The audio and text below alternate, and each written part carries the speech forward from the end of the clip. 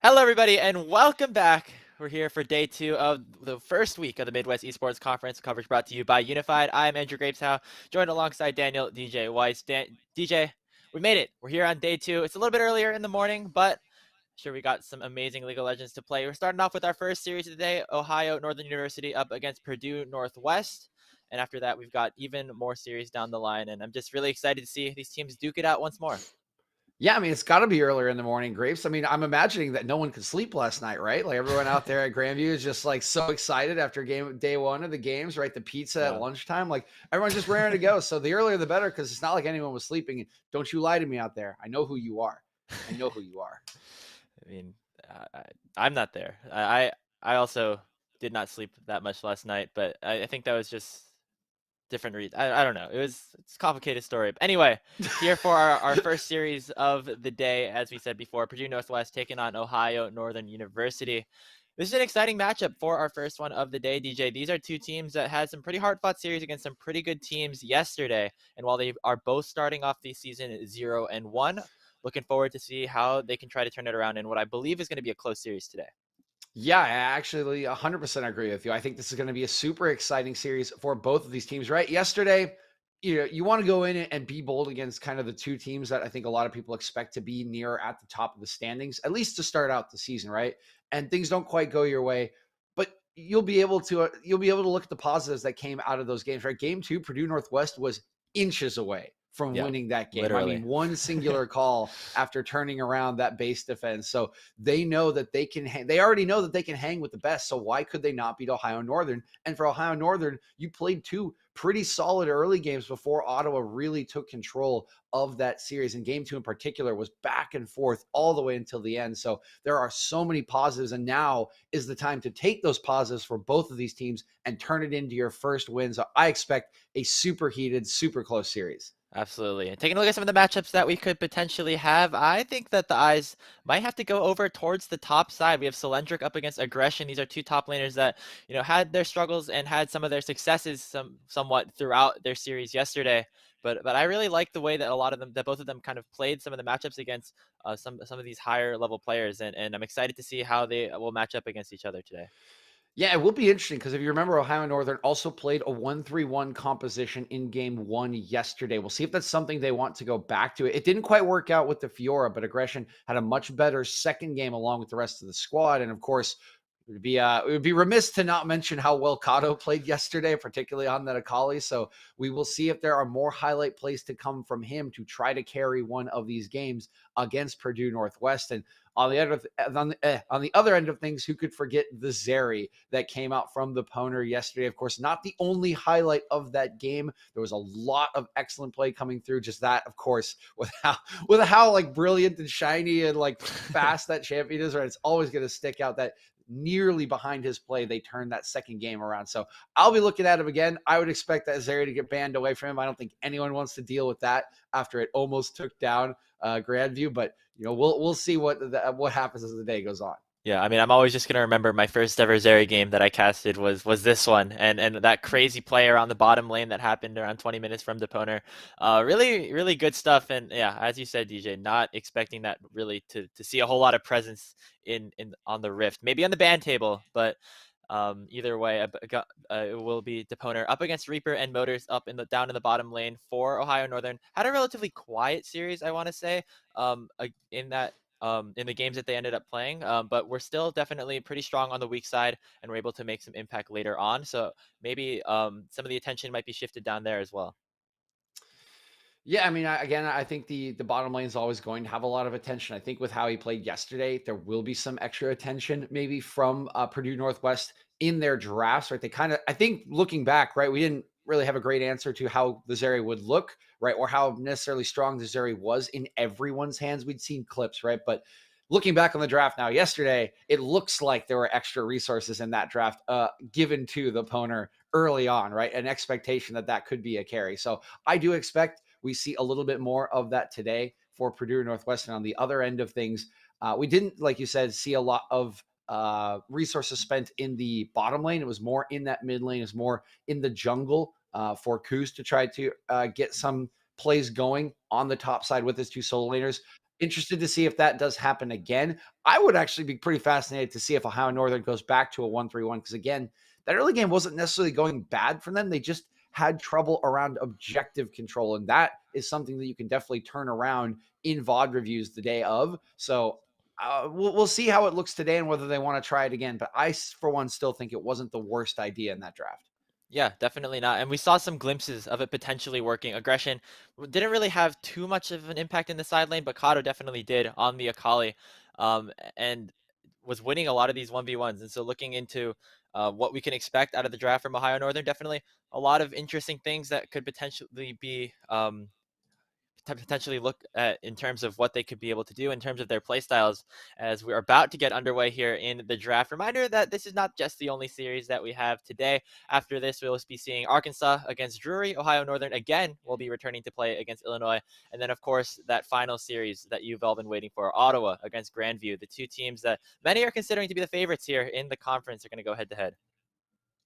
Yeah, gotta look forward to the rest of the day. Of course, we got 4 more full series for you. If you thought you were rid of us yesterday, you were dead wrong, and we are excited to wrap up our very first weekend. Right, it always is kind of like the second day is always so important, right? In any sort of pro weekend, college weekend, because like you start the day one, and whatever happens, it kind of feels bad because it's your first game. But then you realize, hey, we got a chance to do it again tomorrow. We got a chance to get another win tomorrow. And that's the feeling you go out of the weekend with, which feels so much better if you can go out of the full weekend with that victory. It just sets you up for next week so brilliantly.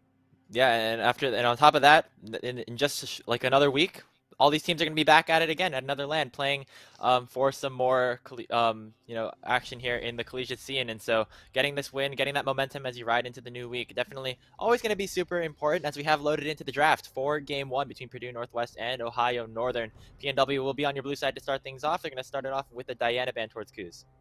Yeah, Diana Band will come in, want to take away some, I would say, pretty standard jungler. Again, Kuz is normally a support player playing in that jungle role.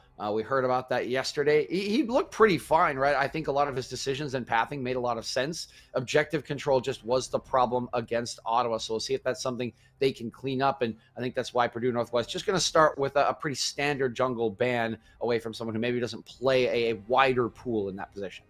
Yeah, and we saw Kuz have a pretty good Diana game in I think game 2 of their Mhm. series yesterday. So they definitely know that he's a very competent jungler, competent player of that Diana. So taking that away, always a very important thing. On the other side, that Vex away from ISO, another champion that we saw ISO actually play pretty well in their series against Grandview. So it looks like these teams they did a little bit of research in terms of what each other were playing yesterday, and to add on top of that, there's that Akali band away from Kato. Yeah, very targeted bands right now, Graves. This is game film from day one bands. So yeah, Kato, no Akali for you. You're gonna have to beat us with something else. Is the call for the second band, and we'll see if this is a continuing theme. Again, it is week one. And it is one day after yesterday's game. So not that much time for draft or strategy adaptation. Probably why a lot of these bands are so targeted at individual players and individual play styles. Yep, definitely. So Corky, the next one off the table.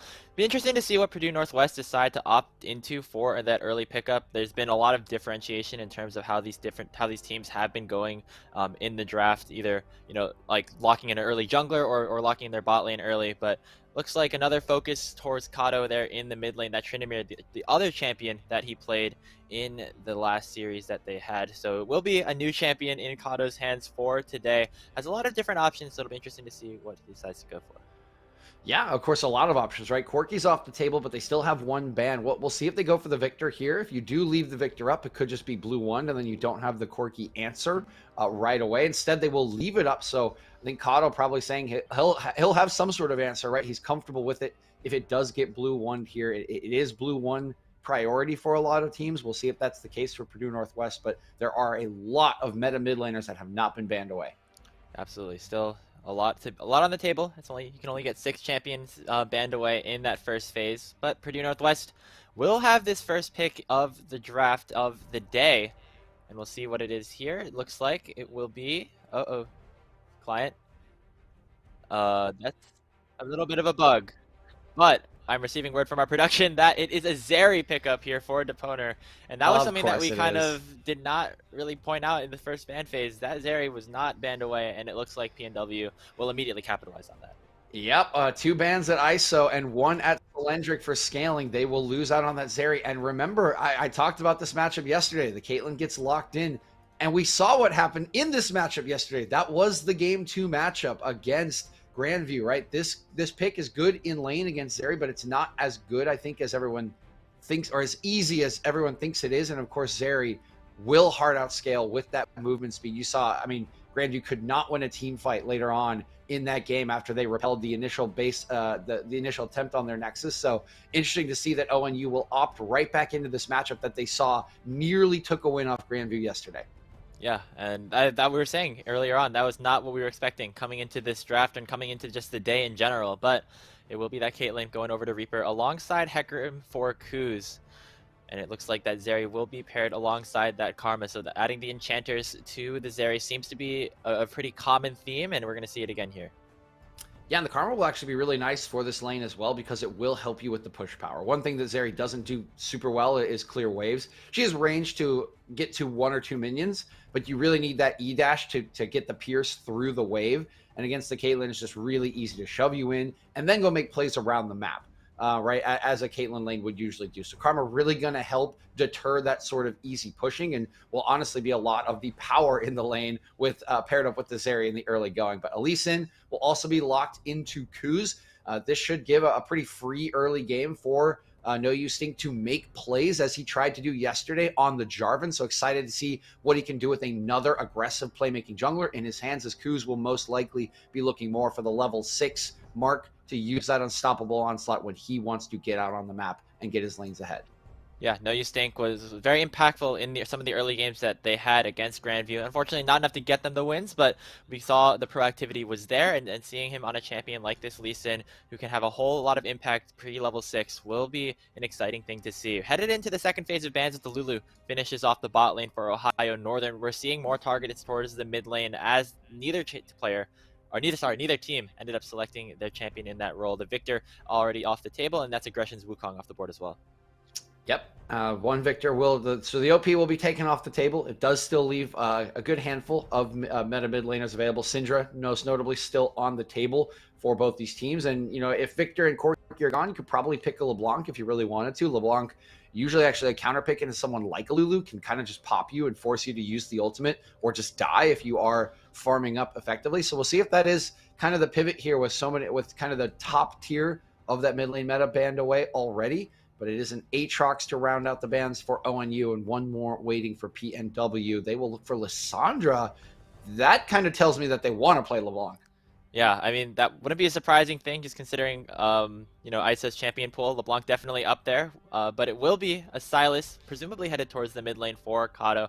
Obviously, it has some play in the top side, but I don't think that's really necessarily Aggression's alley. But you predicted it right on, DJ. That is the LeBlanc coming in. We're going to round out the composition with the top laner of Purdue Northwest, who won't be that Aatrox as it was banned away, but I did see Cylindric spamming a lot of that Aatrox in solo queue, so it looks like Ohio Northern also doing a lot of research here. Kled as the final pickup here for PNW.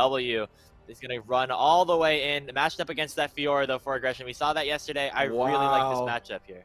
All right, and the draft just everything just shifted in those last 2 picks because now you just cannot look away from this top lane. I mean, we saw Aggression on this Fiora yesterday into the set that was played 2 different times in that series, and didn't go so well because the heal cut was just so big. And there's a similar heal cut mechanic coming through from Kled on the back half of his Q animation. But this matchup is a skill matchup. This is an aggressive matchup. Kled wants to impose himself on the lane. He wants to get kills, which means this matchup requires jungle attention because it will snowball out of control either direction if these two get kills early on. It's kind of fascinating with how the rest of this draft was going, Grapes. It looked like we were going to get kind of a standard gameplay, right? You can farm up on the Zeri, you can push on the Caitlyn, right? No. We're going to throw it down in the top lane to start day 2. This is absolutely a grand challenge issued by Aggression. And I actually really like this matchup here for Aggression on the Fiora.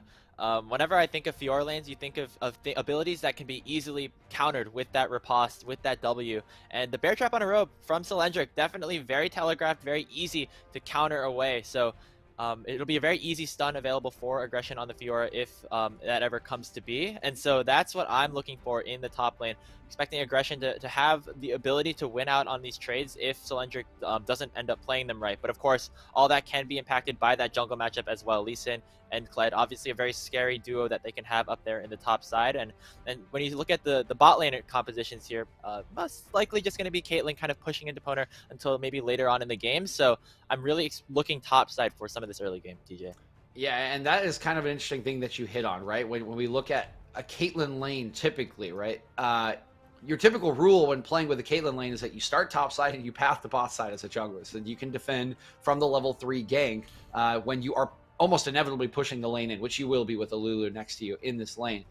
Kuz now has two kind of separate people that are going to want resources in the early game. Aggression will need to hold on and play the lane well against Cylindric, who I would expect to have the better of the early trading with that heal cut if you don't get the riposte perfectly. So he'll have a bot lane that wants his attention. He'll have a top lane that at some point wants his attention. A lot of onus will be on him to make this early game work for Ohio Northern. But if it does work, we know how good aggression can be in a side lane. There will be turrets available to be taken down because this bottom lane will likely just push freely into this Zeri Karma. And you can kind of open up what looks to be, again, a bit of a 1-3-1 composition, right? Fiora and Silas can go out on a side lane. And yes, today there's someone that can match in one lane with the LeBlanc, but in the late game, this Kled's not going to match up well with the Fiora, kind of like the set was yesterday for Brixton. So an interesting return to form for ONU, and I'm very excited to see if they can handle the early objectives and early demands on their laning from Kuz to get to this 1-3-1 state like they could not yesterday.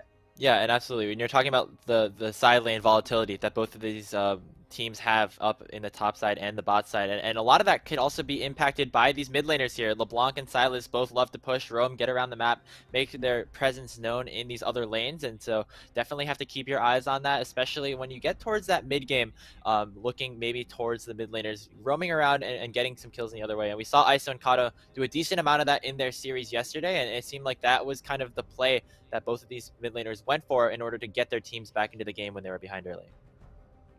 Yeah, it definitely was. And I do think the solo lanes, again, mentioned, going to be very, very important for this ONU side so that they are strong enough to go out in the sidelines. On the other end of things, you know, we're looking at a pretty standard pick composition into team fighting later in the game. I mean, this mid-jungle duo is about a tale as old as time, Grapes, and I expect it to be the stronger mid-jungle duo in the early game, which, once again, we talked about him yesterday, it gives no you stink the power to make the plays that he wants. So keep your eyes on this PNW jungler to choose where he wants to allocate his time and resources. I expect it to definitely be up towards that top side at some point because he has less onus to go down to the bottom lane and help out his lane. I expect it to be a lot of this top 3 working together to get themselves in a state where they can go pick off the members in the side lane, and where, because of the Zeri, if they do scale up, I expect them to still be a better team fighting composition. Yeah, absolutely. And that's where Purdue Northwest is going to shine in these later games. While Ohio Northern has that 1-3-1, PNW definitely has the ability to just run at the opponent. They have so much move speed. They have the Kled ultimate. They have the Karma Mantra E. They also have, of course, Deponer with all the movement speed that he gets from all the random parts of Zeri's kit that I didn't read. It was a very long champion description, but they want to run at you and they want to fight 5v5, and that's going to be kind of where some of these macro decisions are made. Is Purdue Northwest going to get the team fights, or is Ohio Northern going to be able to out pressure them in these side lanes, as we're about to get into game 1 of this best of 3, first one of the day here, DJ, and I'm just looking at these compositions, man. I'm just so excited for the rest of the day. Oh, I'm thrilled. I'm absolutely thrilled that this is how we start, right? You were talking like, good morning, right? Everybody's still waking up. Like, no. Purdue Northwest and Ohio Northern, they are awake. They want this game. They are raring to go with this kind of draft. So could not be happier with how these two teams have come out of the gates, and, you know, excited to see how they learn from some of the mistakes that maybe cost them the series yesterday, but very thrilled to see that they're going sort of back to the well that I think they know they're good at. I'm particularly for Ohio Northern sticking with this 1-3-1. I want to see them make it work, and I want to see how Purdue Northwest answers it. Yeah, and that's going to be, as we said, that's what we got to look at here before we get into game. Talking about this bot lane once more, though, just before we head on to the Rift, this Caitlyn Lulu lane, is definitely pretty scary. There's a lot of aggressive pushing power that they can go for as we have loaded onto the Rift. And I actually see Ohio Northern going for a weird sort of play here. We saw the 5 stacks towards the bot lane, but now it's towards the mid lane. Uh-oh. No, you stink. Abscond. The abduct just ends up Oh, dodging away from it. Very, very lucky play coming out from that jungler there for Purdue Northwest. As we are into game, welcome to Summoner's Rift, everybody. We're here. I love it. No, you stink. Bold as you like. Good feet early on. Good hands on the mouse. We're dodging out on the abscond abduct, and we are ready to play. Absolutely here. Best of 3 between PNW and Ohio Northern. Both these teams got 2-0'd in their matchups yesterday. Want to turn that around. Want to get that first win of the week, first week win of the season. And with that, it looks like both of these junglers will be starting on their blue buffs, pathing towards the opposite sides of the map. Actually going to be Kuz pathing away from the Caitlyn lane, which is not something that we were expecting here, DJ. Yeah, and I think this goes back to what I was talking about in the draft, Grapes, right? He has 2 lanes that are going to demand attention, and so he will kind of break the rule and path away from his pushing Caitlyn lane, while No You Stink does path down. That means he can affect the top lane matchup, which we talked about will be very, very volatile in these early levels, trying to make sure aggression can get to a lane state he's comfortable with, but it will give an opportunity for No You Stink to make a play. We'll have to see the communication be sharp from Ohio Northern and the wave control be good from Reaper and Motor. Yeah, and it looks like they're actually not winning the early push. It seems like Purdue Northwest will be getting that level 2 first because of the fact that they did not have to go leash early on to start the game off, and actually giving this Zeri lane a little bit of extra pressure come early laning phase. Probably will, shift back in favor of Ohio Northern as the wave ends up crashing in, but always an interesting thing to take a look at here as the opponent just goes for a little bit of poke over the wall.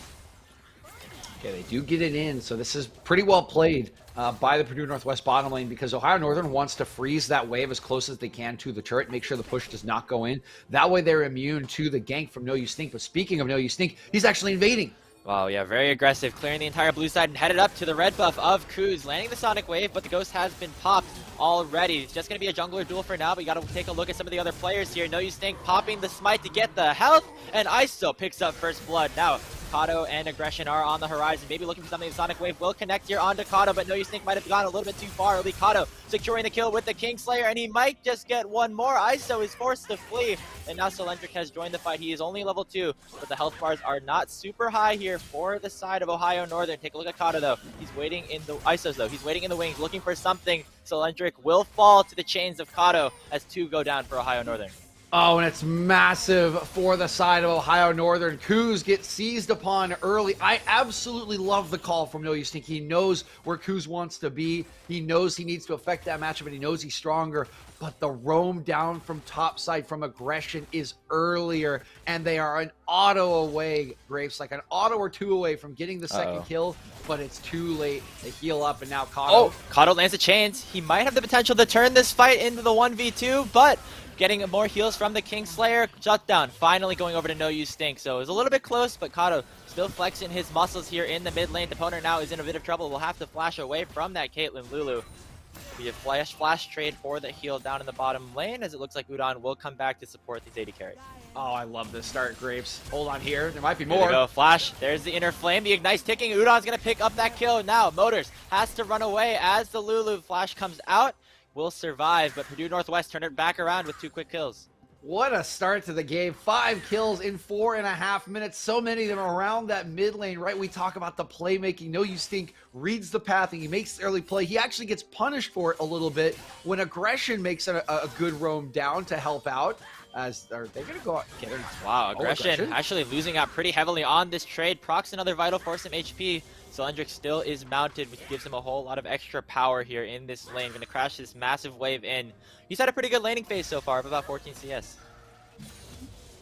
Yeah, he has been really giving it to Aggression, and this is what we talked about with the heal cut early on. It's pretty difficult for Aggression to win these trades, which is why the lane can be volatile, and no one's really giving me a chance to get up. No one's giving anyone a chance to get up to that lane. No one's giving me a chance to finish a point because it's just been all fighting and scrapping in this early game as No You Stink makes play after play. First loses out, then comes back, gets an extra kill. I just love the pace and tempo from these teams to start off the day. They are raring to go. They are not going to back down from the losses yesterday. They both want this to be a statement win in day 2. Yeah, and I bet Ohio Northern is finally excited that they get to actually have some aggressive action here in the early game. Obviously, in that matchup against Ottawa, really weren't able to do too much, just allowed a lot of the objectives to go over and just slowly fell behind as the game kind of progressed. But already, we got 5 kills in the first 5 minutes here. ONU looking pretty good, especially for Kato here in the mid lane. We saw him have a couple of pop-off performances in the last series, and already sitting with 2 of Ohio Northern's kills. 2 of those kills onto Kato. He'll be feeling pretty good. That lane matchup can be a little troublesome for him, right? Range versus melee. You often have to trade your HP bar into the wave against LeBlanc.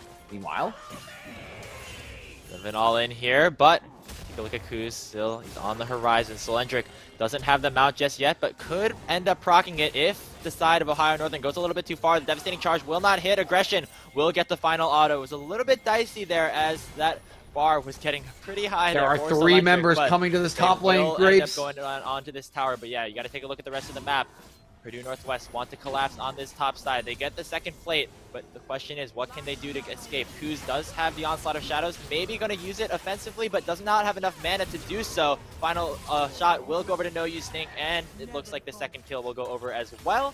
Udon getting that one onto Aggression. Oh, it's just madness across Summoner's Rift. The unbridled aggression from Solendric, right? It's what you would expect on this Kled, but he doesn't realize Kuz is in the area trying to impact the matchup. He goes down, but the rest of his team says, we're going to get you back. And that one was played so well by Udon Budon actually to hit the empowered mantra Q onto Kuz early on, make sure he couldn't get enough speed to do any damage, then gets the chain down, and that just makes the cleanup so easy for Purdue Northwest. Absolutely, and I guess Ohio Northern went a little bit too far in terms of going for some of those plates. Always, if you're Fiora, getting those plates, it feels really good, and now Kato, wow, getting that solo kill in the mid lane. Was not expecting that much damage to come out of the Stylus this early, but once again, Purdue Northwest looking to try and collapse here with Udon. Chains are landing in onto Kuz, who's doing a decent amount of healing with the Onslaught of Shadows, but will not be able to live. Kato now on the wrong side of the map, has to flash away, still stuck in that 1v3. Has to watch out though, can get a lot of healing through the Kingslayer if he gets into range. Will just be able to get out with the dash. Motors is here to help him stay alive. Man, oh man, Graves, it just continues. Kuz is in mid lane helping Kato out. Then there's 3 members again roaming up to support the play. I mean, Udon Budon has even been in lane. Like, what is the experience on the Poner at this point? It's just him and Reaper down there. They're the ones on the island. Everyone else is having fun. Oh, Kato almost dying there in the mid lane, but looks like he will end up surviving. Still has those 3 kills, picks up the early Lucidity boots. We'll go for another recall here. Udon finally making his way back to bot lane after picking up a decent amount of kills for himself. Been a very valuable player so far in the early game here for Purdue Northwest. Going across the map, having very, very high kill participation so far. I mean, we got 4 kill participation on Kato. We've got 5 onto ISO, 5 onto No You Stink. I mean, they have just been so involved. And we mentioned how powerful this mid-jungle duo is on the side of Purdue Northwest early on. You can see that born out in the numbers and in their involvement in all of the early plays for this side. Yeah, they just kind of been running around together, like sort of 3-man wrecking crew, so to speak, making impacts whenever they can. And hopefully we'll see a little bit more of that as we take a look down towards the bot lane. Udon, once again, roaming around, maybe trying to get some aggressive vision. Dragon has not been taken just yet, but Purdue Northwest will be starting up the Cloud right now. Yeah, first Drake on the table, 9 minutes, 25 seconds. It is a bit delayed, so I don't think Ohio Northern will be too stressed about this one, especially since it is just a Cloud Drake. I think what's more important here is the Rift Herald is on the map, and who's going to make that first move, because a Rift Herald for either of these sides would be so important. Oh, Zeri things. Bot lane coming in from Purdue Northwest, lockdown. Reaper has to flash away. Opponent misses away from that W, so will not be able to get that final kill. Burning both summoners off of the enemy AD carry is always a good sign. Will not yield the kill just yet. Yeah, nothing doing there. Solendric will just be able to remount over time, and Interesting that Reaper has kind of been left on an island here. You can see he's actually down CS against the Zeri, which is not something you would expect as ISO tries to land the chain. You think coming in here with the Sonic Wave as well. Kato ends up body blocking the Q, but Motor still might die. The Ignite's ticking, and ISO takes him down. Another kill in the 2v2 here for Purdue Northwest. Kato now in a bit of trouble here if we take a look at the gold. I think Purdue Northwest has a lot of advantages here in the mid jungle, but as we were saying before, top lane aggression. He's still getting the upper hand, and now we might see the mid lane as another point of attack as 5 members of both teams are here in the area. ISO has to use a distort away, and Kuz doesn't want to get too aggressive here. Kuz didn't quite see Udon Budon just yet, and as he goes in, he sees that the third member is there, says, okay, wait, maybe we should call this one off. Right, he is 0-3-2, hasn't quite gotten to his power spike yet on the first item because here's a Gore Drinker in the inventory of No Use Sting, so was probably the right decision to back off. And I swear, Grapes, no matter how many times I see a LeBlanc Lee Sin mid-jungle duo, it always shocks me how much damage they can do in the span of like 2 seconds. Yeah, I mean, absolutely, and that's exactly what we saw there. I mean, Motors just stepped a little bit too far, and they just ended up punishing, taking him down. 11 minutes into this game, still pretty close, I would say, on both sides. Each side has their winning matchups. Taking a look at this bot lane, though, it is really interesting here. Deponer struggled in lane a little bit in their series against Aaron and the rest of Grandview on the Zeri, but this time up pretty heavily in CS. I think a lot of it is due to the isolated nature of the lane at the moment. Yeah, it really has been fairly isolated throughout this game. All the attention has been on this top side Grapes, which we had the question as to where Kuz was going to go with his early game resources. We got a very definitive answer that it was not bottom lane in this game. So it has been a top side, a slugfest thus far. We look around, unfortunately, we do have the spectator bug on the gold, so we could get a gold update from production whenever it is convenient, but you can see 7-4 in kill score, 1 Drake over the side of Purdue Northwest, and more Zeri things. We saw this play before, and this time without the summoner spells onto Reaper, it will yield a different result. Udon picking up the kill with that final blow. Look at the gold now. It's 1K about in favor of Deponer down in the bottom side, as well as some other big matchup leads in some of the other positions. The only position really where Purdue Northwest is behind is up top, but Cylindric will still have an impact come some of these later game team fights. We'll be in trouble here though, as Aggression and Kuz are looking to go in onto the Kled, fearing him away from his charge. Now, Grand Challenge has been issued, but he will not be able to take him down. On the bot side though, Purdue Northwest going to pick up that bottom lane turret in response. Riptail Procto in the top side. No Use Stink is on here to defend as well. Take a look over the rest of the Purdue Northwest lineup. They're running up. Ooh, not quite the full turret. Did they actually get that turret there? No, I don't think yet. they did. Still a little bit low here. 4 members of Ohio Northern have made their way up to this top side. Looks like that turret will stay to live for at least another couple of seconds. I believe will hopefully for the side of Purdue Northwest be up by the time the turret plates end up falling, getting a little bit less gold into the arms of Aggression. But the roaming around by Purdue Northwest has been very, very good. They are able to rotate at the right times, now headed towards this mid lane to siege onto the turret. Yeah, I was very impressed actually with that rotation to defend Cylindric's turret, and I think it's a little bit of a missed opportunity for Ohio Northern. The play was the right one, right? Kuz heads up the top side, he's going to bully the 0-3 Cylindric, and that's the turret to open up your Fiora, to start opening up the side lanes with the Rift Herald. That's the perfect combination, but it just doesn't quite come off, and No Use Stink reads the play afterwards. He comes up to defend the turret, and now the map is still closed, right? Purdue Northwest is the team that has the first turret of the game. You're still working on getting an open lane for this Fiora to play in, and that will slow down Ohio Northern's game plan. Absolutely. Dragon spawning in about 15 seconds, as it looks like Purdue Northwest want to fight around the objective. Isa roaming around here with No Use Stink on the horizon as well, chunking down Kuz very, very low. Wild Growth, though, issued onto the horse. He will be kicked away. Still has the ultimate, not going to use it. Ends up falling early on. Deponer picking up 1 and picking up 2. The double kill for the Zeri, as Purdue Northwest pick up 3 kills and blow this game open with the Dragon spawning. And that is really the way to describe it now, Graves, because everything is coming up spades for the side of Purdue Northwest. Their scaling is coming online. I mean, look at the Poner. He's 2-0-3. He has been completely untouched in any sort of skirmish that they have. And this is what this composition is going to want to do, right? Even in a team fight in a 5v5, they want it to be chaos because of all the mobility, all of the damage that they have. And hold on here, Grand Challenge issued.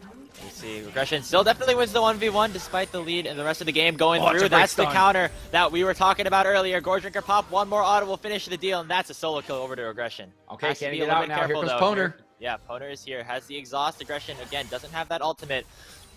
Has that flash to get away as well, but the Poner doesn't want to go too hard into the melee range of a Fiora, and instead will just back away.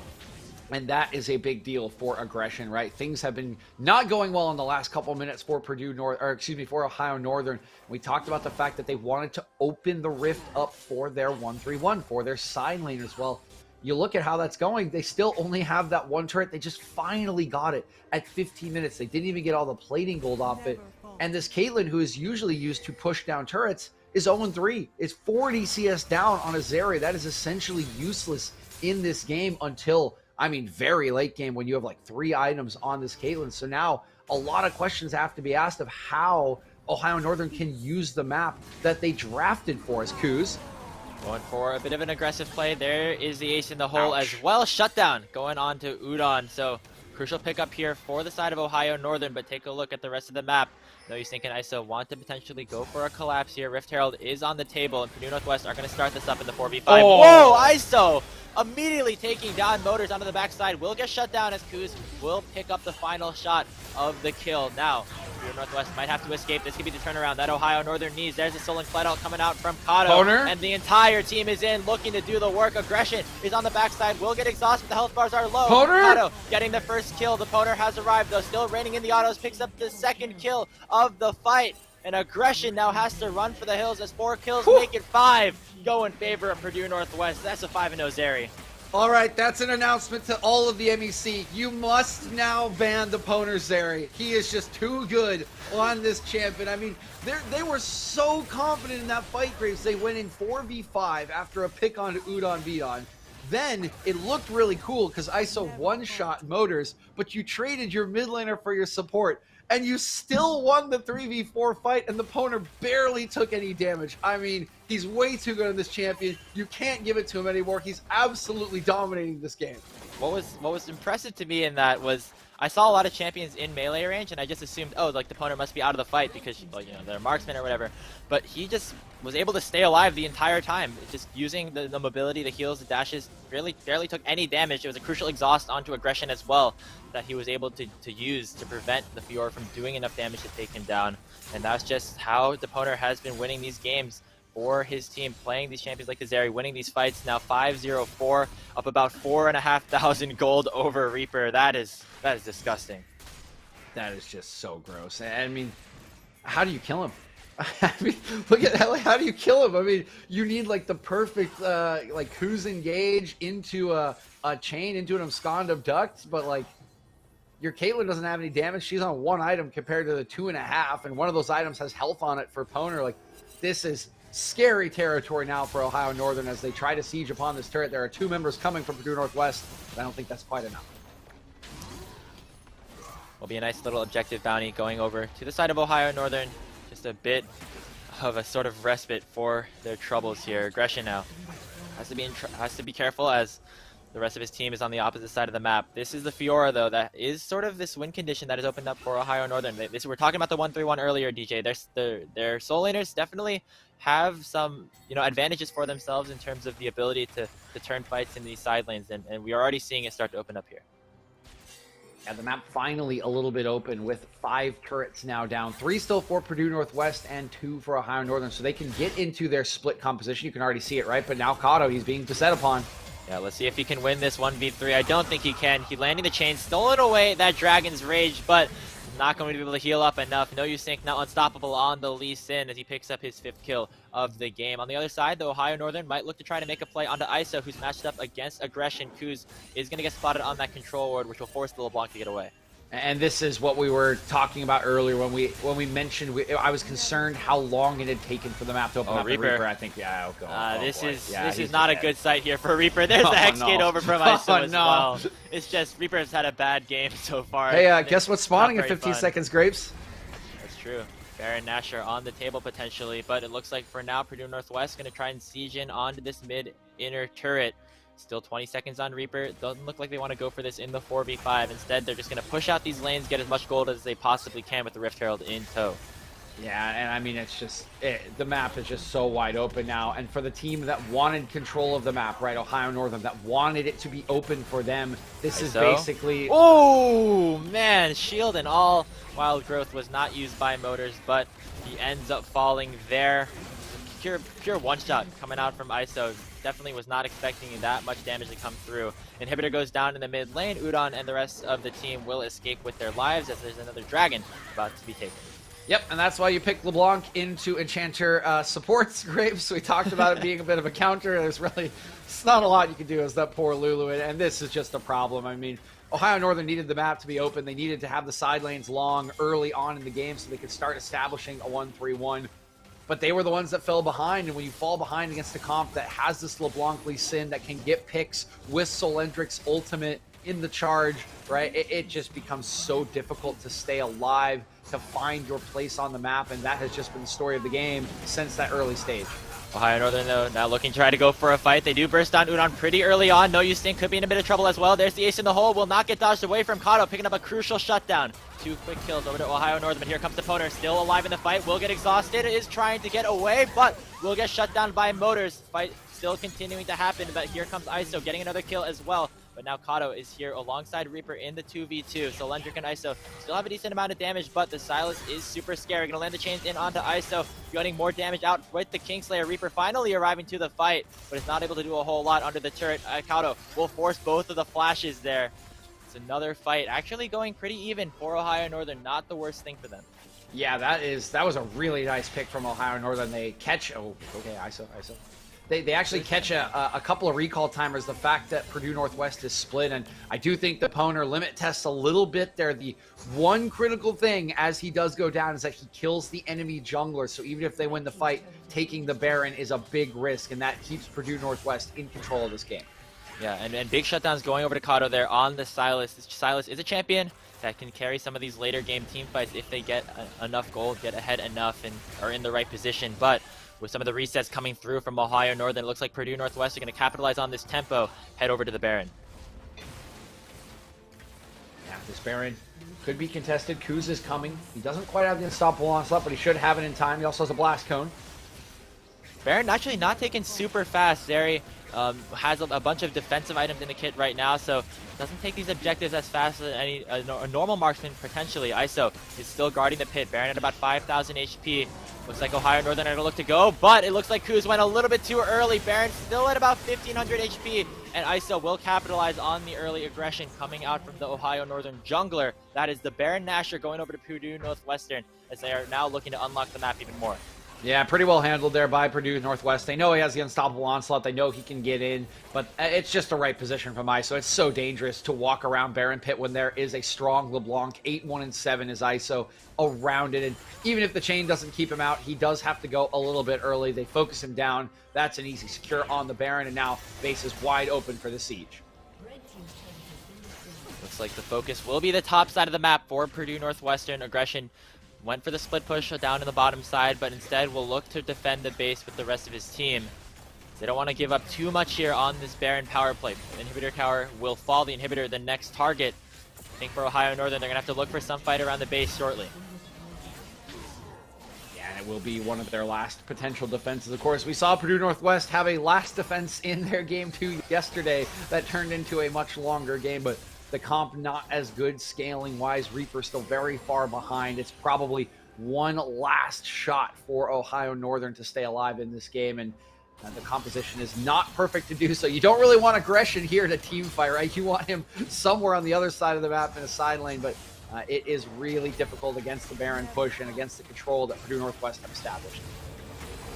The Dragon also spawning rather shortly as we see, Purdue Northwest gather some vision potentially around that bottom side area. Aggression still on the split push for now, but in one of these big fights for Ohio Northern, all eyes have to be on Kato, sitting at these 2.5 completed items. If you can get, he has his area ultimate currently stolen away, and if he can get on to some of the backline champions with maybe a wild growth from Motors as well, that could be a big turnaround that Ohio Northern needs. But looks like the Motors might be in a bit of trouble himself. Gonna get caught out with the Sonic Wave, and Deponer just does so much damage to the Lulu. Will get taken down. Now Ice on the other side, looking to assassinate Reaper. Won't do enough just yet, but Deponer is flashing forward for the double kill, looking for even more as Kuz has the force to use the Ghost to push away.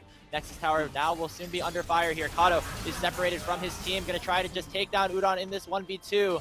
Has the Zonios pop. The rest of the team is still on to the base of Ohio Northern. Kato picks up one, but the Nexus is soon to be attacked. The opponent finishing off the second turret. Aggression looking for something on the other side, but he gets exhausted, which means he will not have enough damage to take down the Zeri. Kuz, the only one here left to defend the base for now, as the rest of his team will fall. Kato looking for one more shutdown onto ISO. Will get it, but it will take the Nexus as his cost. Purdue Northwest winning game 1 of this best of 3.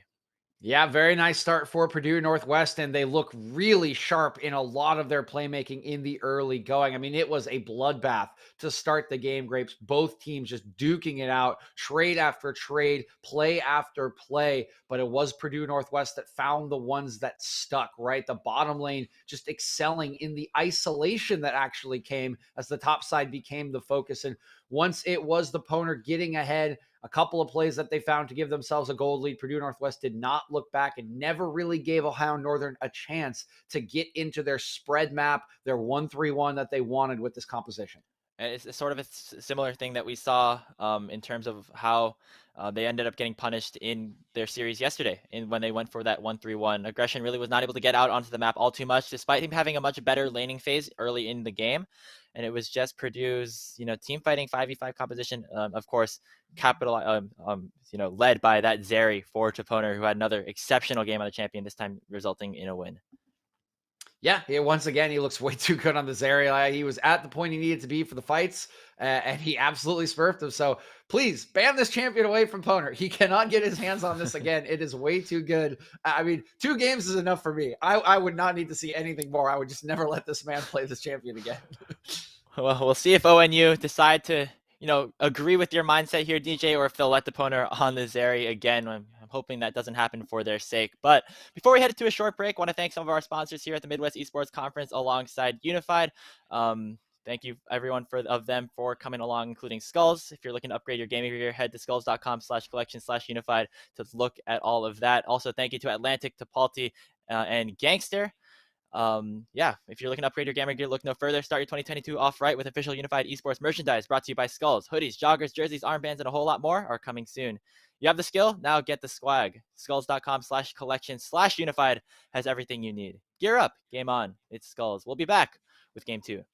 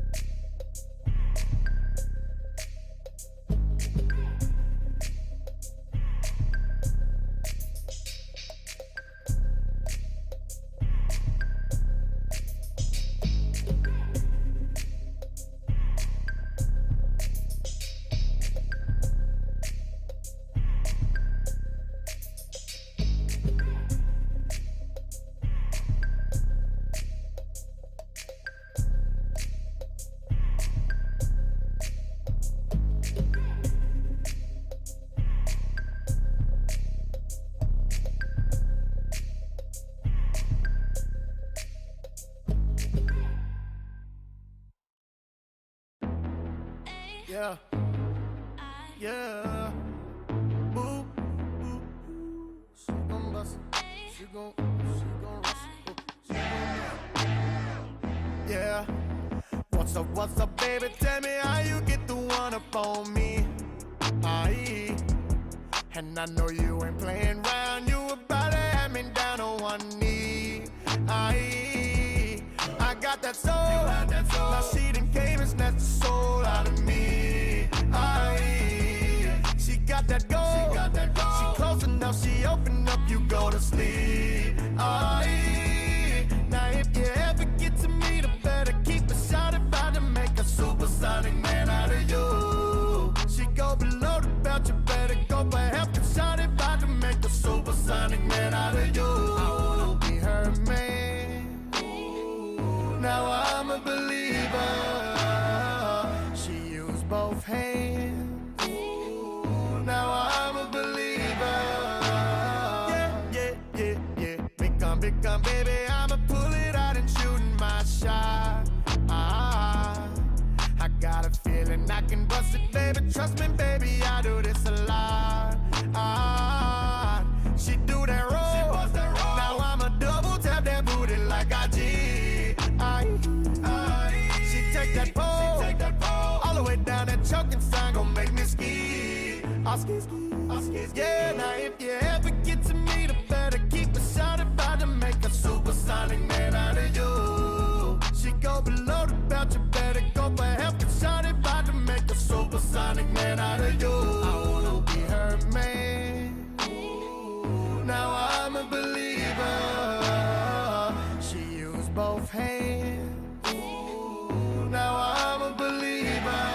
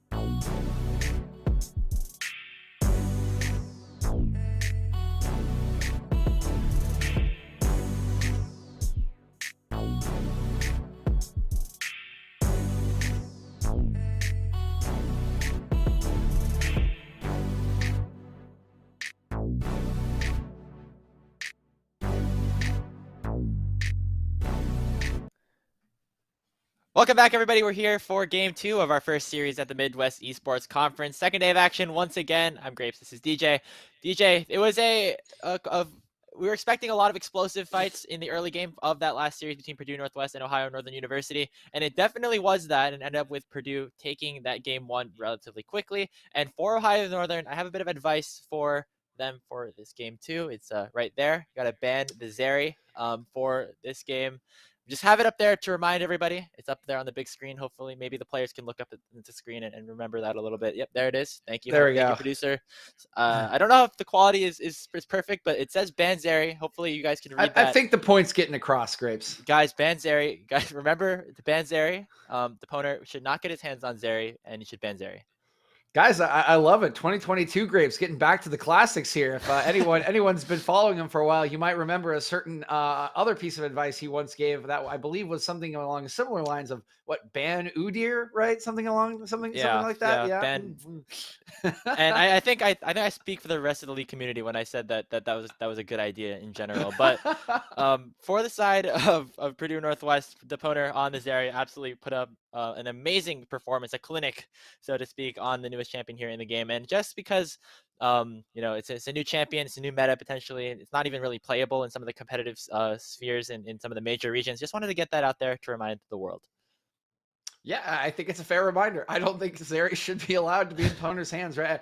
It's a very high skill champion, right? I think you do need to have some experience and a lot of practice to make this champion work. But if you're good at that champion, you gotta ban it. I mean, I wouldn't give it to Jan. I wouldn't give it to Poner. So if you've seen it already, take it away. Just don't let that be a problem for your team. And we'll look elsewhere for Ohio Northern to try to find this first win of the weekend. Yeah, and elsewhere, Ohio Northern didn't do too bad for themselves in the early game. They had aggression with some early laning advantages up in the top side. Was basically the only champion that was up in gold at around the 15-minute mark for them. And in the mid lane, Kato got a decent amount of kills in some of these later game team fights, proving that he can still be that late game team fighter that we saw in some of the earlier games that he had yesterday. And so when you take a look at what the potential for Ohio Northern to do in this next game, in this game 2, the solo lanes still are very solid. It's the bot lane and the jungle that you might have to make some adjustments around it. And I think obviously the Zeri is something that you have to potentially look at for that, but there's still other options for them to turn towards. Yeah, I do think Reaper got pretty hung out to dry in the last game, right? When you pick a Caitlyn, you're typically expecting that the Caitlyn will get resources to at least push and play the lane as you should with that range advantage. But it was bot lane that was left on an island, which is a weird place for a Caitlyn to be, right? Ziggs, Jhin, not so bad. Caitlyn feels a little weird. So I'm not too mad at Reaper for kind of the performance. I think it just was the decision in game for Ohio Northern, and it almost did pay off, right? They had one particularly good sequence of plays where they took the Rift Herald and did exactly what you want with a comp that wants to get into the side lanes. You go up to one of the side lanes and you break that turret with the Rift Herald. So now you have a long lane, and now you can move your strong member from that long lane into a short lane. You keep them in the long lane. You have options to start spreading the map. Unfortunately for them, it just didn't quite come off. The Rift Herald didn't take the turret, and so it took too long for ONU to get to a state that they wanted to be in. And by that time, all of the skirmishing power was on the side of Purdue Northwest. No You Stink was online. ISO was online, and the Poner had already picked up too many kills. So every skirmish you made, every time you tried to go to side lane, you died. Right. And it just needed to be a little bit earlier from Ohio Northern. So we'll see if they decide to put more resources into bottom lane to achieve that. We'll see if they try to change up the draft like they did in game 2 yesterday. But either way, it just needs to be a little bit cleaner connection in the early game. Their fighting was there. The connected game plan wasn't quite there. Yeah, and this is the third loss in a row for ONU on this sort of side laning composition that they set up for themselves. And I wouldn't be surprised if maybe they tried to, vary it up a little bit as we have entered the draft here for game 2. Obviously, Kato and Aggression are players that really excel in the side lanes with the champions like the Fiora and the Kali, Tryndamere, whatever it ends up being. But when you take a look at what they could potentially play, it's not like they only play these side laners. There's also the Gnar for Aggression or the Wukong, and for Kato have champions like that Vex, like that Corki, that are definitely in their arsenal. So it could be something that we could look for Ohio Northern to try and adapt a little bit as they have to take a win here to prevent themselves from going 0-4 on the weekend.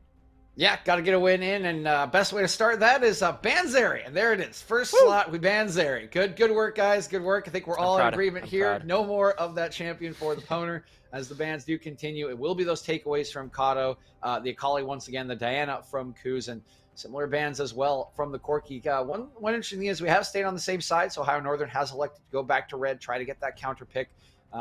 Again, I do think in a lot of their, really all their 3 games, we have seen a lot of good positives from Ohio Northern. They have tried to take steps towards their win conditions.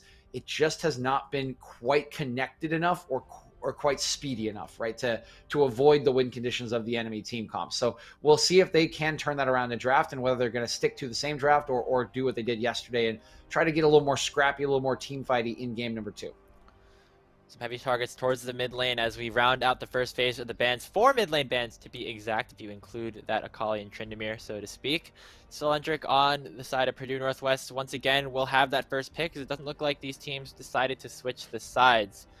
We did see that Zeri first pick up in game 1, so we will be seeing a different adaptation for PNW in this second game. Still going to be focusing that bot lane, getting the Poner on another champion that can have some pretty hard carry moments in the Jinx.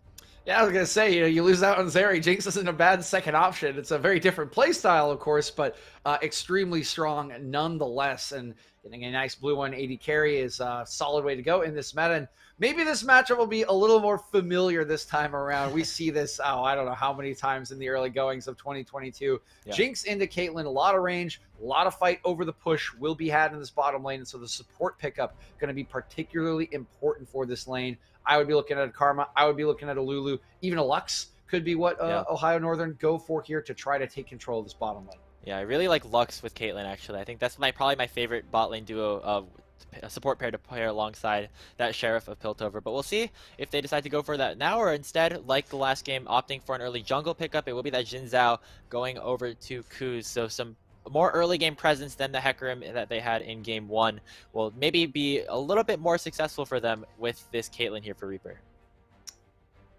Yeah, now with the Karma locked in, that is a lot of push power from Purdue Northwest. I feel like you almost need a Lux or a Lulu if you want to match the push at this point. We'll see what the option is for Ohio Northern and whether Motors does want to play that champion. It does require some finesse, right? You that light binding is basically your life's bread, your life's blood. If you miss that ability, you can't just get popped. If you use it well, you can be the sickest champion in the entire game. It is basically how it goes for a Lux, but we'll see what Ohio Northern does want to do as we get the classic Viego Jin Zhao matchup in the jungle. Yep, seen this one a couple of times already so far yesterday here in the MEC. No use think on the Viego. I think we had a performance by him in that matchup against Grandview, and so he performed pretty well on that champion, was able to get around the map. But that is a Vex lock-in for Kato as we round out the first phase of the draft. And this is a more team-fighting oriented composition potentially for ONU. Can I say that? There are pieces there. I mean, the mid jungle definitely can fight, particularly around the level 6 mark when Vex gets access to the resets. What you do have is a lot of wave clear right now, a lot of push. We haven't seen the mid laner for PNW. I'm sure that pool will be pinched. You can see the Caston already banned away from this Vex, and we'll see what else they want to take away from the matchup. It will be hard to out clear Vex. The issue I really have with this is, I mean, you can see it coming in, right? You're just going to pinch the support pool for Ohio Northern. No Lux will be available. I'm almost positive that Lulu will be banned here, which means that Purdue Northwest is just going to have freedom in the bottom lane. They will get push at will as long as they hover the bottom lane. They should be able to have control over it, which is usually something you don't want to lose when you're drafting Caitlyn. I mean, Caitlyn can do damage in the late game, but it's just so much easier for Jinx to operate the later the game goes, right? You just get the rockets on, you right-click some people, and you press R when you need to press R, and then once you get to reset, you're unkillable, right? You just take over the entire fight. So I'm a little concerned about Ohio Northern just handing control over this bottom lane over to Purdue Northwest, and actually the Lulu's still available. Yeah, still on the table as the Wukong ended up being taken away, and I think it's pretty much a surefire option for the side of Ohio Northern without that being on the table. But actually, going to opt for a little bit more engaged potential here for Motors on the Nautilus. Not necessarily the most common pairing that you see with Caitlyn, but when you take a look at kind of the players that they end up having on this team, Motors, big fan of actually a lot of the enchanters, so this is a bit surprising to see. Yeah, they're actually going to go for a lot of engage. And now we can definitely say the team fighting is there, Grapes. When you add a little bit of engage, a little bit of semi-tankiness into a Vex and a Xin Zhao, now you definitely can go a little bit front to back. You have the reset ability of this Vex. You have the long-range damage from the Caitlyn. One more piece is all it will take, but definitely a more team fighting look from Ohio Northern thus far. And on the other side, Poppy is going to be there to deter this Nautilus a little bit. I'm actually not sure how this interacts with Vex Ultimate. That's an interesting question I'm not sure with the W. That's going to be interesting to find out. This is what we do. I mean, I don't see it. I'm pretty sure. Okay, I'm pretty sure it does. I'm pretty sure it does block the Shadow Surge coming out from Kato. So it's a pretty good interaction in that regard, and it will actually be headed up to Solendric up in the top lane, which is an interesting thing because it's a blind Poppy. You don't normally see that alongside the ISO Syndra pickup that Purdue Northwestern are going to round out their team composition with. It looks like Aggression is going to respond with a Gnar, so a very big deviation that we see out of this ONU team comp. Instead of going for that 1-3-1, instead of going for those side lanes, they want to fight this 5v5.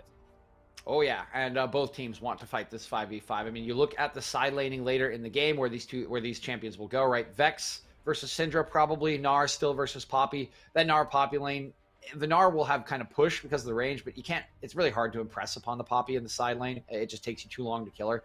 The other one, a little bit more interesting with Vex and Syndra, but I think as you're mentioning, Graves, side laning is not really the first thing that comes to mind with these compositions. These comps want to stand, they want to fight front to back, and there's plenty of engage, disengage, and damage on both sides. So definitely going to be a much different game this time around. We will not see Ohio Northern kind of needing to break open the map to get aggression out freely. It is going to be around objective control. It is going to be around vision setup. And it will be, of course, around a little bit of this early laning power. We have very powerful mid-jungle 2v2s. They will both be able to play make pretty easily this time around pre-level 6 and definitely post-level 6 on the side of ONU when that Shadow Surge does become available. So pretty interesting deviation from ONU. We kind of saw this yesterday after their game 1 loss. They went away from the side laning more into the team fighting and put on a better performance against Grandview University. We'll see if that is the key to success to their first win of the weekend as they try to push us to our first game 3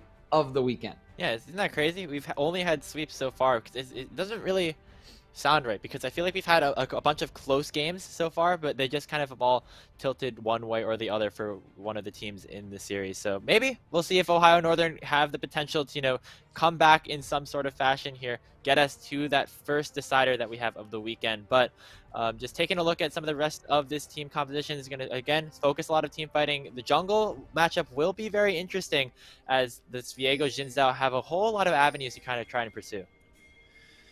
Yeah, there are some avenues. I would expect some pretty standard full clears to start this one out.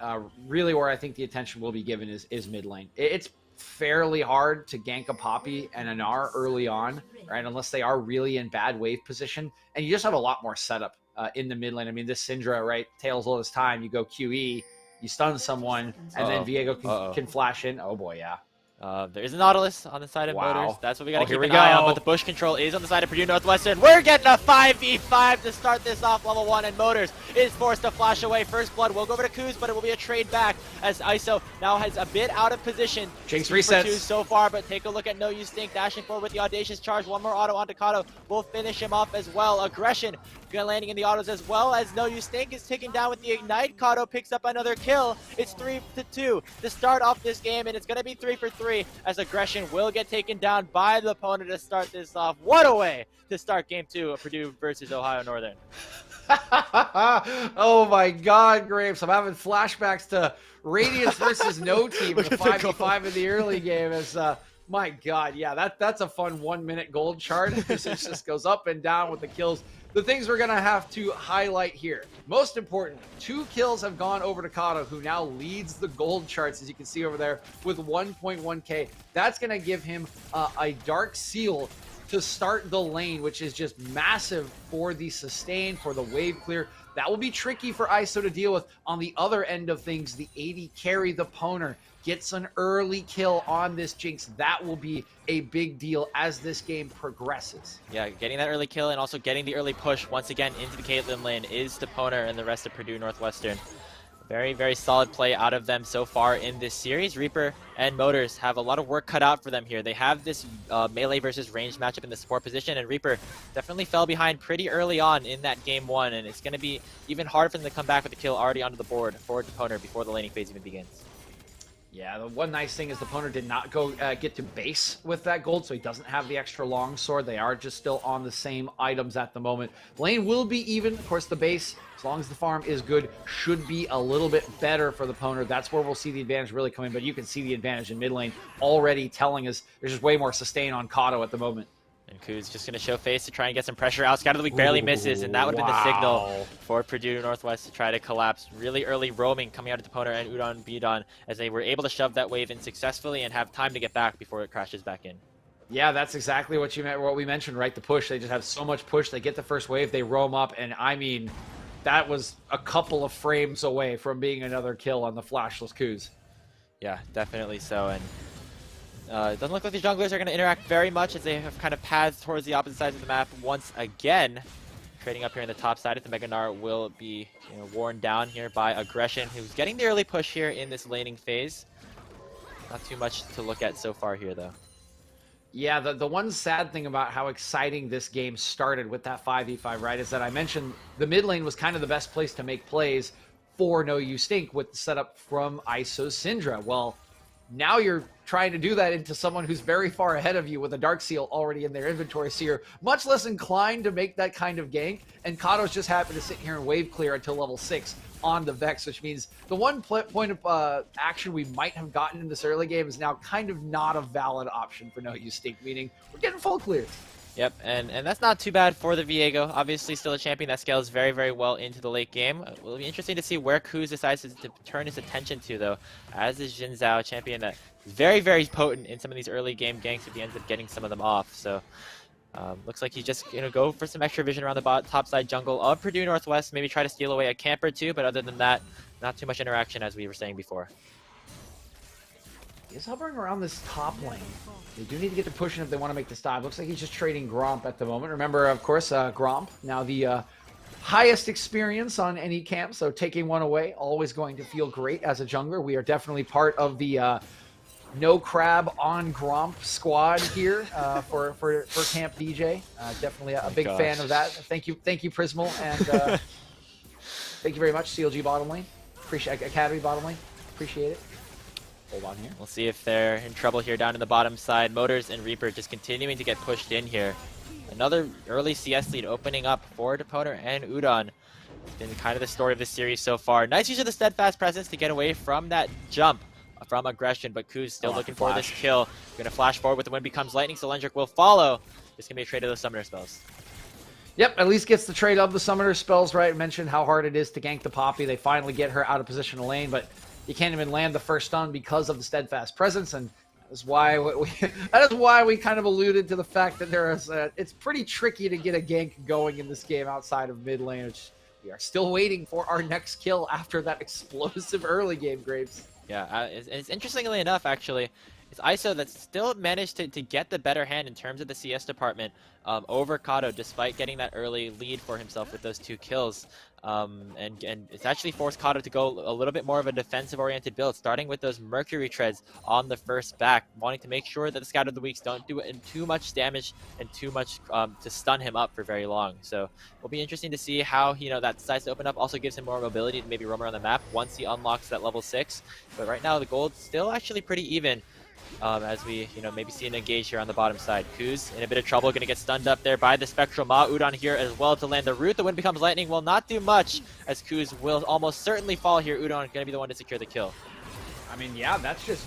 hold on here. Oh man, Ignite taking on Kato as well, who is forced to flash away from the likes of ISO. Syndra being very potent here in this early laning phase. Okay, I'll give some credit to the buy for Kato there, right? That's pretty much why he bought the Merc Treads, is because he knew level 6 was coming and he didn't want to get one shot. He can just still wave clear with his range. Oh, here comes the Shadow Surge. If Flea's going to come forward, there's the Ignite, there's the Q. Kato now on a killing spree. Purdue Northwest going to pick up the Dragon in tow, but a really big kill going over to that mid laner here for Ohio Northern, now 3-0.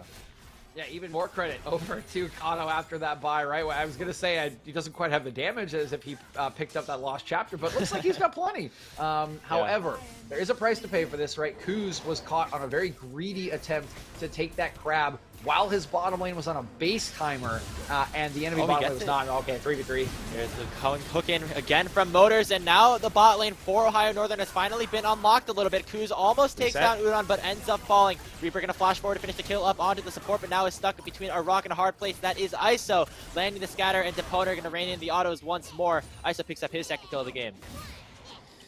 Love transfer complete, as we say in the business. It does go on over, and again, it just feels a little bit greedy. I understand it feels bad to give up your blue buff there, but you know that your mid laner, your strong mid laner, 3-0-1, is on a base timer without TP. You know that the Deponer is ahead. You can see his items on the base. And you know he's a Jinx, so if he gets a reset, you lose the fight. You go in anyway, and you lose the 3v3 because ISO has the initial roam as well. It's just a little bit greedy in the defense of the camps from Kuz, and he gets punished once again.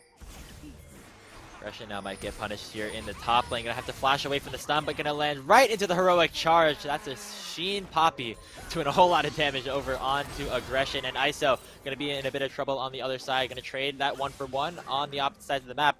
Riftchild started up here by Purdue Northwest, but the rest of Ohio coming forward will mean that they decide to back away for now. And this time, Purdue Northwest need to be careful not to be greedy because Kato is here. He's 3-0-2. He's got plenty of damage and defenses, and their Jinx is nowhere to be found. A lot more power feels like in this skirmish for Ohio Northern. And yes, they are just going to back away. Nice Rift Herald pickup for Ohio Northern. Yep, and that's a little bit of solace, I think, given over to Ohio Northern, who have slowly, had the lead fall away from them a little bit here in this early game. Only about 500 gold in favor of Purdue Northwest, but you still have this Fed Jinx on the side of Deponer, as well as, the other matchups that are working out pretty well for them. But Ohio Northern going to get this Rift Herald, maybe try to turn the tides a little bit, get some plates in some of the other respected areas here for their team.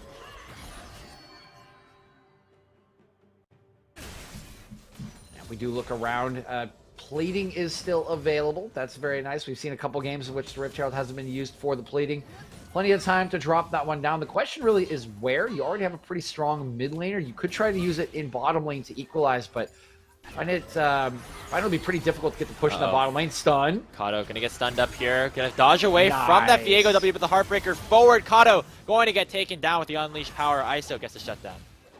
Yeah, I mean, Kato played that about as well as he can, right? He just gets caught on another roam timer from Udon Beaton. Well done with using the priority they have in bottom lanes, go affect the rest of the map. And it's a good sidestep, just doesn't quite have the health yet or the defensive tools, and they do just force upon him with 3 members. Yeah, and really nice proactive plays once again coming out from the Purdue Northwest team. Opening up about a 1,500 gold lead for themselves, getting some crucial kills here. We might see some more action here in the bottom lane. We see Kuz in the area with the Rift Herald in hand. But Deponer still getting the better end of this push in the bot side. Having that double range matchup definitely going to be impactful despite there being a Caitlyn on the other side. Yeah, I mean, they really have used this double range matchup to great effect. Udon Beaton has been everywhere on the map. I mean, he's roamed to mid lane, 3-4 times? He's been at pretty much every play because he knows they can get the push and he can just walk up to the lane. It's going to be perfectly safe for the opponent to continue to farm. Really where the bot lane selection will come in handy for Ohio Northern is at these objectives when there is a 5v5, the engage for Nautilus pretty much unparalleled with how much CC is in his kit, but thus far they haven't really been able to use it in any situations. Yep, not yet, not just yet, as we're still going through this game. 2 mythic items starting to be completed for both teams here. See that Divine Sunder here for onto No Use Stink alongside that Kraken Slayer on the side of Deponer. Taking a look at the gold, ISO actually ahead of Kato by about 500 despite the really successful early game that this Vex ended up having. ISO ended up using those kills very, very effectively on the ganks, as now Kuz and Kato might look for another kill here onto Cylindric. Dodges away from the ultimate there from the Vex. Still have the Rift Herald here for Kuz. Might try to use it before the plates fall. Get a little bit of extra gold into the Gnar.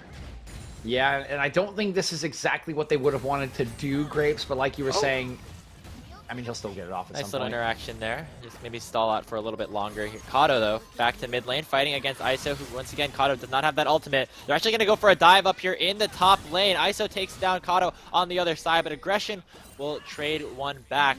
It's going to be just another 1-for-1 on the opposite sides of the map. Dragon picked up as well for Purdue Northwest, but on the side of Ohio Northern, they will get this Rift Herald proc, taking down most of this top lane tower. And that's a little better from Ohio Northern. It is going to be in trade, of course, as there is a lot of pressure going down in the bottom lane. But unlike game number 1, they actually managed to break open the entirety of the top lane turret. That is the first turret of the game going over to them, and they will continue to impose on this top lane. A little harder to continue to push forward on a Gnar than it would have been on a Fiora, but it's good progress nonetheless in a game that they're kind of been bled out through some of these skirmishes. Get some gold back in the pockets, even if it is on a Gnar, will set you up very, very well for the team fights that are to come, especially when you know in 4 minutes, 20 seconds now, there's going to be a third Drake that you have to fight over, lest Purdue Northwest get onto Soul Point. Yeah, it looks like it will be a trade here of the towers there on the bottom side, as No You Stink has made his way down bottom as well. Reaper and Motors not feeling very good about this, as they're forced to just wait under their inner turret before the wave will end up crashing in. So going to be a trade of those towers once again. We start talking about how Ohio Northern get the first brick gold. They also get additional damage onto the tier 2 up in the top lane. But Purdue Northwest probably are not too upset with the trade that ended up happening. They're still getting gold into some of their crucial members. We really didn't touch upon this, but ISO picking up another solo kill on Kato down in the mid lane before that dive down top ended up happening. So things not looking too bad for them right now. Yeah, and ISO really kind of accelerating this up to nearly level 11. There it is as he takes it on the wave. You mentioned it was a rough start for him, but he's really turned it around, just finding picks, finding kills, and now with two very strong members, an AP carry and AD carry, Purdue Northwest should be pretty happy where the gold has ended up, as you mentioned, Graves. When we're getting to these team fights, you look at where the resource allocation is, right? That whole top lane turret put onto Aggression, right? The engage, the tank. He's going to need to find a big Gnar, because if he doesn't, it's likely just going to go to waste when he goes into the front line. If you can't get onto the Poner, if you can't get onto ISO, they have the gold, they have the items and the lead to just carry these fights, and that's even more going into the back pocket of this Jinx. And while you do still have a decent engage tools for a good team fight for the side of Ohio Northern, damage numbers aren't really that good, as we see a flash away from ISO in that little skirmish down there in the bottom side. Reaper, definitely not as much of a consistent damage dealer on the Caitlyn in some of these team fights as somebody like this Jinx. Vex, another champion that does like to favor more of the burst damage, so to speak. So even if you get a big 5-man Shadow Surge, big 5-man Gnar, maybe you have to burst somebody down really, really quickly, or else maybe the DPS out of Purdue could be in a bit of trouble here. But now, looks like Purdue Northwest headed over to this top side tower. Motors gonna flash to try and engage. Motors taken down very, very low to start things off, but Cylindric will trade things 1 for 1. The opponent very crucially ends up falling in this engage early on. ISO using the Unleashed power, not taking down Reaper, and now Ohio Northern is trying to start to turn this fight around. Double kill going over to Kuz, as the Viego will not be alive for very much longer, healing up a lot, but a triple kill now for the jungler of Ohio Northern. They defend their turret valiantly and survive with the one fight. Big time turnaround from Ohio Northern, and this is where we see the bot lane pick finally come good. We've been mentioning it, the push, right? The double range into the Nautilus. Well, guess what Nautilus can do? Yeah, that Karma can't. CC, he hits a 3-man undertow with that ultimate, absolutely destroys the composition of Purdue Northwest, and the follow-up is good enough. They get onto the Poner early, and with him down, they're able to clean up the kills. 3 of them going on over to Kuz. Kuz now with a 15 minutes Derek's Gauge as well. Will be a very tanky Jin Zhao, very crucial front line for the side of Ohio Northern, and with the Poner falling there in that trade, it's very crucial for them to be able to win that fight early on, and that was just a little bit maybe of overextension by Purdue Northwest, maybe not respecting the power of Motors on the Nautilus engage, but maybe we'll have some time to learn from their mistakes. Still in favor, still ahead, sorry, in terms of gold. And when we take a look, they'll have another chance to, maybe forgive their sins, so to speak, as they have that dragon spawning in about 40 seconds. And you can see the gold still in favor of Purdue Northwest, but they did cut into that a good amount in that top lane. Kept the turret alive. This next Drake, though, 30 seconds. We mentioned it 4 minutes ago that this would be a big point of contention.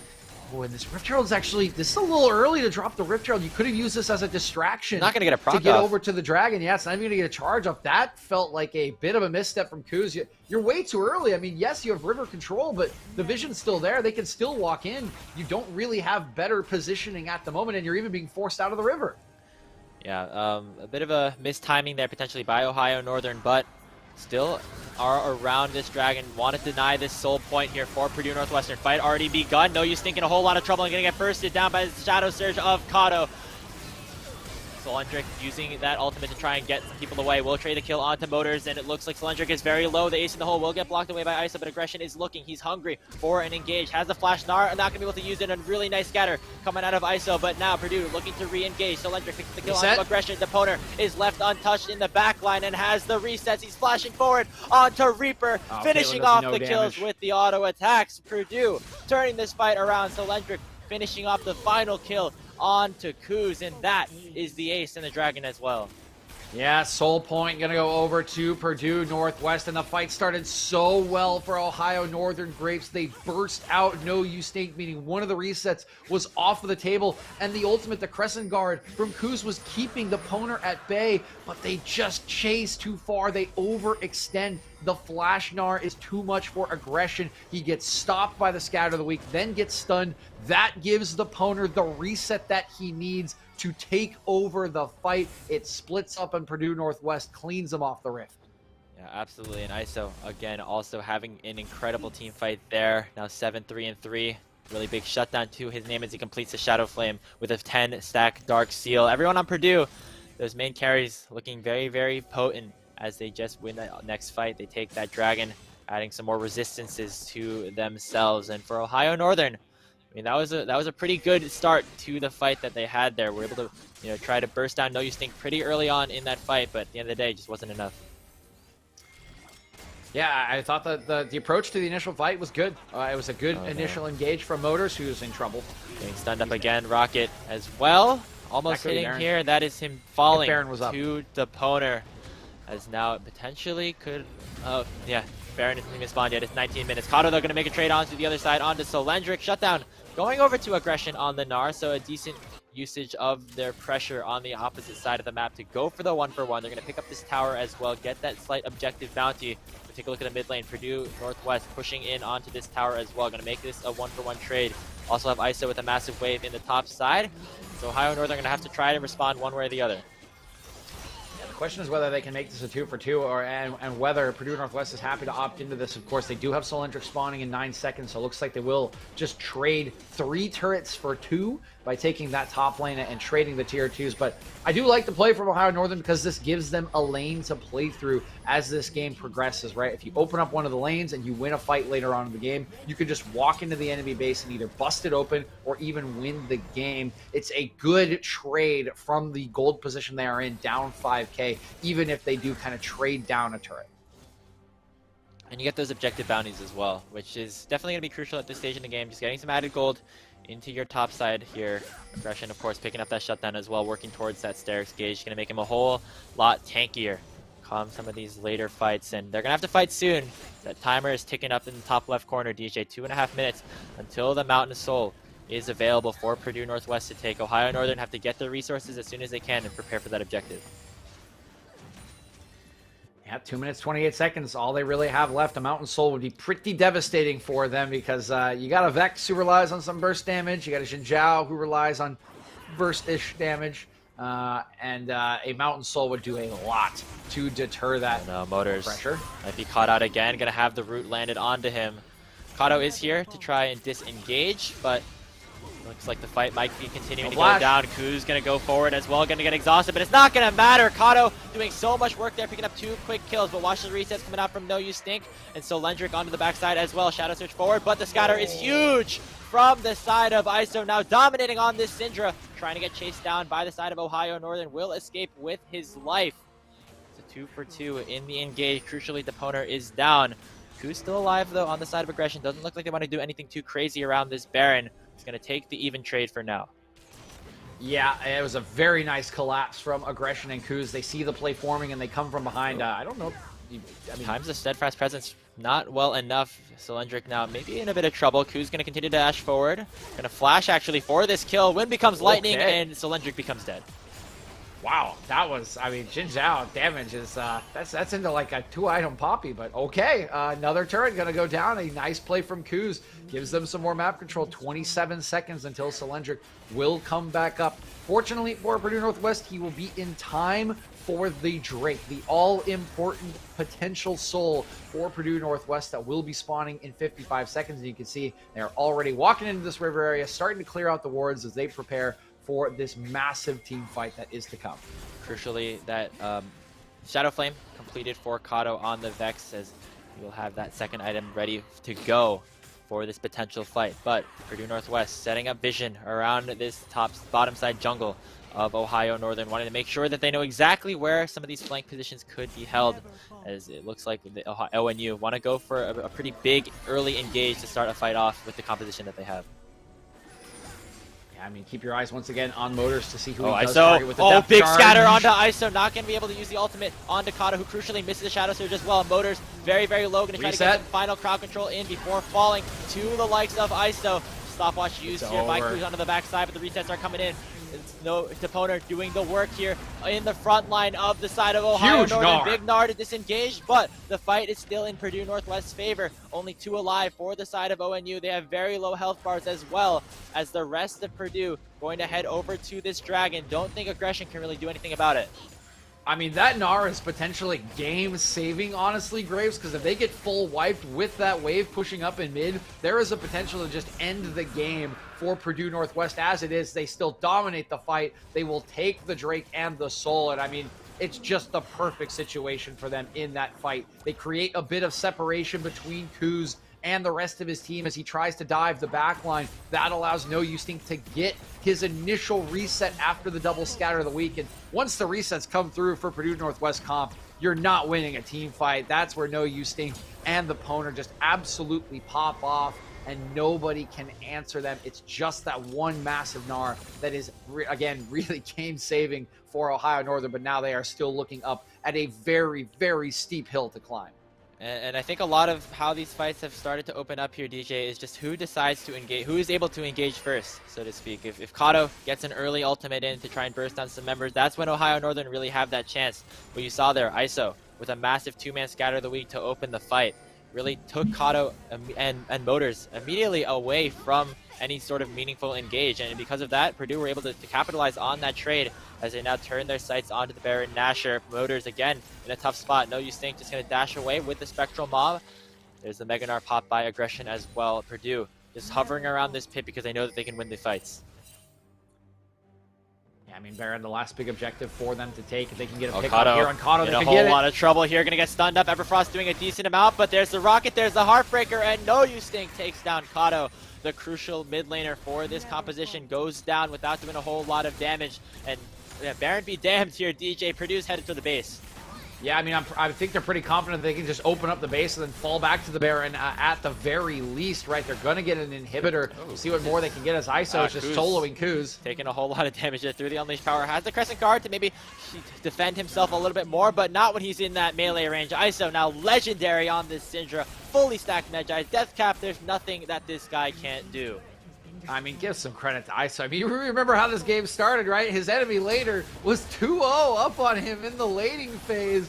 Just a devastating way to start a lane that you want to try to contest and control, but he has just worked his way through this game, patiently waited for his moments, and once he got strong, he was not going to miss with the scatter of the weeks. This has been a massive performance from ISO, and it's looking like the performance that will help his team close out their first win in the MEC season. Oh, blue buff. Got it. Nice. He can even take down the blue buff when it's running away. I feel like I can never do that. It's like I feel like that's like a talent that you can potentially have. ISO very, very strong here with those 4 completed items now on this Syndra, and he's gonna continue to be that main 25 carry. stack Magi's Grapes. Yeah, I mean, you thought he was scary before, but this Magi is completely stacked to its maximum potential. Maybe even better, especially as he sells away that Corrupting Potion, looking for another item to finish off the build. ISO's scary. I think we can say that for sure. Level 16, highest level in the game. Yep, I'm just wondering who gets one shot, right? Who does he has the power of life and death in the palm of his, I think, right, probably like third finger with that R button. So wondering who he decides is life and death here. Well, it looks like Ohio Northern are going to go for a bit of a desperation play, trying to catch out the side of Purdue in the bush. A beautiful keeper's verdict coming out from Solendric to send Kuz all the way back and force a 1v2. Nice Gnar coming out from Aggression, maybe trying to take one with him on the way out. Udon still going to survive at about 50 HP, and Aggression falls. It was a valiant effort for the side of Ohio Northern, but it might be the last straw here. They're going for the engage onto the opponent, and they do end up getting the pick. ISO still not here in the fight just yet. We're going to watch him on the flank. Crucial pickup here for Ohio Northern, but now Purdue Northwest is going forward. Look at ISO on the flank. He's looking for something. Heartbreaker forward, and Kuz goes down. Scatter not going to be able to find too much, but the Unleash Power chunks Motors down to about half HP. Reaper still alive on the backside, but the resets are coming in from No Use Stink. One more auto will finish him off. Kato forces him to flee away, but Motors falls onto the backside. ISO now legendary with the double kill again. The Syndra continues to carry this game, and it will carry Purdue Northwestern into the Nexus of ONU. Yes, it will, Grapes. A valiant last effort with the double trap in the bottom lane bushes, but it's just not enough. The lead's too big, and my God, ISO, stop it with the one shots. They're going to even give him one more. I don't think Aggression can hold off. Really get the scatter. Nope. Good guy, good team, Purdue Northwest, keeping the KDA of Aggression alive, but that is Purdue Northwest with a very solid 2-0 series over ONU. Really nice job on them to, come back, bounce back after their loss yesterday and even up their record at 1-1. Yeah, I mean, they look pretty good, right? Game number one, they really dissected the enemy composition, got themselves into a skirmishing position that they wanted. In game two, patient play around a very solid team fighting composition. They know they have to get resets, and they pretty much set it up perfectly. And again, give credit to ISO for bouncing back from a tough start out of his control and really making the most of it, setting up his team for a ton of success. It's a great bounce back from Purdue Northwest, and I think they'll be very happy with a lot of their play in this opening weekend, even again from that loss yesterday to GVU. Yeah, absolutely. And once again, shout out to ISO, who had two fantastic games today in that series, really doing a whole lot of work to carry his team. Obviously, the story was Toponer in game one, as it always has to be on that Zeri pickup, but definitely ISO showing his worth as well throughout both of those games. And for Ohio Northern, we will be seeing them later again today as they take on Illinois College in our third matchup of the day. So they still have the potential to get a win up on the board for now, but still definitely a lot of ways for them to try to fix some of the mistakes that they've had. We've seen Kato have really successful games in basically every single matchup that they've ended up playing. It's just getting that final step to get over the edge. Yeah, I do think it's kind of those final steps. It's the I's and T's. It's the details right now, Grapes, right? The drafts are interesting. You can see what they want to do, but they're just not quite connecting enough plays to get to their win conditions. They're not quite getting the members they need, enough gold in the early game. And those things can be corrected as the season does wear on. You can definitely see the talent, the playmaking, the eagerness in these players. It's just the puzzle's not quite all coming together, right? We've got some of the edge pieces, someone's working on like some random part of the middle there for some reason, and you're kind of like, why are you doing that? Just work on the edges right now. But the edges will come together. We got plenty of time here in the MEC. Yeah, and hopefully they can put up a bit more of a show up against Illinois College later today, as we said, but that's going to be end of our first series of the day. We're going to come back in a couple of minutes with Arkansas versus Drury. Don't go anywhere. You're not going to want to miss it.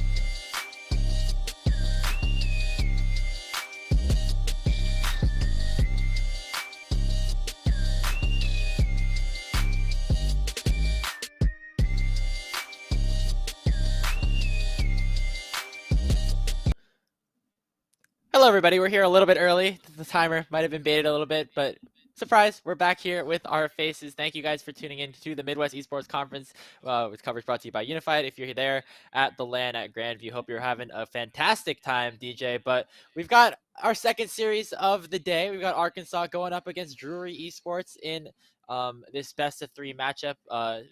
Coming in with some different records. Arkansas took their first matchup yesterday, while Drury ended up falling to Grandview. But both these teams still hungry to continue to prove that they're worthy of doing well here in the conference. And I'm excited to see how this matchup's going to end out.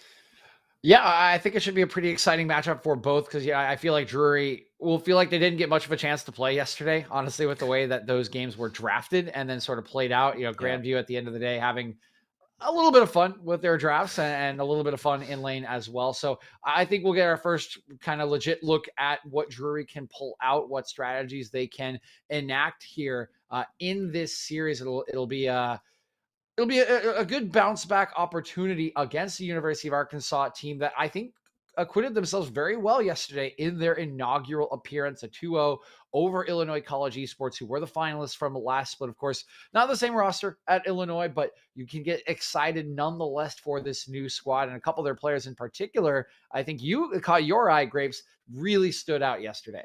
Yeah, the big focus, I think this game is going to be around the bot lane. I think those were the top performers for both of these teams in their last series. When you take a look at the side of Drury, you have Killer Guy and Fat Cat. Well, they didn't end up winning their lane, so to speak. I mean, they did get some solo kills, or like 2v2 kills, so to speak, against the likes of Aaron and Pluto on the side of Grandview, which is always a very impressive thing to be able to do. So take a look at Killer Guy and Fat Cat down to the bot lane for Drury. And on the side of Arkansas, we see I Look at Trees, a player who had a really great performance yesterday on champions like that Senna, able to dish out a whole lot of damage come late game and became really unstoppable towards some of the later stages. So those are the two players I have my eyes on there down in the bottom lane.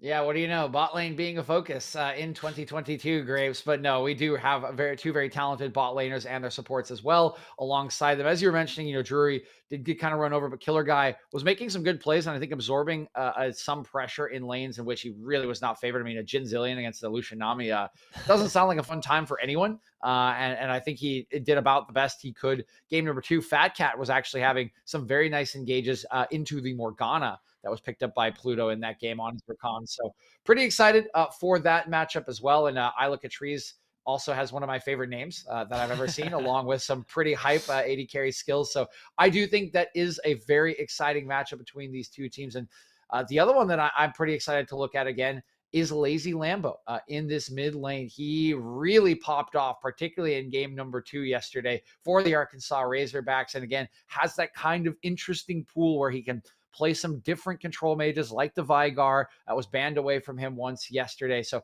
I'm excited to see what he might pull out today, depending on what the bans are thrown at him, and hope that he can give a good performance again against Baymax from Drury, who did have a bit of a rougher time yesterday against the might of Meslo from Grandview.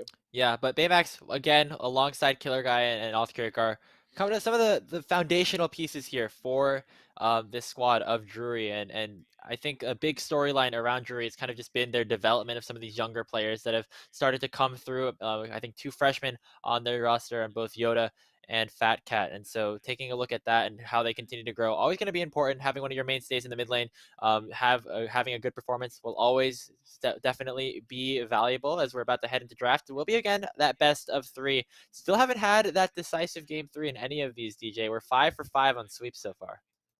Yeah, man, I feel like it's got to happen at some point, Graves. Right? Like there's here's my Tim's Venue Who's moment here. There's no way that we go the entire day without a full best of 3, right? There's no way it happens. There's just no way. So there no way. Whether it's this one, the next one, or the final series of the day, we will find out. But I will do it, and we'll see if I am cursed just like Tim is. Well, DJ, it looks like you just cast a curse us into 9 more games of League of Legends, but the first one here will be between Arkansas and Drury. Arkansas on the blue side, Drury on the red side. Once again, for Arkansas, we have Silver Dream, XOHD, Lazy Lambo, I Look at Trees. They're Tuttle down in that lineup. And on the other side for Drury, Yoda, Othkirk, Baymax, Killer Guy, and Fat Cat down in the bottom lane. Starting things off with the bans targeting towards that jungle pool again. Diana, once again, taken off the board. Yep, Diana will be the ban away. Of course, Othgaric has played a good amount of this. He pulled out a Rek'Sai yesterday, but banning away the Diana just kind of limits the AP jungle pool option and can kind of limit the drafting available for jury. So like the initial ban from Arkansas, we'll see as this one does progress if they want to pinch Othgaric a little more, or maybe head down towards that bottom lane where we did highlight the matchup between Killer Guy Ilat, as we'll say for briefness here during the draft, and then Sir Tuttle and Fat Cat in the support positions. Yeah. Production letting us know that the name doesn't quite fit on this screen, so the abbreviation is necessary at least for draft purposes. Poppy, the ban away after XOHD, did look very good on that champion yesterday, and with that Poppy off the table, they are also going to counter ban and say, yeah, you want to get rid of the steadfast presence, well then no Camille for you, Yoda. Yeah, Yoda, a player that played 2 games of Tom Kench top lane yesterday, which is not something that you see super often. Oh, did we fit it? Top side, but did we fit? I look production. At trees?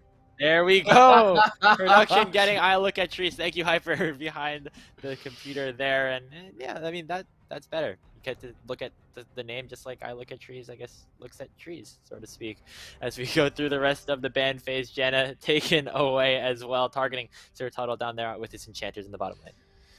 Yep, we did see a couple of those from Sir Tuttle yesterday. So the Janna going to be the takeaway. He was pretty hyper-focused on it, even in game 1, where I didn't know if it fit that well, but he looked very good on it. Leona, the final ban away from Fat Cat, want to remove some of the engage options after what we saw on the recon. I think this does make sense. Is a player that wants to start off fights and wants to be kind of the trigger for his team. One more ban available for Drury. What will they go for? There's still a lot on the table for Arkansas. Victor, Corky both available. Zeri still available. There is a lot they could go for, and they're hovering that specialty Veigar. They're going to take it away from Lazy Lambo, which means pretty much anything they want is here. They're hovering Zeri. Graves is looking at the side. Did we not look at the screen? What? Okay, hold on. They're hovering it, Graves. They're hovering it. It would be cool. We have not seen I look at trees on the Zeri yet, I believe. So I just think it was just banned in the last 2 series, but it is still left available. Hovering it for a second, but then opting towards his signature Senna. They're messing with me. They're messing with me, man. Senna will once again be the lock-in for I Look at Trees. Looked very good on this, but okay, there's a hover of this area. I think there is a LAN out there that is out to get you now, Grace. I think you have incurred the wrath of the gods at this point. They're just gonna hover Zeri every single pick and just not lock it in. Oh please, come on! Honestly, if you're gonna lock, you might as well. Yes, it's gonna happen. You're gonna hover it every single time. Grace, are not even gonna ban it. I feel like at this point you might as well like play it. I mean, it's still open. It's still a very strong AD carry. We've seen what these players have done with it in our last, I think, 3 games that we've seen of Zeri in this tournament so far, but instead just going to opt for some support picks here alongside that Jarvan here for Othgaric, that Thresh getting locked in down in the bottom lane for Fat Cat. Thresh is an interesting one here, right? The support necessarily hasn't been shown. I would expect Senna as the AD carry, right, going to I Look at Trees, so not quite going to match. Instead, they'll go with the jungle and support duo. And I think one of the reasons might be that Thresh is sort of that soft counter to Jarvan where, oh, you want to ult this immobile AD carry? Well, too bad. I have a lantern. I get to use Dark Passage. So maybe just preempting that and taking it away early on. But Arkansas know what they want here into the matchup. They're going to go towards the Trundle. Can be very obnoxious for Jarvan with the pillar, and to take away the stats, we get another Zeri hover. Come on, man. I don't think it's going to be a lock-in because there's already an AD carry locked in. Yep. So we will get the Maokai to round out phase 1 for you of Arkansas. And, oh, I love it. I love it when everyone comes together we're all like coming together to bring joy to the entire land, except for Grapes. It's just at Grapes' expense. Hey man, if there's another Zeri in this game, I mean that's just the other team. That's the other team not having a lot of fun, it seems like. But the Maokai actually is a pretty interesting pickup here to see the Baymax Victor in inventory as well. Maokai, yeah, not a champion that we see super often. I wouldn't be surprised to actually see it paired alongside a Senna and maybe a fasting style. Obviously, we saw I Look at Trees play that farming Senna in both games yesterday, but I mean, not out of the question here, especially considering that Maokai has not really been super prioritized in the solo lanes as of late. Yeah, and Silver Dream did play some Wukong yesterday, so it would be quite the departure from what we saw, that Bruiser kind of engage, and Maokai's engage just nowhere near as snappy, needs a lot more preparation and a little bit of cleverness usually to come out of Vision. Bans coming in, though. We do have Caitlyn taken away with an AD carry still needed from Drury. I would imagine maybe we see a Jinx as well get taken out of that pool. Unless they want to ban Zeri, unless they finally want to give you what you were looking for, Graves. Somehow I don't think that'll happen. Anivia is the takeaway from Drury. Lazy Lambo still working on that kind of wide pool that he has in the mid lane, and Corki will be their final ban away to limit his ability to carry against this Victor. Yeah, still targeting that mid lane there for Lazy Lambo. That Veigar also taken away in that first phase, so kind of pinching the pool a little bit of Lazy Lambo. Maybe trying to get Baymax a bit of a more easier matchup here on this power pick like the Victor. We're talking about how Lazy Lambo did really well in some of those games earlier. And on the other side, Killer Guy still has a lot of his bot lane champions available with this Vayne Hover and eventual ban. Things like the Twitch and the Jhin that we saw him perform really well on yesterday, still on the table. And of course, that Zeri as well. I will say Jhin would feel kind of bad here into 2 tanky champions already. And honestly, as a Jhin player, I just hate laning against Senna. It's so obnoxious. None of your poke sticks. She can negate your force shot if she goes invisible in her shroud. The lane really sucks. It honestly does. So not surprised that it maybe hasn't been banned and won't be selected either. Instead, it is the Ashe trying to get some of that CC to lock down the Senna. Meanwhile, we got a hover of the Karma. That would be the lane that they played pretty much all of yesterday. It will be locked in, and they will get their pushing power. They will get that comfort that sent them to a win in their first series yesterday. Yep, Karma going to get locked in alongside that Senna down there for I Look at Trees. Final pickup here for Arkansas will be towards the mid lane. We'll see what Lazy Lambo decides to lock in here on this B5. The Karma lock-in signifies Maokai headed towards the top lane. Maybe giving Yoda a bit of a chance to have more of a presence there in the laning phase. We saw against Prankuru yesterday, Yoda had a really tough time really doing anything in that regard. So getting this Maokai, getting this tank matchup, you have this final pick. We'll see what he decides to go for here. Yeah, we do see the Orianna locked in to the Victor for at least the safe laning phase that you'll get out of these 2 control mages. It's a older matchup. I do personally think that at the moment the Victor is the better end of this matchup, of this trade, so to speak. I think if you're not getting Corki, it's a little bit tricky to deal with Victor, but as we all know with Orianna, some shockwaves can always change the game. But there is a very spicy final lock-in with an Akali, likely to head into the hands of Yoda, who we do know as this very young, bold, mechanically gifted freshman. He's going to take that into what should be a pretty free lane in the Maokai. And given the tanky nature of the champions on the other end, I would expect this to be the chem tank build, but you could also opt for that assassin build if you want to just try to go after this backline when the fights do break out.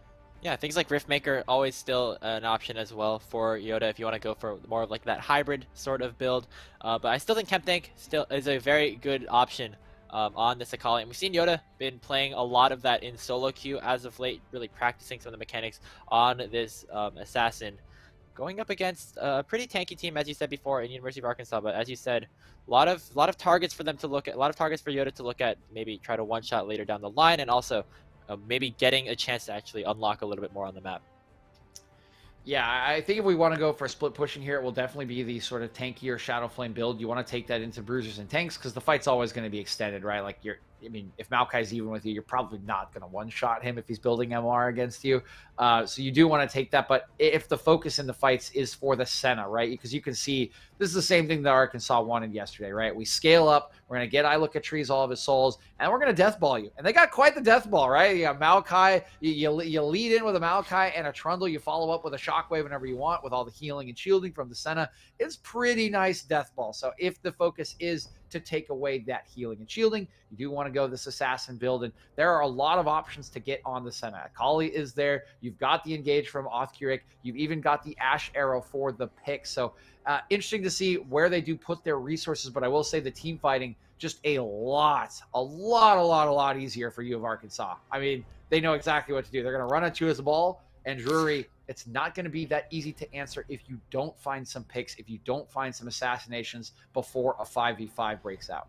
Yeah, and I was just about to say, not only do Arkansas have, that early laning advantage, I mean, sorry, that early team fighting, they also have, I would say, not like winning lanes, but safe lanes at least. When you take a look at where you might want to consider Othric to go, obviously Silver Dream is like the most likely target, but Yoda on this Akali is not super potent come like the very, very early game. So it might be a little bit hard to maybe get onto that top side. And when you take a look at Orianna, Senna, and Karma, these are lanes that are able to kind of sustain themselves through the early game and eventually get to that late game in time. So Othric really gonna have to think creatively in terms of getting some impact and getting some early leads for the Drury lineup to start this game off. Yeah, I think top lane could be an option, but like you said, not a lot of setup with the Akali. I would be more. I would expect more Othric to look towards that mid lane, kind of as he did in game 2 against Grandview yesterday when he was playing the Rek'Sai, right? Makes that level 2 gank, gets the flash off, gets the kill, and if you do get a flash off on Orianna, suddenly she becomes very, very susceptible, particularly to a Jarvan early on in the game. You can't really dodge the flag and drag unless your hands are real quick, right? It's a good gank option. You do kind of have to draw the flash and hope that you can get a kill, but I think that is probably Othric's best option in this early game. Again, considering all of the disengage available on Senna and Karma, but Threshold can always change that, and level 6 will be a fascinating time because of the engage on the Ash Arrow in that bottom lane. So early game, I think the best look is for the Orianna. At the level 6 mark, Othric gets a lot of options with the setup that his team provides. We'll see if he's able to find that as we have loaded on to the Rift for our first game of this second series of the second day. That's a lot of numbers of the Midwest Esports Conference, DJ. We're here. Game 1 between University of Arkansas and Drury. Once again, Arkansas will be taking your blue side, Drury on the red. Standard 5-point fan to start this game out. Nice little Demacian standard coming out from Othric to spot out Lacey Lambo. 30 seconds until minions spawn. And we were about to see a pretty standard start there, Grace, but it looks like our faces are back on camera. So hello again. We are just about to get into game 1. Looks like there is a brief pause and delay in the game, but kind of as we were talking about it, we'll wait to see where the wards do go down, but the early game, I think, going to be very important for the side of Drury. Remember yesterday, right? The early games were brutal, to say the least, right? Grandview really kind of threw down the gauntlet against them, and they've given themselves tools to make plays in the early game. I think they're the team that needs to make plays in the early game to get some of their lanes ahead because the team fighting is so easy on the side of you, Arkansas. So keep your eyes on Othric in this early game. I think it's why I highlighted him so much in draft as we do get back in, see where his early pathing, his early warding is, and who he is electing to give resources to so that Drury can get through an early game, can get to a mid game, and show us what they are made of in the MEC. Also see the lethal tempo on Othric on the Jarvan. Not what you see every day, but actually, as a Jarvan player myself, I'm a big fan of this lethal tempo. The Conqueror, while it is nice to get some of the extra AD, you don't really get a lot of these super extended fights on J4, so just getting a little bit of extra added attack speed always going to be pretty valuable here, especially during some of these early game skirmishes in the 1v1. Definitely will help against XOHD on the Trundle. And once again, DJ, we're seeing blue starts for both of these junglers on the map. We're pathing towards those opposite sides. Take a look, though, in the bottom lane. Killer Guy and Fat Cat are setting themselves up for a level 1. I look at Tree's going to walk straight into the bush and walk straight into a death sentence. Already pops the cleanse, but the Ignite is still ticking. Killer Guy will finish the job with the final auto attack, and First Blood goes over to Drury. Now Sir Tuttle might be in a bit of trouble as well. They're just going to continue to rain down the autos with the slows. Killer Guy might have been out a little bit too far, but he's going to flash away to secure the double kill. Really great stuff from Drury to start things off. What a start from Drury. The trap works absolute wonders, and I look at Trees as caught looking at something as the death sentence comes in. That is 2 early kills, and now you don't even need Othric to get your bottom lane ahead, so he can focus his attention on the top side of the map, try to spread that lead around. I absolutely love it from Drury as they are taking advantage. They are bouncing back right away in their second series. Big gold lead now going over to Killer Guy as well. Had to go with that base, another longsword, another dagger, and a whole lot more damage here in this lane. Interestingly, though, it is Killer Guy with the ghost as well, so added chase potential, added mobility into this Ashe, and it's a different itemization, summoner spell choice that we would typically see out of a marksman, but Killer Guy, it worked pretty well for them there. certainly worked very nicely. Did use both summoner spells, so everything down for both the AD carries. Sir Tuttle holds on to his as he did go down for the second kill, but yeah, you're fine expending those summoners. You're fine taking the build because you are now in a great spot as this Ashe. You can impose yourself on the lane with the extra damage. It's very risky to take trades, especially with how slow Santa auto attacks in the early game. And that's everything Jury needed to feel good about the start of this game. Again, the start of the games against GVU were brutal. Now, for the first time, you are looking at a significant and meaningful lead in the early stages, and you can really show what you are made of from ahead as opposed to being behind all of yesterday. Yeah, very, very true. First time we've seen Drury with like a significant gold advantage at any stage in the game, really, so far this season. Obviously, going against Grandview, not the most uncommon thing to hear for some of these teams in this conference, but it'll be interesting to see what they decide to do at the lead as we see Othric hovering around the mid lane that you were talking about, DJ. Lazy Lambo is going to get shoved in under the tower. I think that Othric is just here to defend his mid laner and to make sure that he gets the push across. As we also see Yoda going for an aggressive check of the topside jungle here, going all the way over to the Wolf Pit to get that ward in.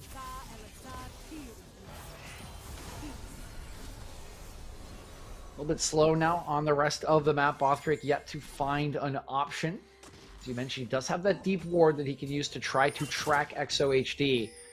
The pace a little bit more favorable now for U of Arkansas as they can try to take a deep breath from that blitz of a level 1 in the bottom lane. But everywhere else is about as quiet as it could be, Grapes. We're getting the... are we getting the afternoon slump at what is it, 12:24? Yeah, I was going to say it's early. Slump. We started around this time yesterday, but maybe second series of the day. We'll see what happens. Early game definitely was explosive in the level 1, but so far Othric and XOHD have not really found much impact in terms of the ganks. We were talking about this a little bit earlier, how we think that Arkansas has some pretty safe lane matchups for the most part, and it'll be a little bit up to Othric to really be able to find some of these angles. Hasn't really been able to find them yet.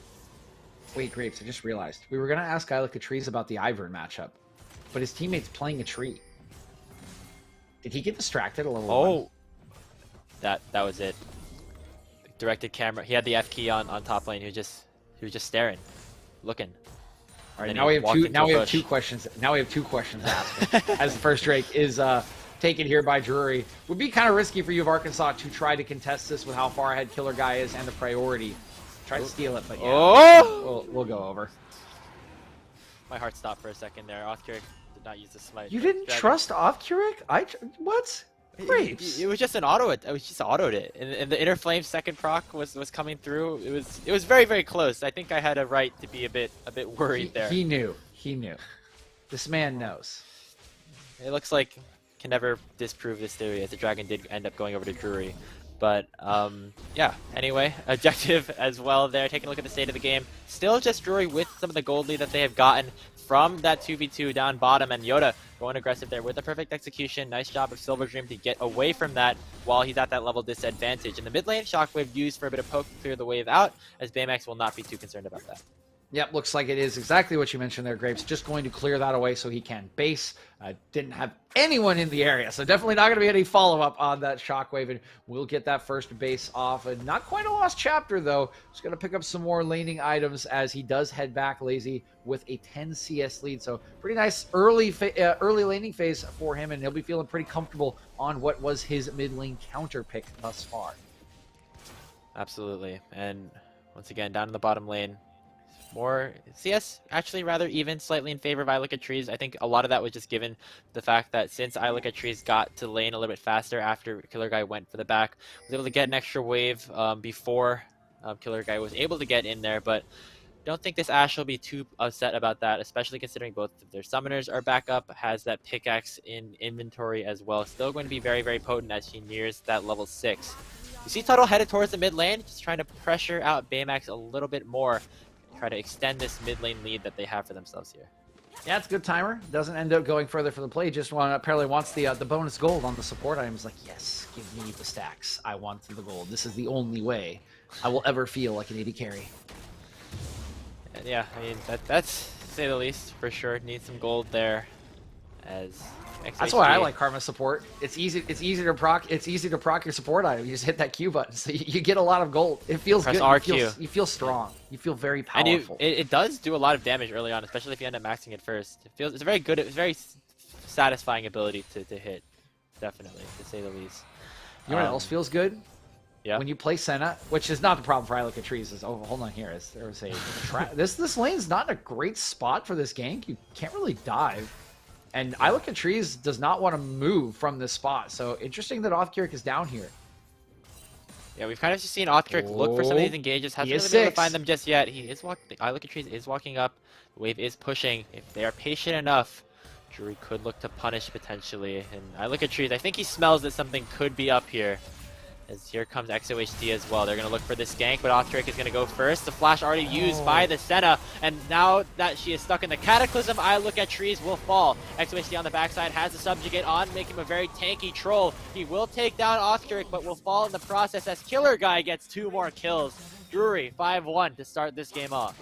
Yeah, I mean, Killer Guy is just swimming in gold at this point. As hold on here, Lazy Lambo in trouble from the Chaos Storm. Looks like he will just walk out with the bonus move speed from his phase rush. But this man's playing a Scrooge McDuck right now. He's got 4 kills at 9 minutes, right? He's going to go back and nearly have a mythic item after he gets some extra play to go. I think he's got it. He even just leaves.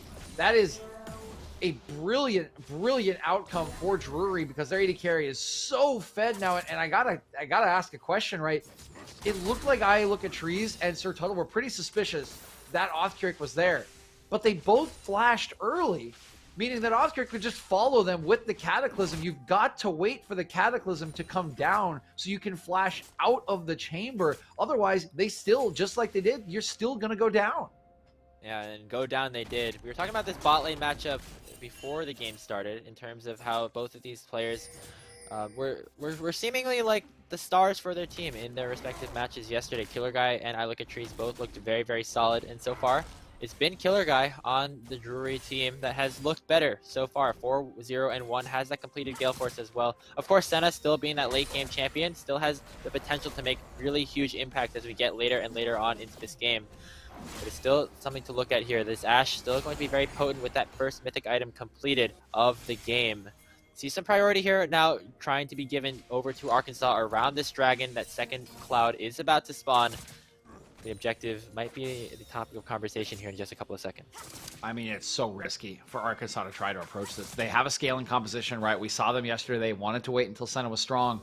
And this is a Gale Force Ashe, right? Already, like, nobody else has a mythic item. I mean, that is really terrifying to try to fight into as they're going in again. Wow, they think that they have the damage to take down I Look at Trees just in time. Arrow as well to try to lock down HOHC, and Killer Guy going to pick up his 5th kill of the game with the Gale Force.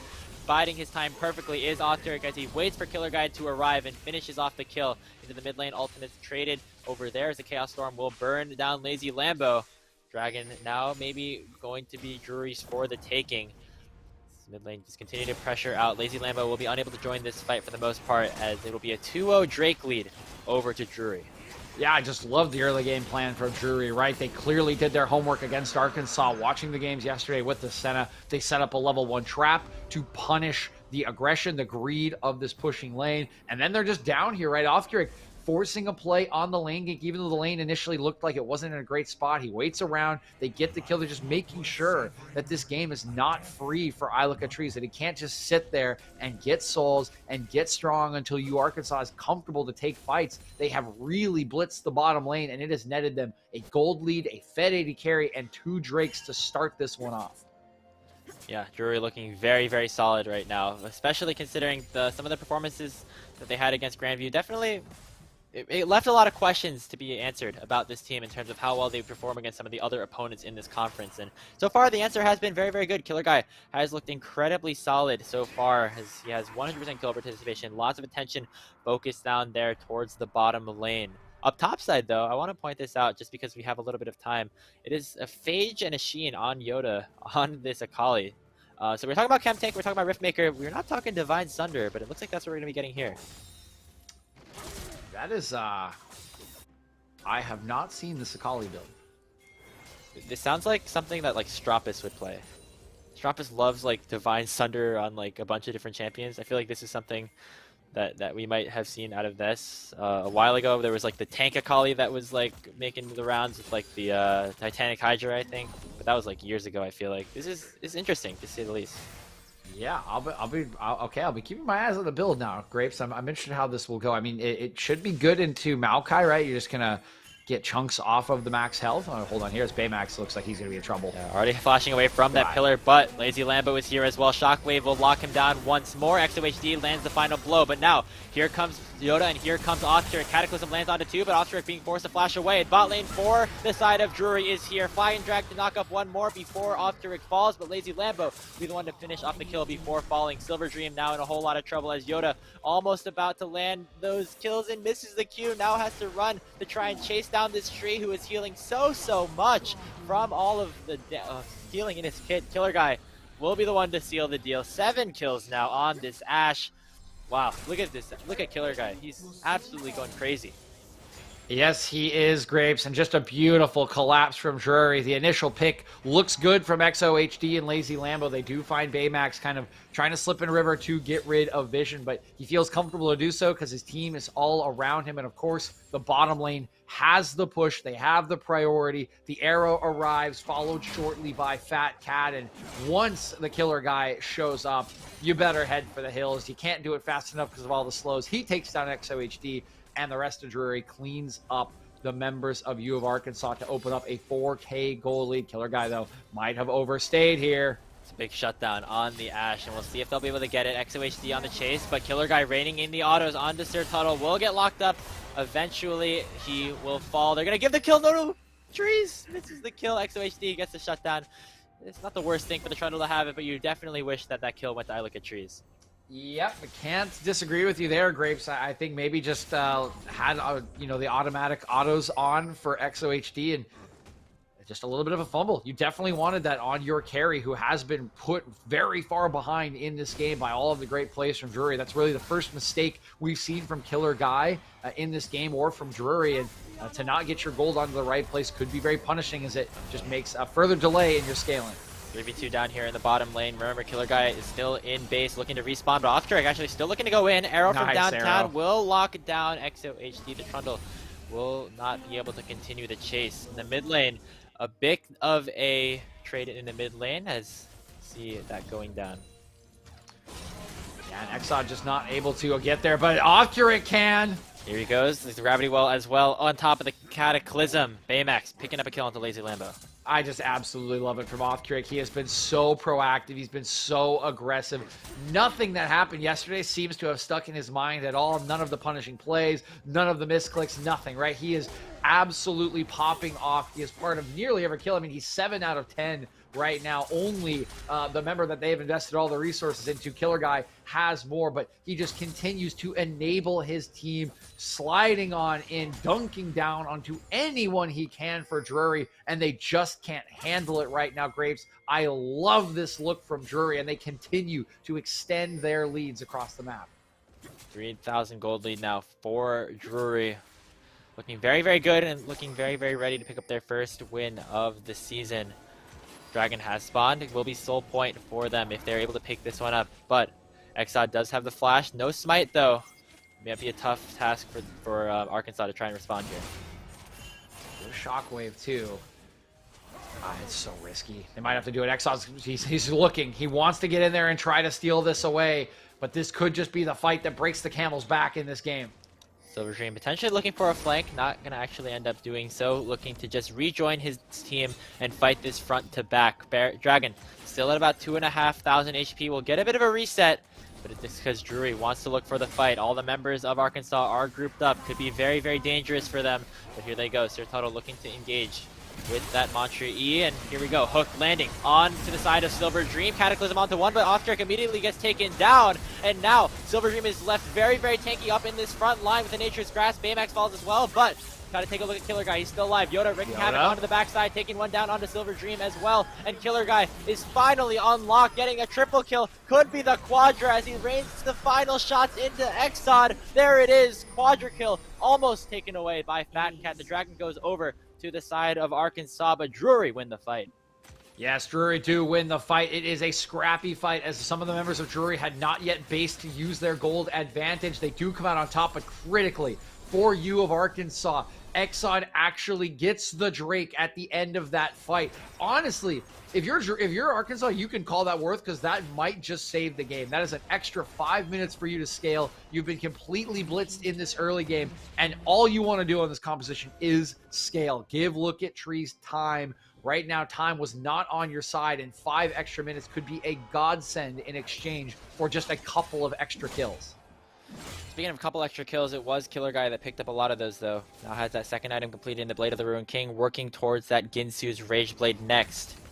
Still very, very powerful on this Ashe, and it didn't look like Arkansas really had the tools to lock him down at any point throughout that fight, and so that's where we're going to have to keep our eyes on here for the remainder of this game. Drury still in control, but as you said, DJ, Arkansas have a little bit more hope so far with that Dragon going over. Yeah, and I think you did just touch on it there, Grapes, right? They never even touched Killer Guy in that fight. They don't really have a lot of snap engage tools, right? Their comp is Death Ball. It needs to run at you. Unlike what Othkirk has, where he can just kind of press a couple buttons and cover half a screen, you don't have that. You have to run forward into this Thresh, into some of the disengage options. And really the only thing that gated Killer Guy in that fight is he ran himself out of mana with how many times he had used the W and the Ranger's focus. So really it would only get worse because their options are limited now. Exod hooked up, has a subjugate, but it's not going to be tanky enough to survive. It's the Killer Guy picking up another kill, number 11 of the game. Rift Herald also going to go over to the side of Drury, taking control of this game one objective at a time. Yeah, and that just further strengthens the point that you just made, Grapes. You know, they have to walk into these chokes. They have to constantly be poking their noses in because they can't go over walls. They can't go from clever flank angles. And it's just so simple, right? Killer Guy just lands an arrow, slows someone. That almost guarantees the hook, and then the follow-up will just come through from Othkirk and company. So love the approach from Drury. Shockwave does land. I don't think he has follow-up damage. Baymax has the Chaos Storm to continue to be unleashed, but here comes Sir Tuttle. Baymax is going to try to flash to finish the job, gets away from the Dawning Shadow. Will trade 1 for 1 as Baymax will get it onto Lazy Lambo in return. And now take a look at the top side here for Drury. They're working their way over towards this top lane tower with the wave crashing in. They have the numbers advantage. Fat Cat looking to go in onto Exod again with Killer Guy on the horizon. Going to land that hook. Exod in a whole lot of trouble. Killer Guy picks up another kill as the focus around the top side might continue for a little bit longer for Drury. Silver Dream's trapped under this tower and might be the focus of a dive. Rift Herald as well being utilized here. It looked like Drury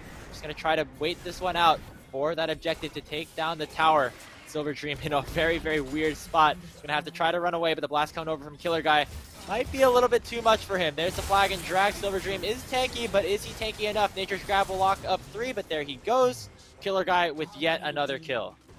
They're pinging the Baron. They're just going to go for this 30 seconds after spawn. They're starting it up, and this just could be the death knell. Some brilliant play around the top side. They get the jungler, they get the turret of the top laner, and now they are looking to bust it open with the purple worm. Take a look at where the rest of the players here for Arkansas are. They're all arriving to the Baron pit shortly, but it's ticking very low. They're going to have to go quickly or else the objective is just gone.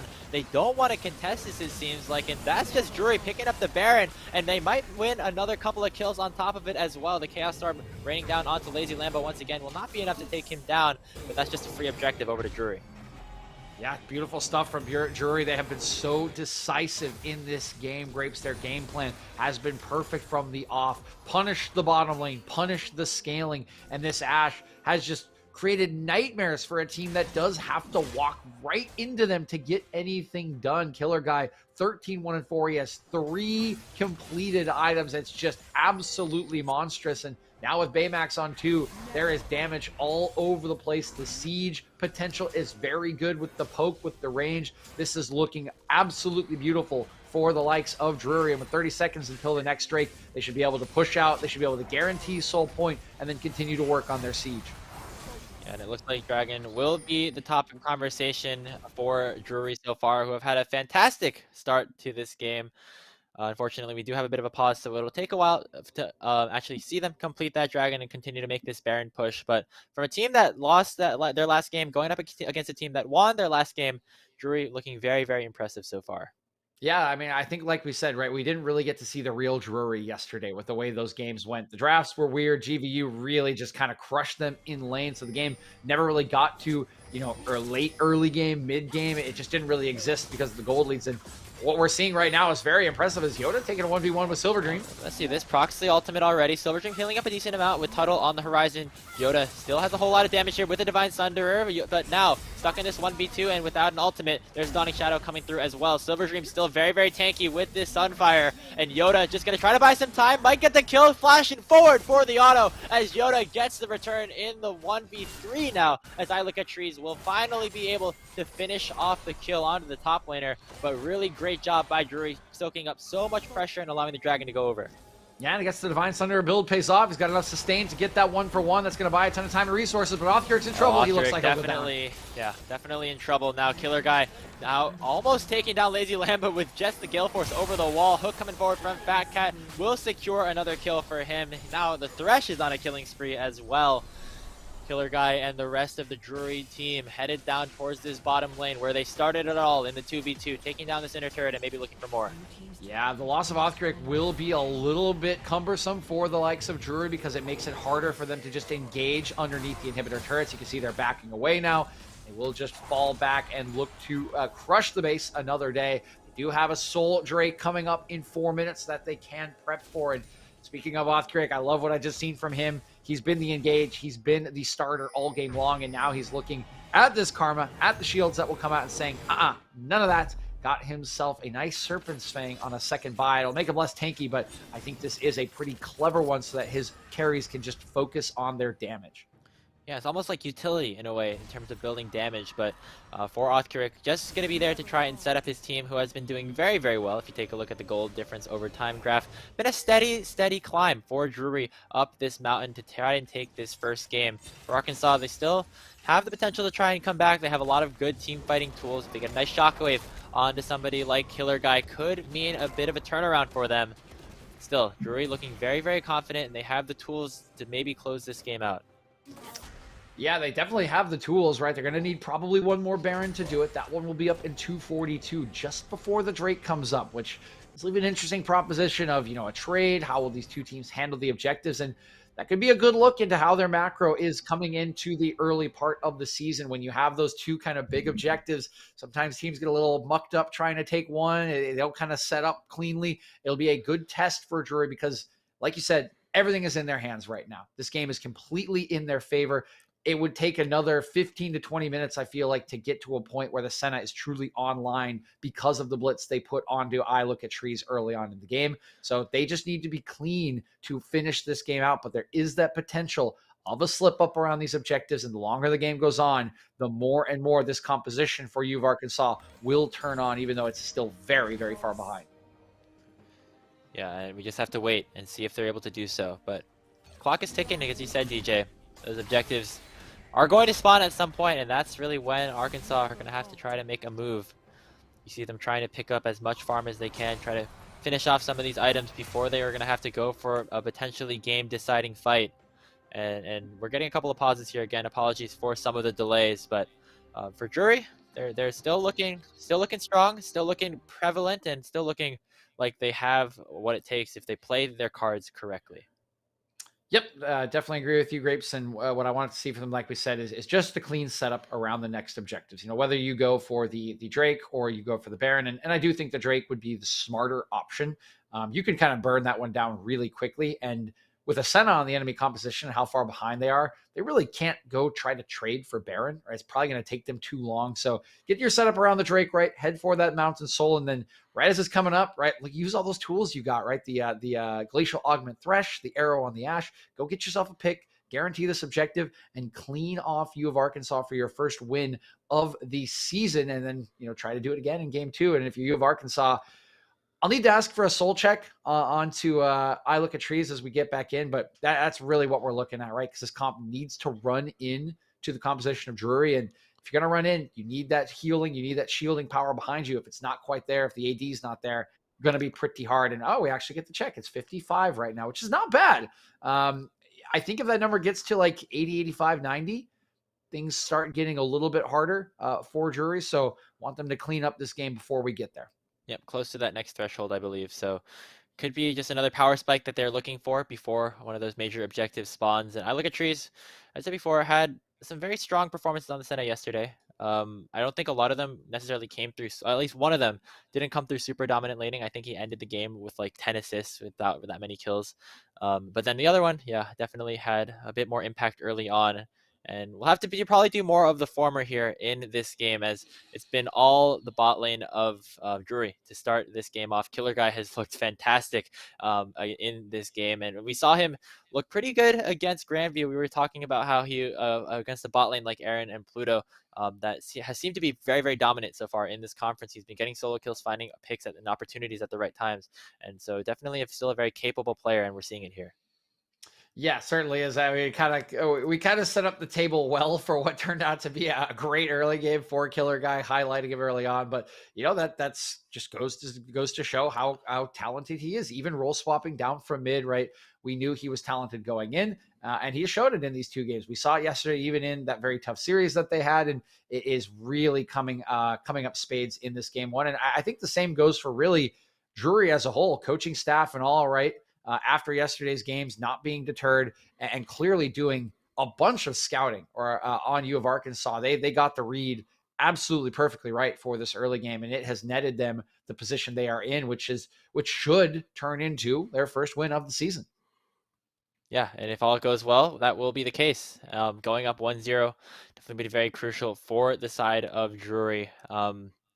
As we just look forward to the finishing of this game, and of course the rest of the games to come so far in this series. But honestly, yeah, DJ, I wouldn't be surprised if your caster curse at the beginning of the game ended up working, if we actually do get our first game 3, because we saw Arkansas be pretty dominant in some of the other early games that they were playing against Illinois College. So if you take a look at some of the turnarounds, there definitely are things for them to look at in terms of how to maybe get themselves on a better foot to start the game off. Obviously, losing a 2v2 down bottom lane at the very, very early stage of the game never really sets you up for success. And so I think for Arkansas, they still have a decent amount of tools to turn it back around, even if it's not in this game.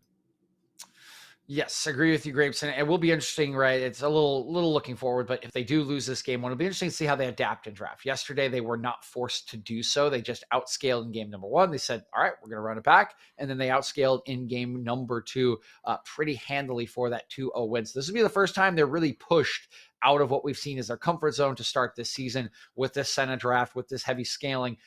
So it would be an indicator of what is left in the tank in the early stages of the season, but we do still have to get there, right? If they do somehow come back in this game, it can't just validate the scaling option, right? That maybe no one is quite good enough yet to close you out and you can just go back to it. But it will be an interesting thing nonetheless, as we are getting word that we are finally ready to go back into game.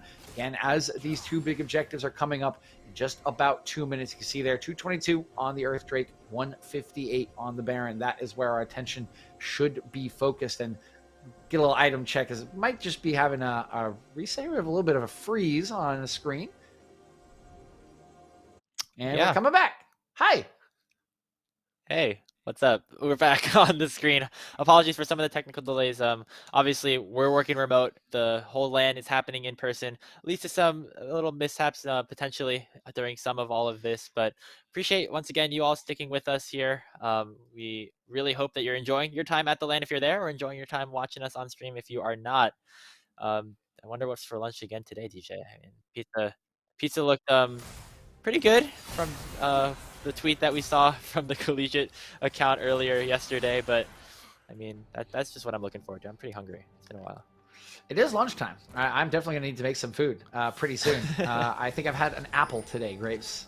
Apples are good, but pizza does sound better. It sounds warm. Yeah, for sure. It's cold here. 100%. I had a granola bar. That's been my food so far. So once again, if you want to tweet at us of what you guys are eating over there at the LAN, we definitely appreciate it. Make it feel like we're a little bit more close to home. But back into game now, and Octrick in a bit of trouble. Nice dark passage away. Flash from the shockwave, and now looks like Arkansas looking to try and commit with a bit of a 5-stack here. Teleport coming in from Silver Dream, but doesn't look like they're going to find much off of that. Yeah, nicely done there by Lambo. Again, this is a squishy Jarvan. He's going for the damage, so that shockwave would have done a lot, and you cannot afford to go down as the jungler with these buffs about to spawn. Like the safe flash from Offcurig, he can just reset, come back out with some wards. He's got 2 in the inventory, and get ready for the big buffs where you are a critical member with the smite. Absolutely. And once again, we were talking about some of these objectives during the pause, DJ, and they're very, very soon approaching. Baron in about 40 seconds, and that crucial Soul Drake in about a minute. With them spawning at such similar times, you could argue that it could be a bit of a trade scenario if the situation ends up coming for it. But I think for Drury, either way, you're in a decent position. You either get the Soul, you get the Baron, or you get both. Yeah, you're definitely going to want both. Again, I think the Drake early on, but Offcurig going in. They're going to want this kill here onto Exod for sure. Dawning Shadow will keep him alive for a little bit longer. Very tanky with the subjugate, but Fat Cat is now on a rampage. Don't see that out every day out of a Thresh. And now the rest of Drury is looking to go forward. Silver Dream trying to bide some time in the Nature's Grasp, but won't be able to find great flash away from the Shockwave is Killer Guy, and Lambo will go down as well. It's 3 straight kills for the Drury Panthers as they are going to head up to the Baron 5 strong. Clean as you like, and that is the story of the game. Offcurig making the engage, locking up the enemy jungler, and the rest of the squad who has been enabled. They follow up brilliantly, and it's capped off by a pretty nice reaction play from Killer Guy to get away from the Shockwave. Nice 3 kills. That's a Baron. That should transition right into the Drake in a minute. They're actually splitting the objectives right now. 4 members smart, on the Baron, the jungler on the Drake, and that is full control and likely the death knell for U of Arkansas in this game 1.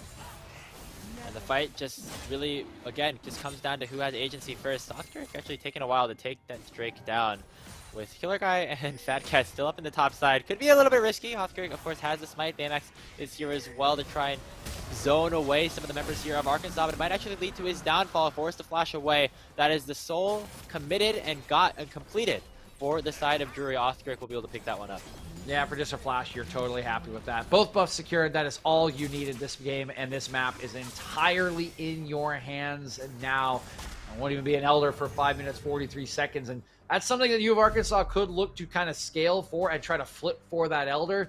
If you're Drury now, your big goal is to make sure that never happens. Use this second Baron buff, march on down, break the base open, and end this game in clean fashion for what I would say is, honestly, with the way they scouted, a deserved win for this squad.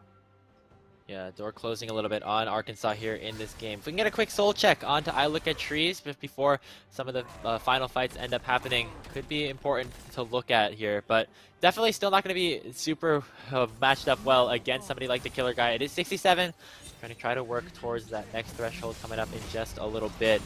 Don't know if he'll be able to get there though. This Drury lineup is really pressuring hard. Taking a look at the vision here, just make sure there's no real flank angles. You can see they have some deeper wards on the top side of the jungle. There are some TP wards, but they'll see them coming at the very least. Again, this is a Maokai. It's not a Jarvan. Engage just not as snappy. So as long as you have the vision, I don't even think you need to be that worried about flank wards in general. Now the siege really does begin in earnest with 2 lanes being pushed. Goodbye, Lambo. Yeah, get another kill onto Lazy Lambo. Yoda, the one to seal the deal as the rest of Drury get out safely and are headed back down to siege in onto the inhibitor turret down here in the bottom lane. Base finally cracked open here for Arkansas, now fighting a 4v5. The rest of Drury still looking to push, still have a lot of key ultimates on the table. Nexus Tower is now under fire. Arkansas have to move quickly or else the game will just end on their behalf. Silver Dream looking to engage. XYZ pops the subjugate to be a little bit more tanky. They're trying to lock down Killer Guy, but the rest of Drury is dashing forward in onto the back line. Silver Dream fighting this 1v2 will not be able to do so as Killer Guy is still alive. A double kill over to Baymax, and I Look at Trees will be looking at a gray screen as the triple comes through. Nexus soon to follow. Drury Esports will be taking this first game of the best of 3 as Arkansas will go down. Absolutely gorgeous, and it is a clean finish. It's all set up by the solo kill from Yoda. That makes the fight so nearly impossibly hard. They flash on to Killer Guy, but he's way too strong at 14-1 and 10, and an absolute pearl of a game from preparation, from scouting, all the way through to the execution. Congratulations to Drury. That is a clean, and deserved win in game number 1. Yeah, absolutely. Wow, that stat line from Killer Guy, was it 14-1 and 10, you said? Out of that Ashe, that was That was a show, to say the least. Honestly, what might be one of the bigger carry performances that we've seen out of a player so far here in this event. And that was, yeah, very, very impressive. And the more impressive thing is that was Killer Guy's third unique champion in 3 different games for his team. So it's not like you can ban him out. You can't just like put up a sign like that and say, hey, we want to ban the Ash, because he still has so many other options available to him to try and make some work done in these games. So a lot of credit over to Drury. Arkansas gonna have to go back to the drawing book a little bit, try to whip up something to try and come back in the series. Yeah, and we kind of mentioned this, foretold this as the game was falling out of their control, but I'm interested now to see what U of Arkansas does. First time they have been tested in this scaling draft that they have gone for 3 times in a row now. It could just be a slight adaptation in terms of engage, right? They didn't really have any good options to get into the backline very quickly, but they have now been pushed potentially out of the scaling. They'll have to show a little bit more of what is in their playbook going into this game number 2.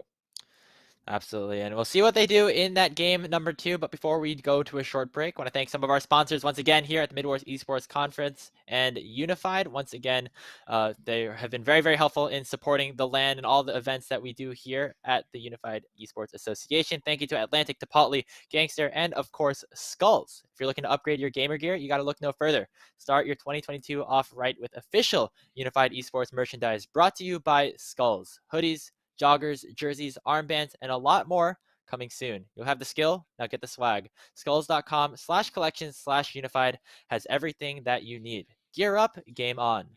We'll be back with game 2 after this.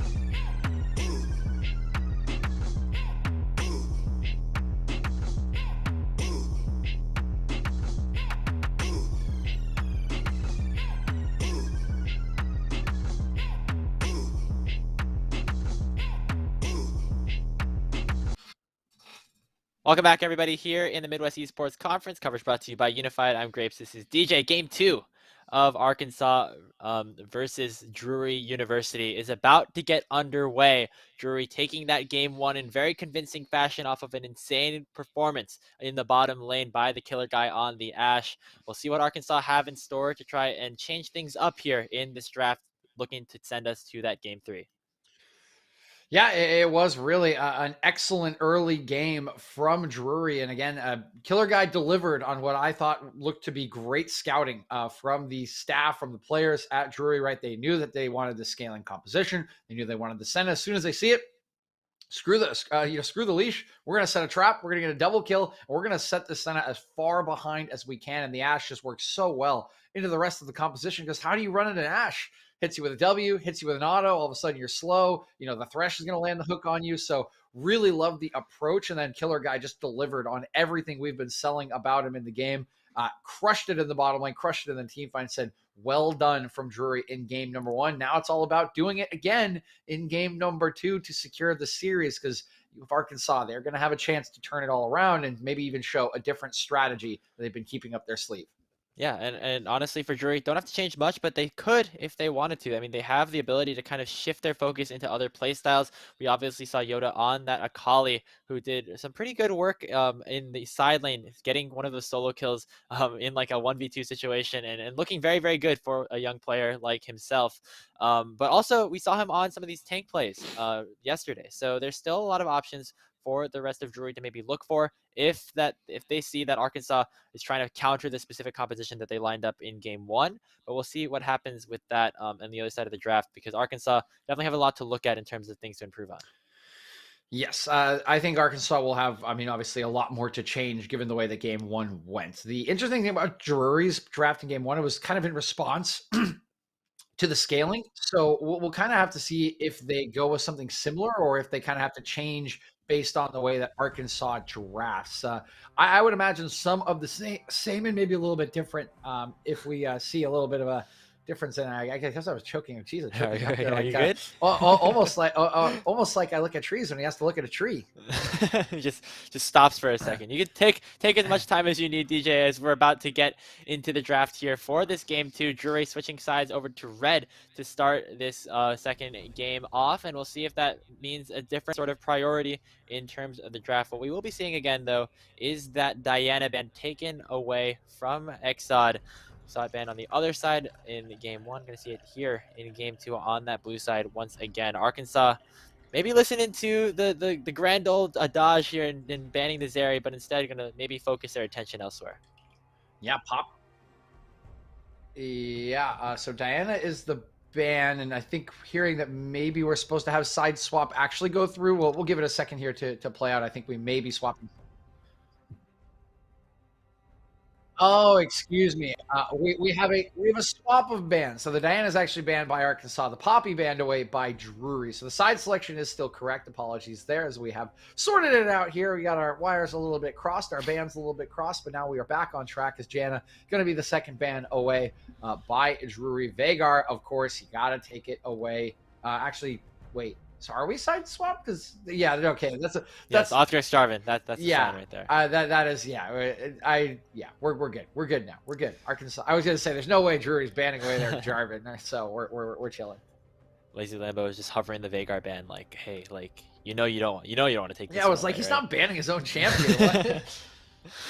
Yeah, well, it looks like Drury will do some of the same with that takeaway there for Vhagar, as we take a look and see what some of the final bans are. No targets really towards the AD carry pool just yet, but as I say that, Arkansas are hovering that Ashe pickup away from Killer Guy. Still a lot of powerful marksmen for him to go for. We saw the Twitch look really good in some of their series yesterday. Obviously, still champions like that Zeri, like that Caitlyn, like that Jinx, still on the table in terms of powerful pickups that this bot laner can go for. With the Ashe takeaway, we'll see what Drury decides to go for here on this first pick. Yeah, I feel like this feels so good for Drury, right? Like, you just got them. The Jarvan was kind of expected, but you just got them to ban away 2 champions from game number 1. You got them to ban away Ashe. And who bans Ashe, right? Like, you had to ban it away because it was so good, but like, you're banning Ashe, like Jinx, Caitlyn still available, Corki, Victor on the table is so much that they could B1, and they'll go straight back to that Victor for Baymax. That is the value of getting such a good performance on that champion in game number 1. Yeah, Baymax had a really good Victor game, getting a couple of abilities to pressure Lazy Lambo out of lane, which is very impressive considering what we saw out of Lazy Lambo yesterday. Looks like I Look at Tree is still going to be going for that Senna pickup. Seems to be very, very high priority within this Arkansas team. And it worked pretty well for them before, so I wouldn't say that it's like necessarily a bad thing to see them go for this one again, despite their lack of success in that game one. Wukong, though, going over to Silver Dream is very big. Saw him on the Maokai not have too much impact in that last game, now having a little bit more agency on a champion that he looked very, very good on in their last series against Illinois College. Yeah, back to basics here for you of Arkansas. Silver Dream did look really good, and this is a more snappy engage out of this champion. It still is a run at you champion, so keep that in mind, right, depending on what we see come out from Drury, but it is a little more comfort, and I like this hover from Othric. I like the lock-in, right? They take away this Jarvan to make sure that there's not this guaranteed easy engage onto Senna. Well, guess what? Othric played a lot of Rek'Sai last year, and maybe it's not as, they both kind of fall off. Maybe Rek'Sai falls off a little bit quicker, but they both do the same thing in that they can get on the Senna, they can assassinate the Senna and make her life miserable, like the approach again from Drury, and they will match that Wukong with a Renekton, actually. Okay, LS fans are malding right now. Yeah, I can see that Silver Dream might be the target of quite a few ganks, I think, in the top lane early on. You have this Renekton Rek'Sai combo, just has so much crowd control, so much lockdown, and so much damage. Silver Dream gonna have to definitely be a bit careful. We saw him play a lot on the weak side yesterday on this champion as well, doing pretty well. Could be a new test for him against the likes of this Drury top side. Lazy Lambo going to lock in that Hecarim for his jungler as we round up the first phase of the picks. Now we'll see what both of these sides want to take away here in the second ban phase. Yeah, we'll be matching up. I expect 280 carry bans here from Arkansas, of course. Unless they want to pinch support pool, the choice is theirs, but I would expect 2 of either or. There is Thresh ban that screams support bans. On the other end, we know what's getting banned. Mid laners will be taken off the table for Lazy Lambo into this victor. I mean, they will probably be happy with the Orianna because they kind of crushed it last game. So with the Rek'Sai, that's a kind of a similar concept. They'll ban away the Anivia. I expect one more to come through here, probably the Corki, which is still on the table after U of Arc does ban. And one thing I do want to mention, of course, I just was joking about the Renekton being the LS hates that champion. It is really good into Wukong. Wukong does have to run at you. He really hates the stun. He really hates the mobility on the dash. So it is an excellent matchup once again for Yoda and should give them early priority on the top side. Yeah, and for the side of Drury, have to definitely focus on that top side as we rounding out this second phase of the ban. Support focus down towards Fat Cat in the bottom lane, so they know that they can't really ban out a lot of the marksmen, but they're going to try and dissuade his counterpart from locking in some picks that he's rather comfortable on instead. Final ban will be that Corki, as you said before. DJ, things like the Orianna still on the table for Lazy Lambo if he wants to opt back into that matchup, but instead might be looking for a Syndra lock in here as it is being hovered. Yeah, this feels a little bit better, right? The Orianna was picked for the scaling. It would pair very well with the Hecarim, so they are actually potentially going to go back to it. It's a little, this is a kind of a tried and true combo, actually from the beginning of last year when Hecarim Chem Tank was super busted, right? You just put the ball on Hecarim, you give him a shield, he throws himself into the enemy team, you press R, and it shockwaves people. And of course, Hecarim's access is going to be a lot easier than Maokai Trundle was. His is pretty much guaranteed. You cannot stop that engage. So U of Arkansas have themselves better tools for a similar composition. And now the big question is, with these better tools, with more access, can you still punish it as Drury? And they are going to go back to the Twitch Recon lane that was very effective in game number 2 against GVU and try to let the killer guy once again pop off.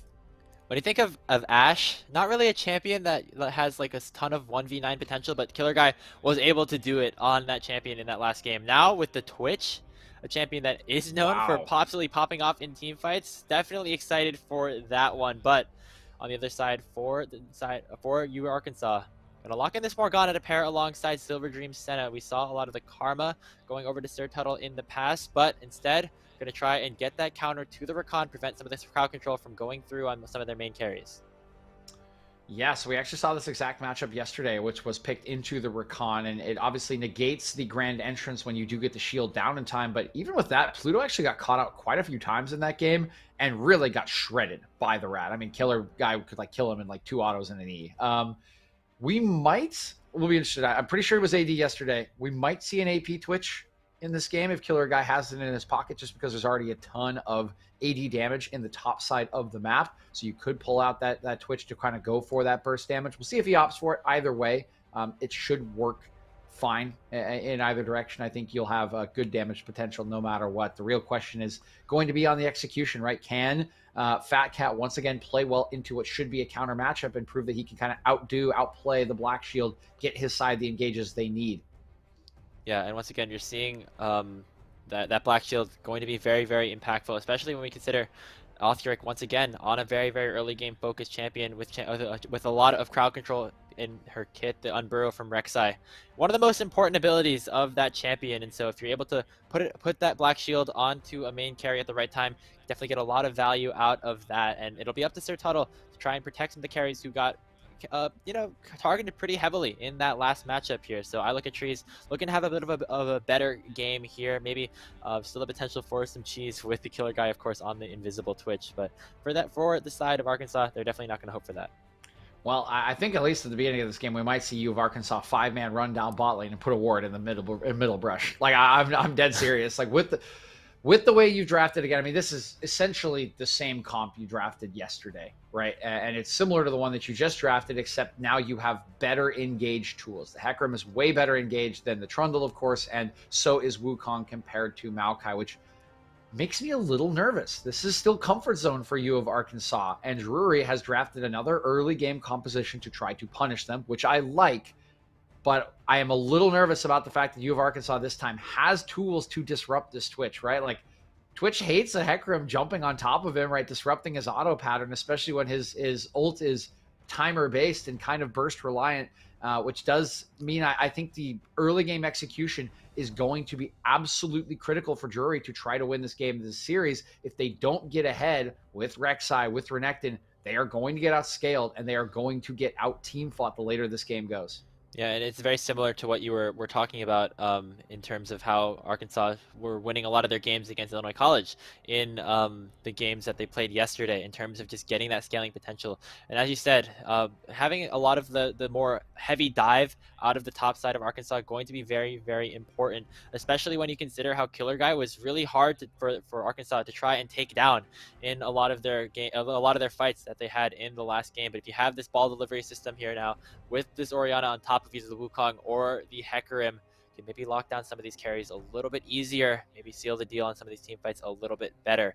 And that will be the key for Arkansas to try and even up the series out, send it to a game 3. Yep, they're just going to want to sit around. They're going to want to scale. They're going to want to get to level 6. So again, my eyes will be firmly on Othric, right? He was the enabler in game number 1, did a fantastic job on the Jarvan. He needs to do it again. He needs to be bold in the face of XOHD, see if he can invade, see if he can get kills. And he has 2 options really to play around this time around. He could go back to mid lane, try to make Lazy Lambo's life hell, get the flash early on, and then gank him repeatedly. Or he could try to partner up with Yoda in the top lane and get an early dive onto the Wukong when Yoda should have push. Either option is a valid one. We'll see what they decide to go for. But we need proactivity. We need early kills. We need an early gold lead from Drury, or we will be going to a game 3. Absolutely, and game 3, as you said a little bit earlier in this series, could be something that we're looking forward to. This is the 6th series that we've had this weekend, and so far the past 5 have all been sweeps. So Arkansas looking to make a little bit of a difference here in this one, as we're about to load onto the Rift for this game 2 between Drury and Arkansas. Just really excited to see how this one ends up panning out. Yeah, it should be pretty an exciting one once again, and excited that Drury is continuing with their early game plan. And a little bit of a hiccup here as we're getting into game. Not quite sure if it's a pause from the players or just a technical issue, but we're used to this, guys, right? We're used to hanging out here on Caster Desk, and you guys can get more familiar with us. And as we say that, we hop back into the game. We see 2 members here actually from Drury trying to set a potential trap. They got the ward as well, so early vision then going over to the Panthers in that regard. Killer Guy going for an aggressive laning strategy here again with the Ignite exhaust bot lane for both of these teams. They know that this early trading in the early game will definitely be crucial. Want to get those extra combat spells, get as much of an advantage as they possibly can. Yeah, the exhaust out of Fat Cat is a little interesting. It's probably mostly for Wukong and Hecarim later when they do come in. Because laning phase, you're not really getting bursted by Senna. The exhaust on Senna, very clear. Twitchell, yeah, let's not do that. One thing I will say is this is an AD Twitch. Killer Guy has opted to stick with the AD build. You see the lethal tempo in. That's your indicator. You kind of have to take Halo Blades with the AP build. So we'll see traditional Twitch. We'll see how they do handle this early laning phase. They've got early position once again. I feel like you can't fall for this twice. There's no way. Arkansas, you can see I look at trees their total. They're playing a little bit further back, maybe a little bit farther away from the wave to start things off. Just making sure they don't fall into the same trap again. As it will just be red side starts for both of these junglers. Once again, starting on the opposite sides of the map, something we've been seeing a lot. These junglers just opting for, not trying to contest things like these scuttle crabs early on in the game. You're underway here for game 2 without that 2v2 first blood to start things off like we did last game. Yeah, this time it is the start that you of Arkansas would have wanted in game 1. Peace and quiet. They can tuck it. They can pull up their extra blanket. They can tuck themselves in. They can crackle the fire grapes. It's all quiet on the front. It's great. It's like a nature documentary. That's what we sound like, DJ, right now. I mean, we do have I Look at Trees here. You know he likes nature documentaries. That is true. Looking at trees. I Look at Trees. If you ever want to hang out, we can watch nature documentaries together. We'll all look at trees. Nature documentaries, they don't really look at trees. It's more like animals, like why, in safari or something like that. I guess there are some trees there. Okay, we gotta start talking about the game here, DJ. Octor goes for a flash play onto Lazy Lambo. Will be quickly answered by the Orianna. So just a trade of summoner spells there. Nice proactivity early on by the Rek'Sai, getting some of those crucial cooldowns on lock. So looks like he's headed straight for the top side as well. Nope, this is absolutely perfect from Othric. I absolutely love this. Early pathing, he takes 3 camps into the gank. He gets the flash. This is 110% worth it, flash for flash with the Orianna. We've talked about it multiple times in the series. Flashless Orianna is very susceptible to early ganks without the shockwave. And when you are on this Rek'Sai, you have the capacity to go back to the lane and punish her over and over again. I want to see him either looking for the dive or looking to make Lazy Lambo's life hell. But the early decision-making from Othric is right on par for the script that Drury needs. And it looks like they're going to be looking again. Here comes Othric looking for Lazy Lambo. Doesn't have much mana. Going to land the knock up here. Baymax going to follow up with the gravity well to stun up the Ori. But Othric took one too many tower shots. Baymax will get the kill and will barely survive in the 1-for-1. But Lazy Lambo punishing the early aggression coming out from Drury. This time a more even trade. Oh, and he actually gets first blood, so it's a little bit worth it for Lazy Lambo, but man, it's just an auto away. An auto, one, positioning away from Othric having just a perfect opening 4 minutes. I mean, that's literally the perfect opening Rek'Sai script for this game, and at the end of the day, probably even a little bit worth it for Lazy Lambo, but I still love the aggression, and I love that they understand what they need to do in this early game to win this game too. Yeah, Othric has just been a menace on these champions like the Rek'Sai, going for straight gank, straight aggression. We've seen it in a lot of these games so far out of the Drury team, and this is how they want to approach the early game. It's how they won game 1, how they're looking to win game 2. As the bot lane here, not as snowbally as it was in game 1. We do see Lazy Lambo go for a bit of a brief roam to just make sure that I Look at Trees and Sir Tuttle are in a good spot. Killer Guy still has a decent CS lead, but the wave crashing in, I Look at Trees will probably be able to even most of that out. Yeah, CS rarely a concern when you're playing on Senna. The Soul's more of the concern. I mean, you want to CS well, and I Look at Trees has been doing so, but you know how it is. It's Soul Town. Yeah, and you're just, it's a very slow grind early on for the Senna. Just get the souls, get ready to scale up into the late game, and I Look at Trees gonna be happy with doing just that. I think if you just go even in lane, definitely a win for your side, especially considering how the Killer Guy was able to get so far ahead in that last matchup. Still even in gold, still even in kills, as we're just a little bit more of a slower approach, but the Ocean Dragon actually started up by Drury early on in this game, as there's still priority around that bottom lane. Yep, early push from Killer Guy with the Ignite, with the extra attack speed, will push in. And of course, Othric, just a way stronger jungler at level 4 right now than Exod is at level 5. But he's getting towards the level 6 mark. That's when we'll see Exod get a little more active, of course, with the Unstoppable Onslaught. But I do like, again, Othric playing out the script correctly here with the Rek'Sai. Get onto that early Drake, start the soul stacking so that you can still be a threat of Dragon Soul as the game drags on. Absolutely, and that's what snowballed Drury ahead as well earlier on in this last game. Yoda and Silver Dream up in the top side.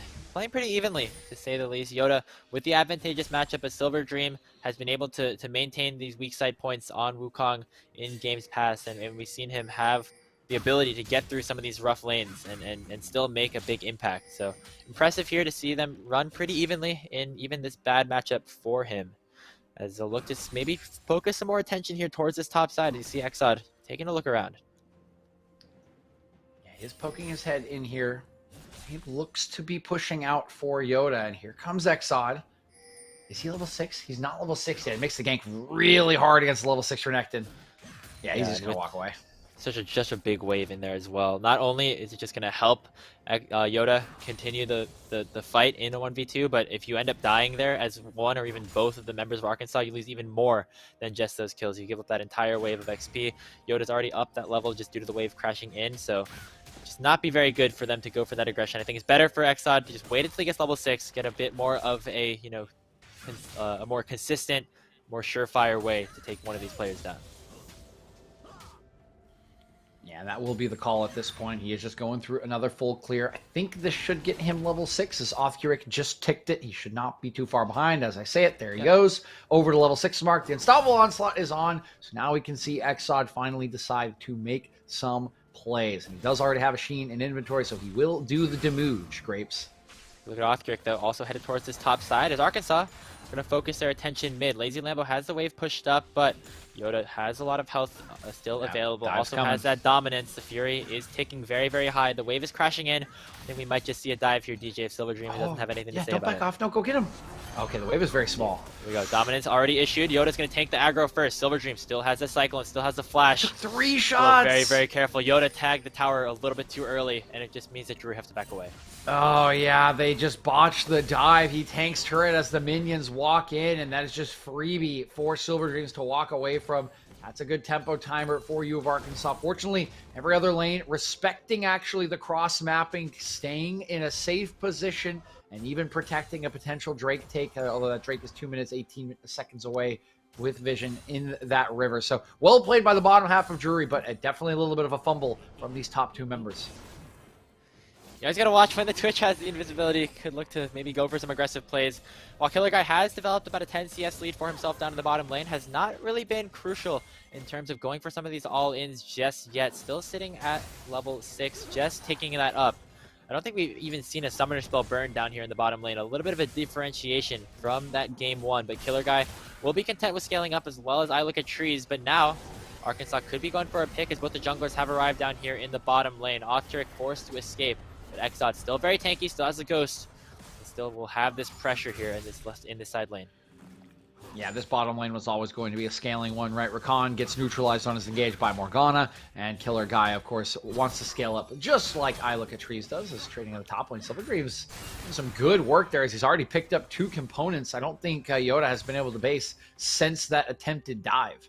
Yeah, and he's going to get another wave crashed in. It would be very hard for Silver Dream to get a sort of dive under tower against this Renekton, but it's nice to see him, continuing to exert this pressure in this matchup, staying even in CS, and that just means that he's going to be even more powerful come some of these later game team fights. Yoda, of course, on the Renekton still has the potential to do a whole lot of frontlining as well as the game progresses, but in the mid lane, Flash again coming forward from Octeric. There comes the ulti, and the Rek'Sai will get another kill onto Lazy Lambo's head.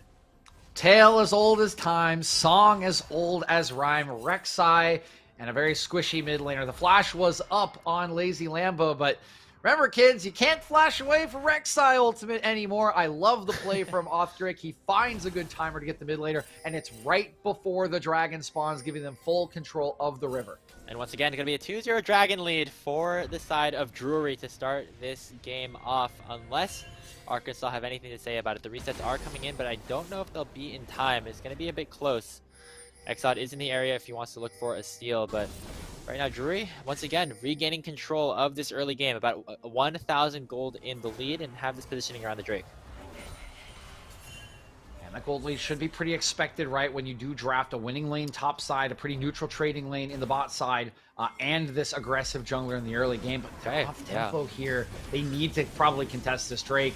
But Offcuric is... Wait, I can't even... Oh, there he is. Okay. Silver Dream loses Drake. Yeah, Silver Dream went down to make it a bit of a 5v4, and because of that, It will allow Yoda to pick up a lot more of the CS and get some plates in return for the Dragon going down. So a bit of a trade in terms of gold. You can see how Yoda has just eclipsed the side of Silver Dream in terms of gold, up about 700 now in that regard off of that play. But it is a Dragon stacking stop. Drury headed over to this Rift Herald as 5 to take it down, trading the objectives on the other side of the map. Silver Dream stopping the recall there of Yoda. Maybe he was caught shopping a little bit, but won't matter all too much. Objective picked up. Drury still have the lead, but they wish they had that Dragon as well. Yeah, I think the RNG actually going to do Drury some favors here with their decision to drop that Drake, right? When you are playing this early game comp, when you are playing a Rek'Sai, usually Drake Soul, one of the better options to try to win the game as the kind of scaling comes in later on. But a Cloud Soul would probably not have been the prize they were hoping to get had they invested resource into the Drake. Meanwhile, the Baymax. Exide looking to get involved here in this game, and he will do so. Baymax falling for the first time in this matchup. Killer Guy going to get that tower on the top lane with the use of that that's going to open up the so dive top more or bottom. gold provided up here, but with all the resources topside here for Drury, Arkansas was looking to get something else in return. On to Yoda. Is very tanky, but still fighting a 1v4. Here comes the wave. Here comes the dominant shockwave as well as Yoda still healing up for a little bit. The slice and dice will buy some time, but not enough. Exod gonna get the final kill, but here comes that Void Rush from Off-Turret, gonna pick up the return. Now still in a bit of a tough situation. Tunnel is pretty low, but take a look up top. Silver Dream is trying to fight this 1v2 against Killer Guy and is currently winning the battle. One more auto will secure the kill onto the Twitch, and now Fat Cat is forced to flee. Silver Dream showing he can win these 1v2s time and time again, and one more charge forward will almost certainly seal Fat Cat's fate. Silver Dream now 2-0. Oh, and that is just devastating if you are Drury. A huge win for U of Arkansas. It's a cross-map win, which should not happen. They go up to the top side to dump gold into Killer Guy with the Rift Herald they just earned. And that's going fine, right? They get the first turret. They're pushing down on the Silver Dream. But in the meantime, Baymax gets a little greedy trying to clear out vision, not respecting the fact that his jungler, his team is elsewhere. He gets caught out. That opens up the free dive onto the bottom lane, which is executed pretty decently, while a trade comes back. Off-Trick still goes down, and then losing the 1v2 topside is an absolutely crushing blow. That's where you invested in. That's where you put your resources in. And to lose that as well means that this gold lead is now dead even after the 1K, or essentially dead even after the 1K lead for Drury, and U of Arkansas is way accelerated on their scaling game with the Senna, with these members reaching some critical item spikes and level spikes. Yeah, you can take a look at the gold graph as we speak. It's peaking a little bit at around 2K, but Arkansas has made their way back into this one. Turret plate has fallen, which means that Killer Guy will not be able to get any additional gold off of this objective. A lot of attention still around this bot side. The Dragons have been pretty important and impactful so far in this early game. We have that next one coming up in about 2 minutes. That Cloud Drake definitely going to be useful. Yoda up on the top side, looking to trade a little bit. Now actually losing out the Silver Dream, who picked up the 1v2, has that mythic item advantage. So we'll just have to bide his time, wait for some of those itemizations to come back through, as we will wait for another fight to begin. And what a boon Silver Dream has been on this Wukong. I mean, we mentioned it yesterday. Turning around 1v2s, 1v3s, buying time. He does it here again today, Grapes, and it has netted his team so much. They still might not be ahead in gold, but that belies the composition, right? They were down 2K to this early game comp from Drury, which you would expect. Now they're scaling. It's starting to come online. You can see Senna, 1.5 items, already got boots, mythic items nearly across the board. Like, this will get better and better for them. And that gold lead, or that slight gold deficit, does not belie their current strength in the game. Absolutely not. It belies it. And the scaling on the side of Arkansas obviously certainly is there. The 2v2 hasn't really been a big factor here, but it might just change right now. Killer Guy looking to go forward with the spray and pray, but it's going to be forced to Gale Force away right into the root. Dawning Shadow coming forward as Lazy Lambo has arrived at the party as well. Off-Trick going to try to make some sort of trade. Going to use the Void Rush to get away from the Shockwave and will pick up his 3rd kill of the game. But look at the teleports. They have been unleashed and they're coming forward. Fat Cat falls to I Look at Trees, and Exod kills Off-Trick in the process. Baymax is here to try to look for some sort of return, but going to be a bit hard in this 3v2. Tower is on the menu potentially for the side of Arkansas, with the Dragon spawning as well. Yeah, it should be. You still have the Cyclone from Wukong, which means it's really risky to stay under. There he goes. Okay, there he goes. Knocking up Baymax before the wave even arrives. There's 1 kill and there's 2. Baymax gets 1 on to the Wukong in return. But will not matter all too much as they get the successful dive. They have the priority around the bottom lane. Arkansas taking control. Yep, still worth it as you do shut down Killer Guy. Once again, you should take his turret as well. That's the protection, and already spawning is Lazy Lambo to answer this tier 2 push. Yoda should get the tier 2 turret, which is a nice open lane, but again, you gotta... Wow. Okay. Lazy Lambo maybe stepping a little bit too far here. Yoda definitely winning out on these trades if he's able to get one more dash or flash in onto the Orianna. Still has that summoner spell available, finally going to use it, breaks the shield with the W, and secures the solo kill. So a big influx of gold going into the Renekton as well. Yoda will go for the back, and the rest of his team will end up picking up this second dragon with the priority in their favor down bottom. Yeah, that's a nice play from Yoda, right? The timer just not quite in the favor of you of Arkansas. Is he going to go for this? Exod No is way. very strong. 2 levels up on Octric, has a whole lot of health and a whole lot of damage, but he is going to get exhausted here by the side of Fat Cat. He steals the dragon away. That is all that Arkansas wanted. I look at Trees now, has to try to get away from the likes of Baymax after their jungler pulls off a bit of a highway robbery. Octric continue to look for the chase. Black Shield onto the hands of Sir Tuttle, but it won't get him away from the auto attacks of the Killer Guy, be forcing to use that flash to escape. But wow, XOXG just ran in there and took it away. Yeah, he does just kind of run in and take it, and now that's 2 Drakes for them. I'm interested in what the reasoning is there, right? It is just Cloud Soul. It's only the second Drake. It's not necessary for them to get a Drake Soul to win the game, in my opinion. So clearly, though, a high priority on it as Exod was willing to sacrifice his life to keep it away from Drury. Regardless of the results, he does get the Drake. He does slow down that stacking at the cost of his own life. And again, they can just continue to scale up here. The one little part of this that does still, the option that does still now exist for Drury is that top lane is wide open with the tier 2 turret already down. Good work by Yoda, even on the cross map, will give them an option even as this game progresses for a kind of smash and grab team fight win into teleport top lane. We'll see if they're able to pull this one off. Might get a bit of a Renekton flank preview here as Yoda looking to try to contest the blue buff of his jungler.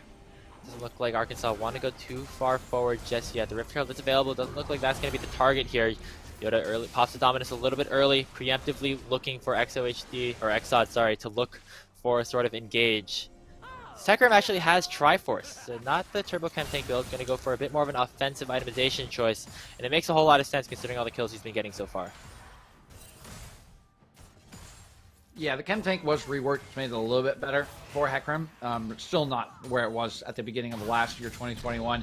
And it's more fun to play Hecarim with damage, let's be real. Oh, of course. You just one-shot people. We've seen a decent amount of that so far as well. I mean, Exod has had a fantastic game, fantastic turnaround to say the least on this Hecarim, up about 50 CS as well, or 60, sorry, against Ocuric here, who's had some early game plays, but Exod has made some of his own as well. Hecarim definitely going to be more impactful come some of these later game team fights when you compare it to an early game champion like this Rek'Sai. So getting it ahead, getting it scaled up, always a good thing. Oh, going for the Rift Herald as well. Octric still very, very squishy, but does a decent amount of damage. Dawning Shadow will get dodged away from, but Exod will finish off the kill onto Octric. Teleport's coming in. Lazy Lambo with the flash shockwave over his head. A critical play will yield an incredible result for Arkansas as Silver Dream will finish out the final kill as I Look at Trees takes down Baymax. 4 go down just for the life of Lazy Lambo. Big fight win to Arkansas. And that will be the straw that likely breaks the camel's back here for Drury. What a shockwave from Lazy Lambo. 4 kills in. That's going to be the mid lane turret with the help of the Rift Herald. They'll likely get 2 out of this as well with the second charge. And now with the map in their favor, with the scaling fully online, Senna's going to go back and buy 2 items.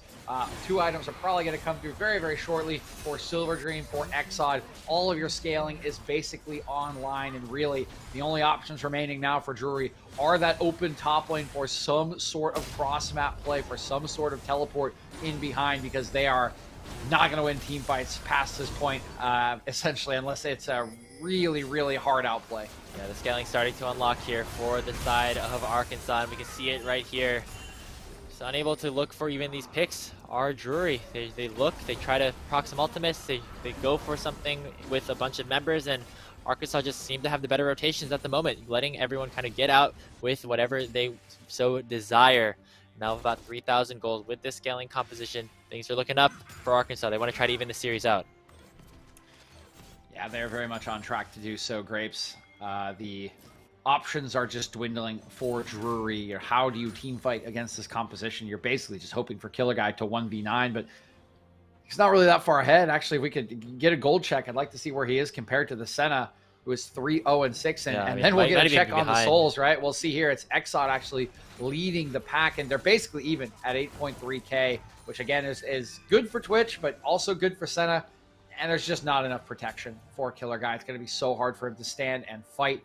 If we can get a check on those Souls, that's 54. In the next 54. All right, 54. That is that's pretty solid for 20 minutes. And again, it will only get worse as this does progress. So the team fighting option is just way better for U of Arkansas. They can wait around for these objectives. There's one coming up in 14 seconds. There's no way. Well, there's one up right now. Sneak it. I love this call. They know they're in trouble, Grapes. They're going to go for this. They're going to try and sneak it as the Drake's coming up.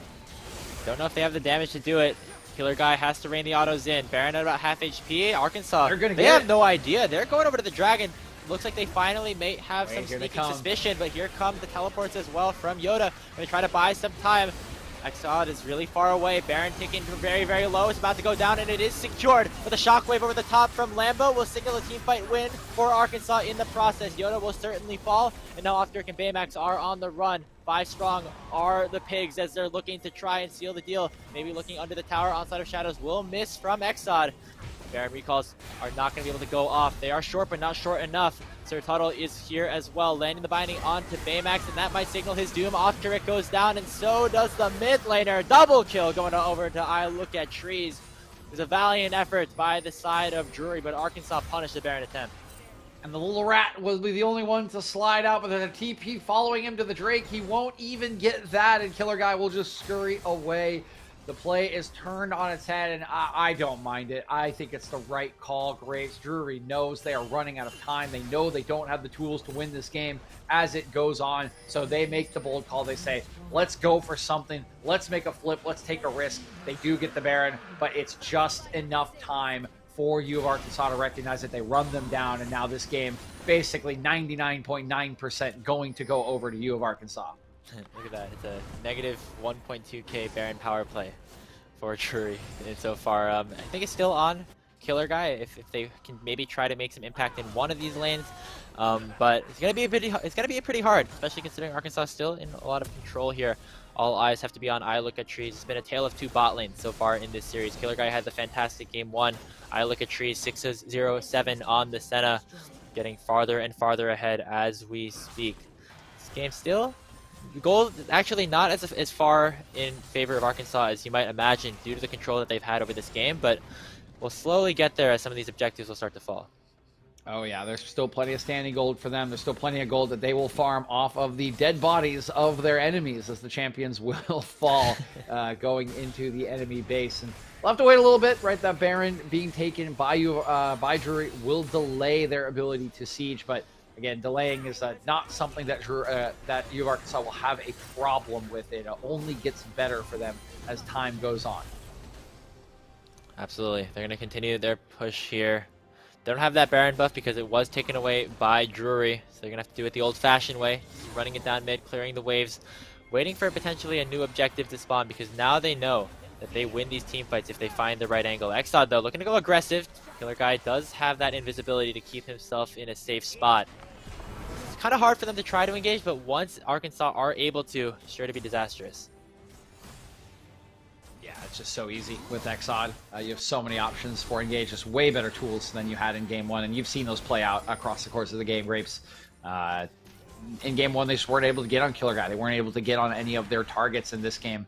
It's just been a lot easier, and without the early kills on I Look at Trees, Offtrick spending his time in mid lane, which I didn't mind, right? I thought it was a good option for them. Without being able to shut down the Senna, I Look at Trees has just had a absolutely classically beautiful Senna game. And Shockwave, landing onto Baymax, chucking him out very heavily, has to flash away. So Tuttle is a little bit low. Look at Fat Cat onto the backside. Offdirk gets the first kill of the fight. Killer Guy looking to rain the autos in, but he's just too far behind. 3 levels down to Exod, and he'll be the one to finish him off. I Like a Trees now fighting this 1v3 and getting a kill in the process. A double kill now onto the Horsey as he's looking for more. Chasing now Offdirk for the triple. Could he look for Can we get him the Penta? Silver Dreams is here, knocking up Fat Cat. Will be the one to finish the kill up onto the Rakan. Exod raining in the final auto attacks here onto Yoda, who heal up a little bit, but not enough. The ace comes through. Arkansas in complete control. Yeah, and this is exactly what we've been talking about. I mean, that was about as well as that fight could have gone for Drury. They split up the fight. They got a pick onto Lazy Lambo, right? It was looking just fine, but it doesn't matter. The scaling, the wallets, they're just way too big for U of Arkansas. They literally just walk around and basically run down the enemy champions with their abilities, with their range. And now with the base broken open, it is just a matter of time before we see the Nexus fall, and we will get our first full 3 games of the weekend, Grapes. Definitely. I mean, that'll be exciting. A one-game winner-take-all sort of style here, and then both teams have shown their strengths in both of these games. Of course, Arkansas still has to close this game out before we can send it to that decider, but it's looking very, very likely for them right now. You look at Killer Guy on this Twitch. Only has 2.5 items completed, which doesn't seem too bad, but really was not able to do too much in that fight. We saw him hammering away at Exod through that whole thing and barely took him to below half HP. Yep, Sterix Gauge is a hell of a drug when you are a bruiser, and the Twitch doesn't have any armor pen yet, so he's going into 2 items. I think he just picked it up in the last base, and just makes it so hard to take down this kind of tanky champion, even semi-tanky. And it's hard for him to even get, that was his first chance, like, really auto, right, in the game. He actually, like, got a decent flank, but the range is just going to get even worse for him. I mean, he's not even going to be able to look at trees at some point without getting like auto queued and just losing half of his HP. That is just the nature of what we've picked here, and that is the nature of U of Arkansas strategy in this early MEC season. You got to be able to punish it early. Seen it once, we'll have to see it one more time if Drury wants to win. As Exod, he's just going to chase them all down. Yep, gonna be a pretty easy kill here onto Othkirk, who has not been very strong ever since the early game. Yoda does a decent amount of damage over to Sir Tuttle, but it's not going to matter too much. 2 dead on the side of Drury. Arkansas going to pick up this Cloud Soul, maybe even a little bit more. They have their eyes set on potentially some more objectives. See the rest of Drury pushing towards the mid lane, trying to get something back in return. But I don't think that's going to signal much of a comeback mechanic for them. No. No. They need an open base at this point, right? The objective bounty is nice, but it's nowhere near enough. I mean, to win this game, you would need a miracle fight and a wide open base. Even if Drury won a fight at this point, with the way the lanes are pushing, they probably would not be able to push in. Take 2 turrets and inhibitor. Wow, that's gets chunked out pretty heavily. Silver Dream has to go for the ultimate on the Killer Guy, but he will get flashed away from Exod over the wall. Will finish the kill off onto the Twitch, and down goes Fat Cat as well. Exod now dominating on this Hecarim, 10-9, virtually unstoppable, as he will speed his way over to the Baron Nashor to pick up his second worm of the game. You know what this game made me think about, Grapes? Yeah. I started to think, what if, like, in a soccer match, you had one team that's like the early game composition, and they are normal, right? So you start playing the game, and you're fully fit when the game starts, and then as the game goes on, you get tired, right? Yeah. But on the opposite end, the other team was a scaling team, and they were actually tired at the start of the game, and they Benjamin buttoned as the game went on and got faster and faster, stronger and stronger. You find as many ways as possible to talk about soccer, don't you, DJ?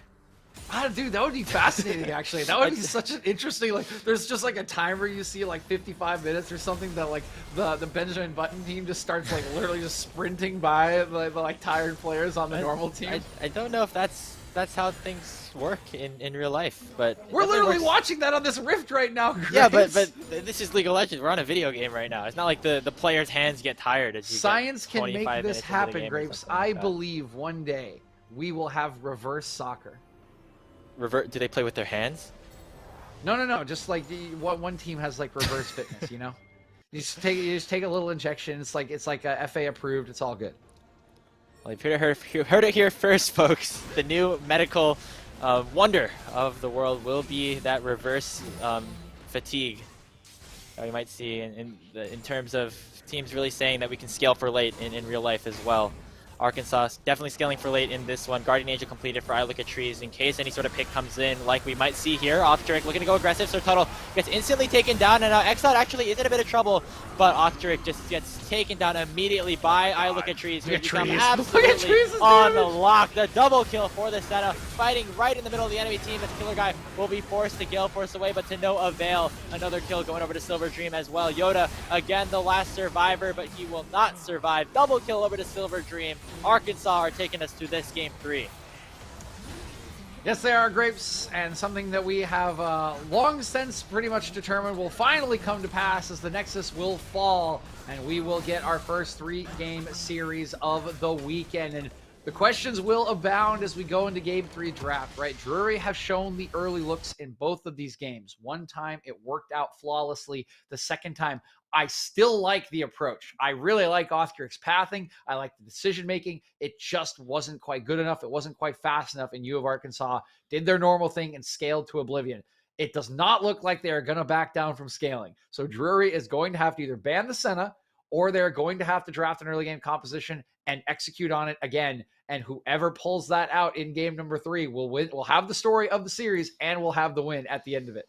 Yeah, I mean, it's really a tale of two different teams in terms of how these guys want to play it out. We saw, once again, Drury, their strategy worked in the game 1, game 2, not as much. And I think a lot of that also just came down to how the bot lane matchup ended up working out. I look at Trees and Sir Tuttle were able to sustain themselves a lot easier in that laning phase without giving up that early 2v2. So got to take a look at Killer Guy down there in the bottom lane, has to get some more early advantages for themselves, as well as Othkirk impacting the map a little bit more, and maybe with a little bit more scaling than he might have had there on that Rek'Sai. Yeah, it's hard to say, right? I still like the Rek'Sai. I like the approach. It just didn't quite work out for them. You can even see it in the first gank, right? He like goes to the gank, he's got it right, and he just dies to the second turret shot. Yeah. So I'm with you, Graves. There could be other options. They could try and go back to the Jarvan if it's not banned, but I think the approach is right from Drury. The question is whether they can execute on it and or just get rid of the Senna, because that's all I have. I look at Trees has played. Yeah, and we'll see if they make some adjustments like that, or if Arkansas will be able to secure this reverse sweep. We're going to take a quick break as we get ready to load onto the Rift for this final game of this series. We'll see you in a bit.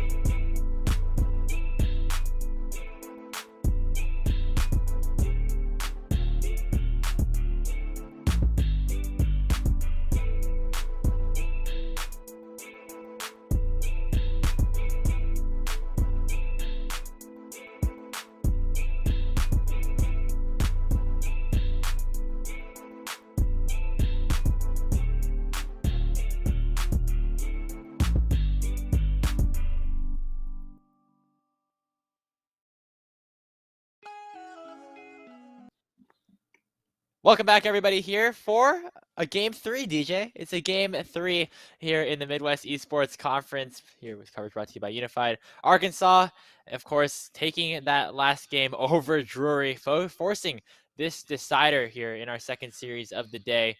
Once again, talking about what we might want to see out of this draft for Drury. It's been all about the early game. For Arkansas, all about the late game. My big question here is that Senna still going to be left on the table for I Look at Trees? Yeah, I think that is my big question going into this game. He's played it in 4 consecutive games. Arkansas does not look like they're going to back down at all from hard scaling, and there really are very few champions that outscale Senna. I mean, it's pretty much infinite with the souls as the range increases, the damage increases, right? Like, there's some others, but I mean, Vagar is one of them. But I mean, Lazy plays that, so good luck. So I feel like it's going to be hard to outscale unless you ban the Senna away. And so your two options are get rid of it or attack it like you did in game number 1. And we've seen kind of what happens when you do successfully, and we've seen what happens when you don't successfully. So the choice is up to Drury. I think either is fine. It's just about which way you want to go and then executing on that plan. They have seemed more comfortable going for the takedown option, which means they need to spend some draft capital if they do want to leave it up to make sure they can get on top of it. Absolutely. That's going to be the big thing that we have to focus on here as draft will be starting up in a couple seconds. It'll be interesting to see if either side decides to switch up in terms of the side selection for the draft. I think both if it went over, swapped over in that last game. So we'll see what happens here for game number 3. But there's a lot riding here on this game. I think getting that momentum for either of these teams will be pretty huge for Arkansas. Starting this season off 2-0, definitely going to be valued. And if you're the side of Drury, going down 0-2 early on in the season, this early, obviously not the best thing. Sure, you have some weeks to go forward, but always feels good to get that win. Yeah, it would feel really good to get that win, right? Particularly how yesterday went against GVU. You want this second series, you want it in your back pocket against someone that you've already shown you can beat.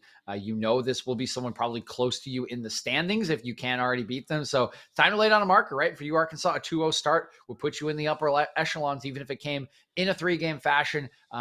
It would be a pretty nice start, and it would be a good indicator that punishing their scaling drafts might be difficult for a lot of people in the MEC. We'll see if they end up doing that as we have loaded on to the draft for the final game here between the University of Arkansas and Drury University. Final time we'll be seeing these teams this week, but definitely not for the rest of the season. As once again, Arkansas going to be taking that blue side, Drury on the red. This was what we saw in game 1 when Drury ended up taking that game. So it's always something interesting to keep in mind as we load up this draft. Diana once again being the first one off the board. Don't want that in the hands of Othkirk. Yeah, the Diana once again will be off the table. That has been the first ban in all 3 games. They just do not want it to go over. They do not want AP and then AD options for the solo laners. See what the options are for Drury. The Poppy is hovered. Again, this was Exod's favorite yesterday. They took it away after game number. I think they took it away in game 1 too, as well, if I'm not mistaken. So they'll take that one away. Again, we're still Senna waiting room here to see what the decision is for these bans. So hurry up with the bans. Also have Killer Guy on the other side here for Drury. Let's wonder to see if the Ashe will get locked in again or will get taken away. Just a lot of question marks here in terms of what these teams want to do. Again, once again, Arthuric going to be targeted here with the Jarvan takeaway here, DJ. So looks like the jungler here for Drury getting a lot of attention, but might leave some options open for the rest of the players. Yeah, he was just too good on that Jarvan in game 1. The real thing that kind of crushed the Senna composition in general, so they will take that off the table. I mean, they're angling for it. We knew this was going to happen. The Vagar is the hover. They will take it off of Lazy Lambo's hands, and now this is the big question. All right, what do you ban away with your third and final ban? The Ashe is the takeaway from Killer Guy. Arkansas doesn't want anything that succeeded in game number 1 on the table. And there it is. The Senate will be banned away. They will force I Look at Trees onto something else, and maybe we will see a different look from Arkansas. Yeah, something that we haven't seen a lot of I Look at Trees, anything that's not Senna. You'd have to imagine that would have been the first pick for this team if they ended up not getting through the ban phase. But instead, they'll have to focus somewhere else, and it will be that Victor lock-in for Lazy Lambo. I believe this has been on Baymax for the past 2 games. So now getting the priority around this mid lane pick might show a little bit different success here for Arkansas. Yep, the Victor does go over and has been Baymax's preferred side of the Victor Corki trade that's been going around the early season. And we'll see if he can play the other side. I would hope so, considering I think the other side is the better side. Also, with a Caitlyn would be really nice. It's a lot of range. So we'll see if it does come in this pick or later on. But you've shown your AD carry. You can just counter the mid laner.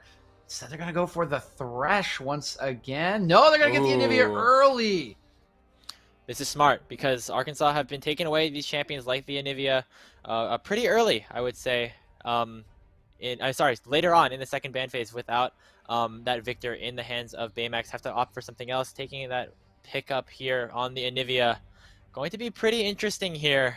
We saw Anivia a couple times yesterday to varying levels of success, and I'm excited to see how it's going to be able to do here. We see Silver Dream back on the Wukong. We're going for straight power picks here with both the solo lanes locked in.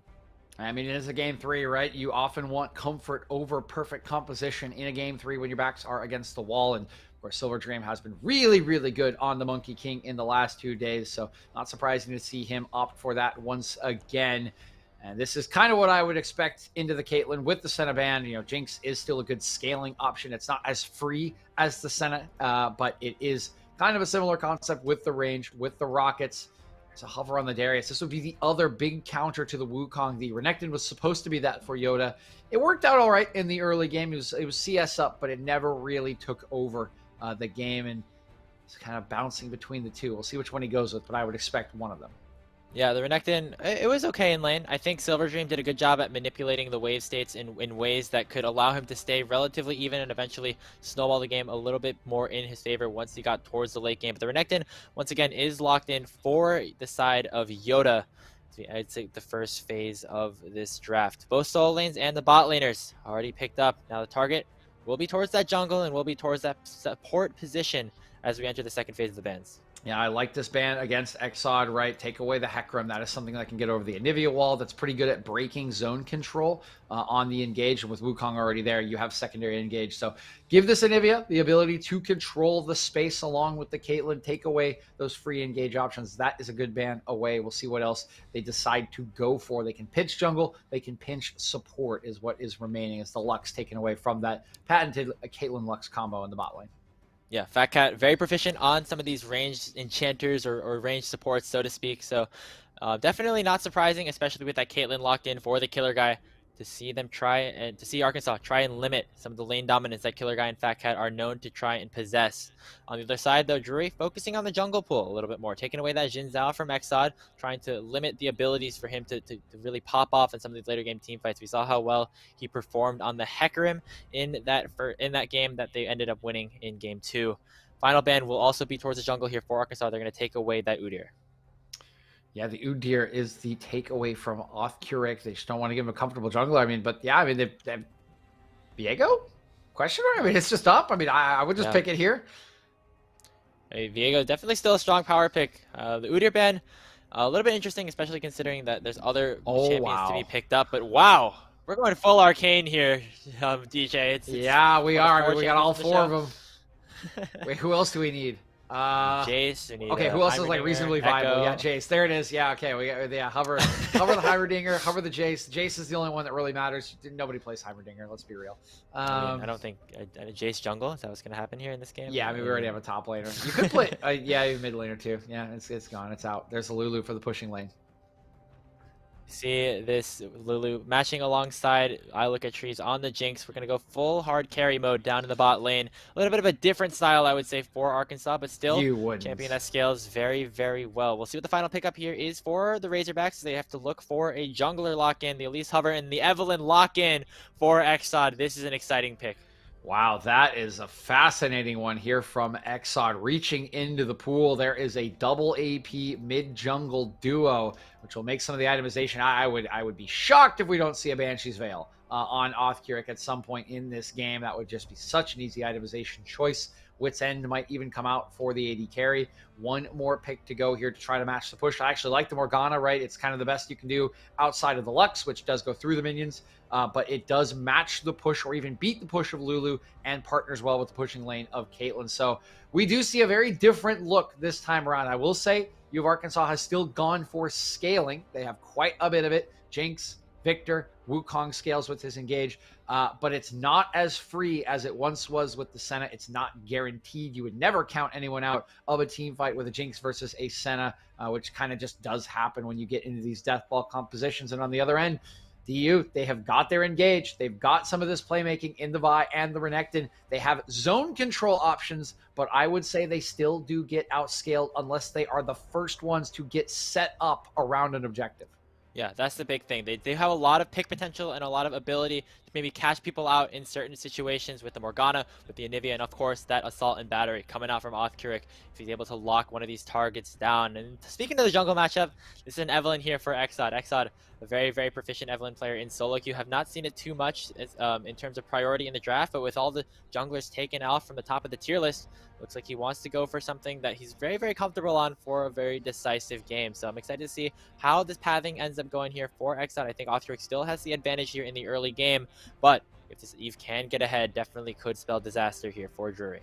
Yeah, Othkirk should have more playmaking potential. That being said, Vi is still a little bit tricky to make plays on. I mean, you can easily flash away from her combo, right? And without the R, it's very hard for her to chase down. So the level 6s are important for both of these members, but Evelynn, it's real hard. it's very hard to burst someone down without a lot of farm and without your ultimate to get out of a situation that you might not like after you go in. So I think we will see some power farming to begin, but maybe Othkirk will prove me wrong, right? He has been a super aggressive jungler in both of these first 2 days. He loves to play things like Rek'Sai and Jarvan. We saw how good he is at engages. Maybe he can find some early angles to get onto Lambo, right? To maybe even go down to the bottom lane, although that would be a little bit harder with a Lulu, and try to vault Drury ahead in the early game once again. Yeah, and I think target towards the mid lane once again for the side of Drury in terms of where they can look for any sort of potential ganks early on. Othkirk has gone for some of these like early level 3, level 2 ganks, especially towards the mid lane, and against an immobile mid laner like Victor, could definitely be a possibility, especially considering Baymax on this Anivia has a lot more ability to kind of survive through the egg if anything sort of goes awry in 1v2. But definitely a lot of options here. Obviously, still take a look at Yoda on the Renekton as well as an option for Othkirk to look for. But once again, the jungle matchup still tells the story as the rest of the series. Othkirk looking to make maybe some of these early plays before Exod is able to capitalize. Yeah, it's going to be big about the jungle and what Othkirk can do and what he decides to do, right? They can just kind of wait and let Anivia get some mana, but topside dive would be an option. So he does have his pick of the litter. Again, I would expect bottom lane mostly to be covered, not ganked. Hard to gank into a Morgana shield, into the Lulu disengage. I think the action, if any, will be around this top side. Otherwise, we'll be waiting for full clears and we'll be waiting for the level 6s. And at that point, your eyes are firmly on the junglers who have all the tools to go into a lane and to absolutely ruin someone's day. Yeah, absolutely. And I'm really excited to see how this matchup goes on. But before we do, DJ, I want to talk a little bit more about this bot lane matchup. We saw Caitlyn a little bit in the series that we just had between Ohio Northern and Purdue Northwest. Reaper, I think, was the one on that pick. And it's normally a champion that's supposed to get this early priority, get the early laning stats against against somebody like this Jinx. But we saw with some of the support matchups that ended up happening as well, really was not able to ever get ahead. So Caitlyn hasn't looked super good today in terms of champions down there in the bottom lane, and I'm excited to see if Killer Guy, a player who is known to be pretty dominant in the lane, will be able to push some more advantages here. Yeah, they are going to establish early control of the bush with this 5-man stack. So you can see some resources already invested. And I do like this, right? Like what we saw earlier from Reaper was a distinct choice by Ohio Northern to try to impact the top side, even with the Caitlyn. I'm with you, Grapes, in that I think that is a bit weird in that normally when you're taking a Caitlyn, you want to path down to at least cover the lane so that Caitlyn can do her thing. Push forward, get poked down, take turrets. I feel like if you're going to path away from her, you just pick another champion, right? That doesn't mean you have to gank the Caitlyn. It just means that the Caitlyn and Killer Guy need to feel comfortable enough in their wave position that they can kind of relentlessly push the lane, which is where we get the concept of you path down to the Caitlyn lane. It just gives you safety in the early game and knowing even if they gank me, we will turn the tide. So I expect to still see it, but I don't expect ganks to come through just because of the nature of trying to gank these bottom lanes. But speaking of, I mean, this is just a straight takeaway on the red buff. They should know this is happening, so we might just see a split map here. And split match, definitely not a bad thing for the side of Drury, especially considering the Caitlyn Morgana having a lot of prio early on, like theoretically at least. And so we'll see what Othric decides to do after taking away the red buff. Exod not running straight over to the enemy red, instead going for that Gromp take, and so will Othric. So still not sure if Othric will try to commit for the 3 buff or just, you know, settle for this vertical jungling, this split of the map. But either way, a bit of an interesting start to start this game 3 off. It is interesting to see this split map. We haven't seen split mapping in quite some time, and it does very much favor the Caitlyn lane, right? We talked about pathing down. Well, this accomplishes the same thing. You know that Evelyn's on the top side. You know she can't come bother you, so guess what? You just get to shove on up. You cannot die. And this is what we see as level 2 comes in. Trap. Yep, Killer Guy gonna get the trap on top of the binding. Seer Tuttle already taken very, very low. We forced a flash away. I look at Tree's taking a bit of an extra shot there as well by stepping on that trap, so some added poke damage given over to this Kate Morgana lane, getting a lot of early priority as they are just continuing to rain havoc in onto this Arkansas bottom. And now you see why you pick Caitlyn and why it is annoying and why you path towards it. And we also see there in that trade why Renekton is good into Wukong in the early stages. So things going very well in these 2 winning lanes drafted by Drury. And as we mentioned, they want to be ahead in the early game. They're not as out of options this time around. If they do kind of let the game drag on, they still have a lot of zone control that can be useful around objectives, but it is very a lot more difficult for them to team fight straight up against Arkansas's comp still in this game 3. Just barely gets it. Not even close there for Othric, who was able to secure both red buffs as well on this early clear path, and now Exod might be in a bit of trouble as Baymax has priority around the middle lane. But taking a look back towards this bottom lane, I look at Trees, already chunked down dangerously low, has no more potions, still has the heal. But still a very oppressive laning start for the side of Drury. They're getting the advantage that they want in this early game. Yeah, it's just that 300 gold still waiting for any sort of first blood. But as you mentioned, Grapes, this is exactly how Drury would have wanted this game to start with their draft. And it would have been expected from you, Arkansas. They know that this top lane is losing. They know that this bot lane is losing without any intervention. And this mid lane, largely just a farm lane if you're just going to stay safe unless jungle intervention does come. But before Nivea really gets her ultimate and some mana, it can be tricky to still gank the lane. So I think everything kind of playing out as expected. It's just where it starts to break and whether this bot lane can really break the bot lane of you, Arkansas, with the pressure they've been given. Just about a 10 CS lead here for the Killer Guy and Fat Cat. Down here, we see Exod around the area, just channeling that recall, so allowing another wave to crash in is Drury. Doing a decent job at trying to deny a lot of the CS as well, keeping the wave in as much of an even state as they possibly can. Just makes it more and more oppressive as we keep going through this game. It's nicely done so far by Killer Guy and Fat Cat. They've got the wave in a good spot. They're forcing recalls on this wave. See, wow, Tuttle's not even going to complete his. He has to protect the recall of I Look at Trees, and this is a very positive start for Drury. It's just laning again, but this does add up. I mean, look at the CS difference from the junglers and what Othric has been able to do with the pressure from his lanes. Absolutely, and for a champion like Exod on these Evelynn, getting these early levels, getting these clears as fast as possible is so important, especially on a player like Exod who's known for his Evelynn play. And it's just snowballing him further and further behind in this early game as this advantageous jungle matchup with the Vi. Definitely going to be important as Othric also now making his way over to the Dragon, securing another crucial objective here for the Panthers. Yep, good early game pressure leads to first Drake. Again, I think Arkansas will be fine. They have the way they pick the scale, they'll be fine losing the first Drake in pretty much every game they play, but it is something that you just should take if you are winning the lanes, if you are pressuring the lanes early on, and it is a good start for Drury. We'll see if they can chain this one into a bigger threat of Dragon Soul than they did in game 2. Still on the table. The next one will be that Hextech Drake up obviously in the top left corner. A bit of a bug, I believe, but it's due to the new season. But right now, gold in the hands of Drury, right? Up about 1k. And we're seeing significant laning advantages in both the top and the bot lane. We saw Yoda go pretty even against Silver Dream's Wukong in game 2. Definitely has been able to capitalize a little bit more on this matchup now that he has maybe a little bit more space to work with. I do have a little bit more breathing room, but it might get a little worse. I mean, look at the buys coming through here, Grapes. I was kind of waiting to see the recalls complete to see what they we're going to get. And while there's breathing room now because of the recalls, like, I mean, it's a pickaxe to 2 long swords, right? We got double amp tome in the mid lane to 1 amp tome and a crystal. We got 2 iron spike whips in the top lane. I mean, the only one who really got the buy he wanted on the side of Arkansas was Silver Dream, getting that sheen. And we talked about the sheen gaming yesterday, of course, but this is just the items really showing how well this early 4 or 5 minutes of the laning phase have gone for Drury. Yeah, and this is exactly what we wanted to see out of them, of course. We saw them get the early priority, winning side lanes. Need to get these early leads, secure some early objectives. But for Arkansas, nothing that they have not been able to handle before. They still have the ability to come back in this game. It's basically still anybody's game, maybe 50-50, so to speak, at this point.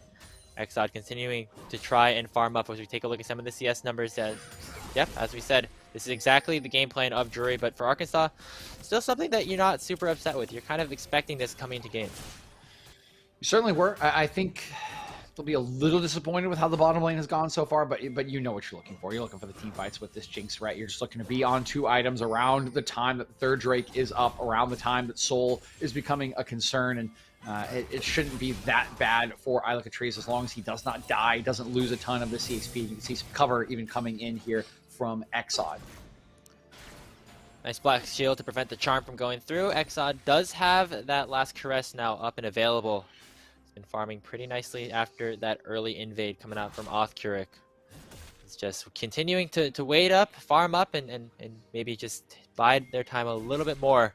Some of the scaling, of course, from Arkansas can come through. This is that death ball that we've seen time and time again from this squad. Base comes in, a Sultan Battery now available as well. So we talked about this. There is no first blood. So Othcuric deciding just to go for that enabling ability on his kit. But now they are both available. Last Caress and the Assault Battery are up, which means the junglers are unleashed to make plays. Keep your eyes on them on the map, how they will path, where they will look to go. For you of Arkansas to get them back in the game, and for Drury to get this snowball even bigger. If I'm Drury, I know I'm at least hovering bottom lane. Yeah, have to. I mean, it's 25 CS lead here for the killer guy. Ilocatrice finally unlocking that ultimate as well. The poke is just continuing to happen here. That's another route. Not going to be able to get the trap on top of it. But just the continued pressure is really starting to show, especially down here in this bottom side. Now, got to focus our attention, though, towards the top lane. As we see both the junglers in the area. Baymax also looking to maybe make an approach. Rift Herald has spawned, and it is going to be Drury that started up, but like Exod doesn't really want to contest this. Instead, maybe just looking for a recall. Yeah, it was a base timer. That means that Baymax has the first move, so they are just going to secure this one for free. Their top lane's winning. They know that Yoda could get there first, and Exod not thinking the gank was a good idea. That will be a secured first Rift Herald, and that is just extra fuel to the snowball that is building for Drury. I'd be dropping that bot lane, by the way. Yeah, I mean, makes the most sense, right? Oh, Lazy Lambo forced to flash away. Nice usage of that wall. Ton of crowd control available. Oh, ace in the hole for first blood. Killer guy picks it up. Oh, that feels so bad for Lazy Lambo, but my, oh my, how worth it is for Drury. They're just going to pop the Rift Herald immediately. This is a ton of plates that are going to come up this turret as they use their bottom lane pressure to move up and impact the mid lane. So much gold going into the back pockets of Othcuric. He's even going further! For more, going for the Assault and Battery. Exod doesn't have an escape. Finally, last caress, but the Ignite's ticking. Othcuric didn't have to flash for it. Will trade his life in return, but still very worth it. The wave continuing to crash in. Teleport on the backside. Lazy Lambo will take a whole lot of damage off the return from base. Welcome back to the mid lane, where just going to get continuously pressured out by the killer guy and Fat Cat. Drury, once again, extending their early game presence. Now gold up to about 2.5k. Just gonna swap lanes. Oh no. Oh, I look at trees. Nice flash away. But Baymax showing he's very proficient on this Anivia pickup, using this Glacial Storm to zone out as much as possible. Now Yoda making his round to the mid lane. We're just playing, what is it called? Just back and forth. We're just trading everyone through all of the lanes here on the side of Drury, as another wall nearly takes down Tuttle. Yeah, Baymax starting to get a little scary here. I mean, when you don't play against Anivia a lot, you sometimes forget the wall range, and once the wall is behind you as an immobile carry, like, you really don't have a way out. Like, I can't tell you how many times I've been playing Victory and just gotten, like, stun locked into death, like just every single time I step too far. And same way almost happened here for Isla Catrice. 2 flashes already earned, and while those summoner spells are down, you cannot miss position for even a second, or that zone control, that power will just come out. And now there's a Caitlyn with a Gale Force to finish you off, already completed on the killer guy. We haven't seen that many kills this game, obviously, DJ. About 3 in total across the first 12 minutes. A little bit more representative of what we saw during some of the other series yesterday, but earlier on we saw a lot more blood. But it's been Drury taking control of this early game, despite not going for too many aggressive ganks or dives and the such. But Yoda has to be a little bit careful here, but still maintaining that CS lead of about 25, still getting that gold advantage, and everybody really is ahead for the side of Drury at the moment. Yeah, they really are, and I would hope that Yoda's going to head on back here to pick up some tabbies as well, really reduce some of the damage. Trap. Let's see. Bind, trap, headshot, continued autos, soul shackles, Gale Force. That's a dead Kate. That's a dead Jinx right there. Oh, I love it. It's a beautiful combo. It is everything you hate to see when you're playing against it, and everything you want to see when you are Caitlyn Lux, when you are Caitlyn Morgana. The pressure continues to mount from Drury. They have gotten everything that they want and need in this early game. Caitlyn is accelerated way ahead of the Jinx side. It's just more turret plates in her back pocket, and while none of the turrets have fallen just yet, they are very, very low, and they will fall soon with just a couple more kills or picks. Power of Caitlyn really starting to show here as now Arkansas maybe trying to make their presence known in the top side. Cyclone already used. There's a charm, and there is the final ultimate proc. Yoda healing up a lot. Almost ends up taking down XOHD, and let's see if Oscar can try and turn this. One more punch will secure that kill. Silver Dream has a lot of damage here with the Sheen, will not be able to finish the job, as Oscar will use that dash to get away with the Q. Killer Guy and Fat Cat on the backside, still continuing to pressure in. Still 30 seconds until these plates fall. Yeah, it's once again Silver Dream coming out of a fracas in the top lane, but there is a price to pay for this as the bot lane continues to push in. It's more turret plates, it's Lambo in some trouble. Baymax has the Chaos Storm. Oh, we dodged that. Lazy Lambo looking to try and finish off the Anivia. Still had the egg, so it would have been hard to finish that consistent DPS, but still, it's Lazy Lambo getting the better end of the trade, which is something that you want to see if you are the side of University of Arkansas, taking very low, not going to fall. Almost gets him, but will stay alive for Baymax. What's critical here is the first turret has fallen for Killer Guy, and why that is critical is because now your Caitlyn is free. So you know what you do now? You take your fed Caitlyn, you move from the bot lane, which just took a turret. Now she's going to go mid, and she's going to take that turret. And then she's going to go top, and she's going to take that turret. And repeat, Grapes, and it's just so simple right now because of how far ahead you are. Nobody can match this Caitlyn, right? It would take multiple CC layerings to get through her, and the Black Shield with the Gale Force also as a defensive item. With the range, she's already got the power. Like, I don't think Lambo's going to have to be able to hold this off for too long. This turret will certainly fall very soon, and then the Victor gets a little bit neutered as well since he can't just stand there and clear waves in mid. This is going so well for Caitlyn and for Drury. That's the formula for the side of Caitlyn. That's what you want to do. One tower after the other, and maybe top lane after that. Silver Dream still, doing his best against Yoda here in these trades. He's able to, do a lot once goes for the all-in, but I think the pressure coming out from the Renekton just in some of these short, quick trades, definitely not to be scoffed at here. As some vision is fought around this bot side. River Dragon spawning in about a minute, and that's going to be a topic of conversation for Arkansas. But first, going to look for a pick here onto Yoda in the top side. XOHD looking for the kill, and he will finish the job onto Yoda. Yep, nice wave manipulation from Silver Dream will allow the jungler to come in, but I don't really know how much this earns them, right? There's 2 members topside, which means there can be 3 members mid. This will almost certainly be the end of the mid lane turret if they want it to be here for Drury. Kind of waiting to see if they can get Lambo as well. See if they end up going for it. Wow. Power still pretty high HP. Ostric was in the area, but decided not to go for the commit with the dragon about to spawn. Killer Guy continued to try to get priority here in the middle lane, but Arkansas has made their rotations back. Exod is here on the horizon. Maybe looking for a bit of a pick here onto Fat Cat, but he's going to get stunned up and taken down almost. Last caress out, come out with the wild growth. We'll save him for now, but there's that ace in the hole. The shield from Tuttle barely keeps Exod alive, but that is your jungler out of the fight very early. Drake's about to spawn. Yeah, no last caress either. Had the flash just to get the shield from the Lulu to stay alive. That should just be soul point, and the patience pays off from Drury. They don't commit the resources even in the cross-map play. They wait for the Drake to come up, and they're going to get themselves to Soul Point at 16 minutes, Grapes. This is an early game blitz. It is everything they drafted for, and all of the players are doing so well. Now Lazy Lambo's in so much trouble. He has no mana. Has the flash, though. Will be able to use it to get away from the Soul Shackles. But that'll certainly nearly spell the doom of this mid lane tier 1 turret as the rest of Drury make their way rotating towards this top side. A second Rift Herald is also available. They might want to try to complete this sort of objective sweep that they've set up for themselves. Drury looking really good and looking calm and collected here in this game 3.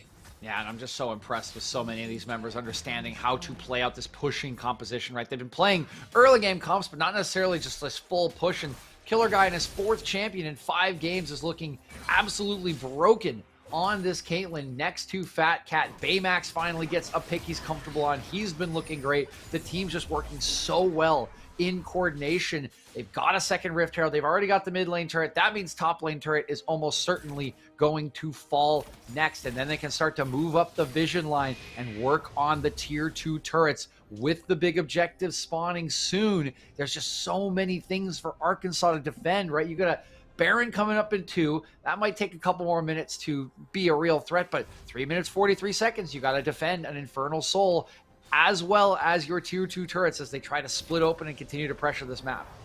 Yeah, and if you're Arkansas, you have to just wait and hope that your team fighting, that your front-to-back composition is enough to potentially save a fight around that sort of soul. Exod would be crucial to maybe get a kill, to get the shutdown, to try and snowball. He's a little bit ahead. Fat Cat is going to take the brunt of the damage. Super Mega Death Rocket won't do enough, and he just gets trapped under the crowd control. Exod gets wiped by the Killer Guy, who barely takes any damage. Yoda coming in with the teleport as well. Silver Dream in a whole lot of trouble. Let's see if Yoda will be able to finish the job. Does have that flash, and will be able to use it. Doesn't have enough damage just yet. Might be able to get out alive is the Silver Dream. Big punish coming out from Drury again, as looks like the Killer Guy is back to his ways. Man, how does Silver Dream get out of all these? Like how many of these has he gotten out of with a sliver of HP? Doesn't really matter because Drury is just winning across the map. They still have the second Rift Herald. They take the tier 2 in mid. Yeah, this TP's not going to get anything done. There's no follow-up. Baymax actually is significantly behind on this Anivia. One of the shining lights here for Arkansas is Lazy Lambo, up about 2 levels in the game. Similar in gold, I would say, but still in a decent spot to maybe try to carry some of these later game team fights. But if you were Exide, you really wish you got that pick on the Killer Guy. Did burn some of the summoner spells, which of course will be important upon this objective spawning this crucial Infernal Soul. But if you were this Evelynn, falling behind is not where you really want to be. Nearly approaching that Lich Bane, but you don't want a lot more than that. You want to try to take down some of these bigger people. Yeah, I mean, we saw it on the top lane, right? Just unable to burst out this Caitlyn, which is what you're really there for. They turn the play around, they kill you. Silver Dream barely gets out alive, and you still lose across the map because of the Rift Herald. The tier 2 goes down, it gets an extra charge, and now mid lane's wide open. If they shove that all the way into your base, you have to now walk through an entire jungle of vision as this Drake spawns in a minute 30. So my eye's going to be on the wards here as they come out from base for Drury. How much shove can they get? How much control can they get of the jungle before the Drake comes up? Or will they just use it as bait and try to continue pushing around the map? So it's an interesting question. No, they're not baiting. They're going for it. I mean, getting the soul definitely helps you snowball on top of just getting the gold in general. And speaking of gold, look at Killer Guy, man. 2.5k above anybody. I think almost doubling up on I Look at Trees at some point. Looking very, very scary on this Caitlyn, and this Caitlyn is going to have to be the target for Arkansas. They want to have a chance of coming back in this game. Baymax going forward, landing the stun onto Tuttle, and what the hell? I Look at Trees just gets instantly bursted down. Fight continuing to go through though. Cyclone onto Silver Dream. Will chunk Fat Cat down pretty low, but Silver Dream ends up finishing off Fat Cat in the process. Double kill though onto Ostrich, and Killer Guy still left untouched, still left unscathed on a rampage now as he takes down the Wukong. A complete ace coming through for Drury as they take control of the map. They're going to head their way over to the Soul, maybe over to the Baron as well. And Drury has done so well. They planted their crops in the early game, and the seeds have sprouted here at the 21-minute mark. They are going to get everything, the cake, the pop, the ice cream, all of the dessert at the party is theirs. It's a Baron, it's a Dragon Soul. The map is wide open, and they have played this pushing comp so well to near perfection thus far. They are so very primed to take this game, to take the series, and to get themselves their first win of the MEC season. Dragon's still actually up. Doesn't look like Othric was able to take it down pretty low before the rest of the Arkansas team was able to respawn. Might get another bit of a fight here. Reminder, even though Baron did go over to Drury, still is this soul that is so desperately desired here by the Panthers, and Arkansas really does not want them to take it. We'll see if the fight ends up erupting here. Lazy Lambo on the flank. Yoda returning as well from the base. Dragon is taking pretty low, but Othric comes in. Finally, it is claimed by Exod. And now take a look at the Glacial Storm, doing so much to zone out the rest of Arkansas. First kill goes over and it's onto I Look at Trees. The rest of Drury are on the chase. Silver Dream maybe looking for a bit of a flank, but has to run away. The Ace of the Hole nearly takes down Tuttle, and he will certainly be very dead in a couple of seconds. He's still continuing to run away. Has the whimsy to maybe buy some time. Will escape maybe with his life, but Drury still continuing to push. Yoda coming through. Tuttle pops the Wild Growth to try and bait out the rest of Drury, but it doesn't matter too much. They lose the Dragon, but they still have this Baron buff. They did not lose anybody in the fight, and they're going to continue their pressure here on the siege. Okay, so you lost the cake, but you kept the ice cream. I'm not a cake fan, so that's a word. That's a worse for better. Yeah, 100%. Ice cream better. They still have the ice cream. They still have the Baron. They still have push in this bottom lane. You can see Baymax is already headed back to push out the mid lane. Full control of the map exists. They're just going to have to wait 4 more minutes. And time is valuable to Arkansas, but I mean, look how far behind they are, Grapes. It's 9K gold at this point. Like, you are nowhere near contesting. Caitlin's about to get 3 items. She hadn't even backed at the Drake fight. Like, everyone is just stacked. There's 2 items on Othrid. He's got everything he needs. There's 2 items on Anivia working towards 3. Everyone is at the point they need to be to take this game down. They just need to be clean in their push. Make sure that when that next Drake comes up, they get their setup. They force you, Arkansas, to walk through vision, to walk through their pick. Get that pick, get the Drake, and they should be on their way to a series win. Absolutely, and it's been very impressive to see this game plan that Drury constantly have set up for themselves. You know, getting Killer Guy ahead and allowing the snowball to just start to roll from minute 1. Which resulted in 2 very dominant early games so far for the Drury Panthers. Still have some work to do to close this game out, but if they execute properly, definitely well within their grasp of clinching their first victory of the MEC season. Arkansas, though, still have to maybe look for some scaling. Silver Dream is sitting at a decent scoreline with 2 completed items. Has to find a really good engage onto some of the backline if they want to have any chance of staying alive. Yeah, he does have that 2 item, as you mentioned, Grapes. He and Exod really need to make something happen, whether it's an assassination or a massive cyclone. That's really the only way this turns around, and even that's pretty difficult when you're running into an Anivia of all champions. So we'll see if they can find that clever flank. You can see him hanging out here, waiting. Here's his moment. Baron buff has despawned, but Charm is landing onto Baymax. Silver Dream is going to get caught out, rooted up, stunned up, and finally will issue the Cyclone. This is the commit that Arkansas is going to look for, and they pick up 2 straight kills, but Baymax and Killer Guy are still alive. They will take down the Renekton as well. Big flank coming out from Arkansas as they will stay alive in this game. That is big time. There is the flank that you just talked about, that we just highlighted. They walk a little bit too far, and while Killer Guy gets out of the engage, he's too far split up from the team. And the clone actually does a lot of work from the Wukongs that draws 2 or 3 autos before Killer Guy realizes that that is the fake. Can't join the fight, can't get the kills, and now there is a way back into this game with extra gold, with extra map control for Arkansas. The bounty is definitely going to be crucial as well. Just getting as much gold into the pockets of these late game carries for the Razorbacks. Going to be crucial. They'll get 1. They're going to back off for now with the death timers slowly starting to fade. It's important to note that Arkansas, again, did not give up that soul in that last fight. So they have another dragon to fight for in about 90 seconds. Going to get the priority around that, but for now, by taking that Scuttle Crab, maybe go for that reset, pick up some more items, and then fight for the soul again. Yeah, I mean, look at what a chunk that did there, Grapes. We went from 9K to 6K. That's a 3K swing already in favor of Arkansas, and that is a second item now for I Look at Trees. It's still not a great place to be in. He doesn't have any crit whatsoever, but it still is nice to have that rapid fire cannon compared to not. Big question now is, can they hold off on this next Drake? It's up in 58 seconds. They are not on a good timer in terms of vision. They've already had to expend theirs in the last play, and there's plenty of wards on Drury's composition to control this quadrant of the jungle that leads up to the Drake. Still some time until that objective ends up spawning. About 30 seconds now, as the priority for Drury still remains around this pit. They know that it's such a big advantage for them if they're able to pick up this soul.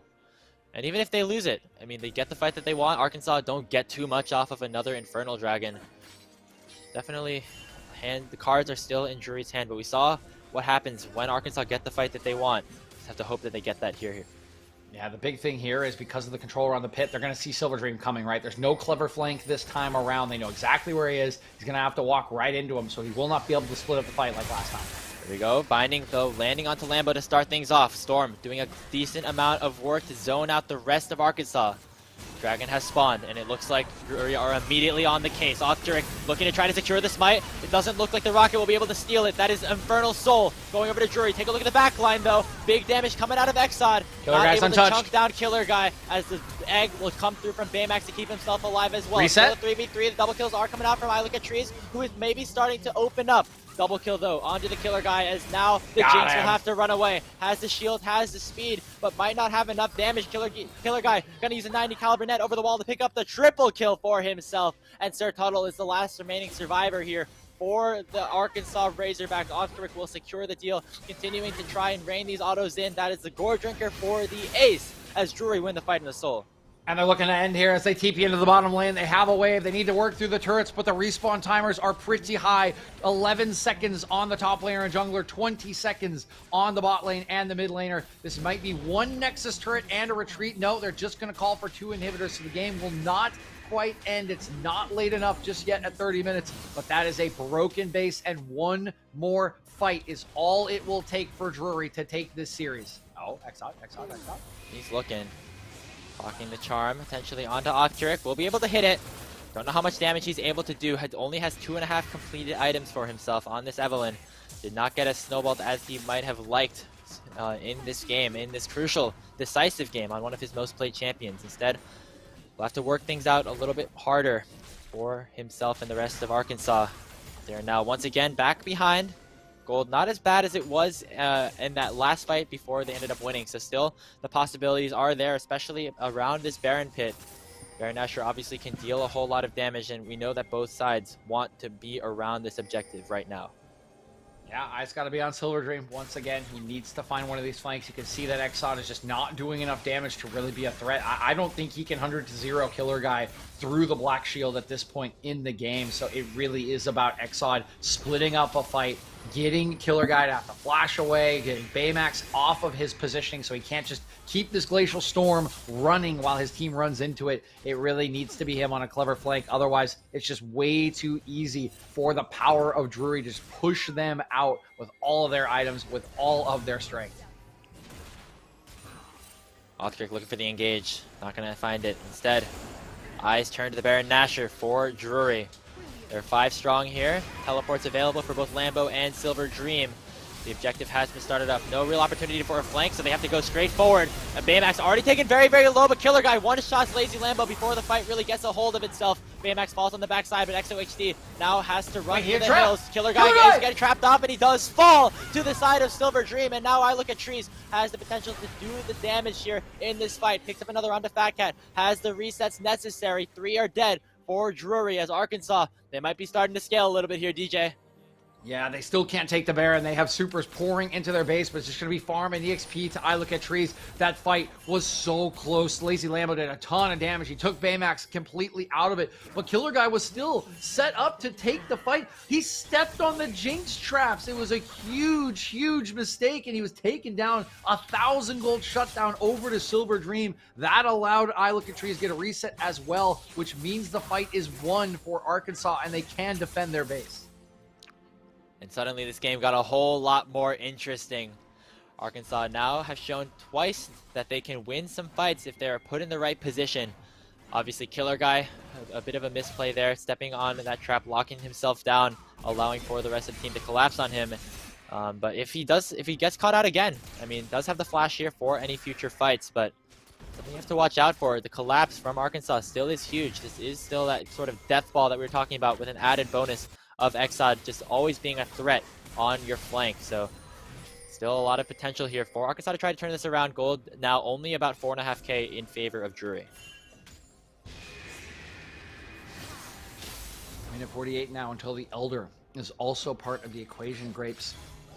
As the gold is a little bit closer than it used to be. The items are coming through. We have 3 now onto Iloka Trees. That is enough to start doing damage, and yeah, they're just right back on it. They don't want to wait for the Solar Drake.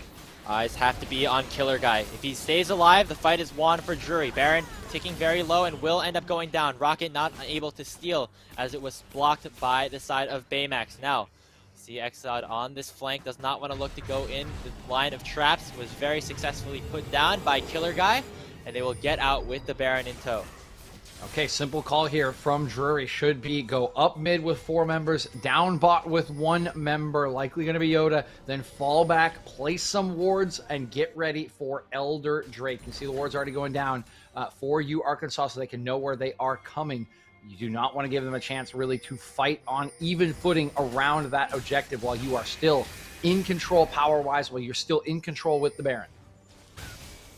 They're just 5-ing it down mid. To just look for maybe the base before even considering the potential for an Elder flip. I think Drury knows if they go forward and if they don't get collapsed on from the backside, they have the opportunity to really win these fights pretty hard. Instead, just going to be corralling these minions in. Have to keep an eye out for Exod. Nice use of the Ace of the Hole. Doing a bit of damage here. Will be up pretty shortly. Has a relatively short cooldown at this stage in the game. Just Killer Guy and the rest of Drury working their way around. They're playing slow and methodical. They want to try and choke Arkansas out of their own base.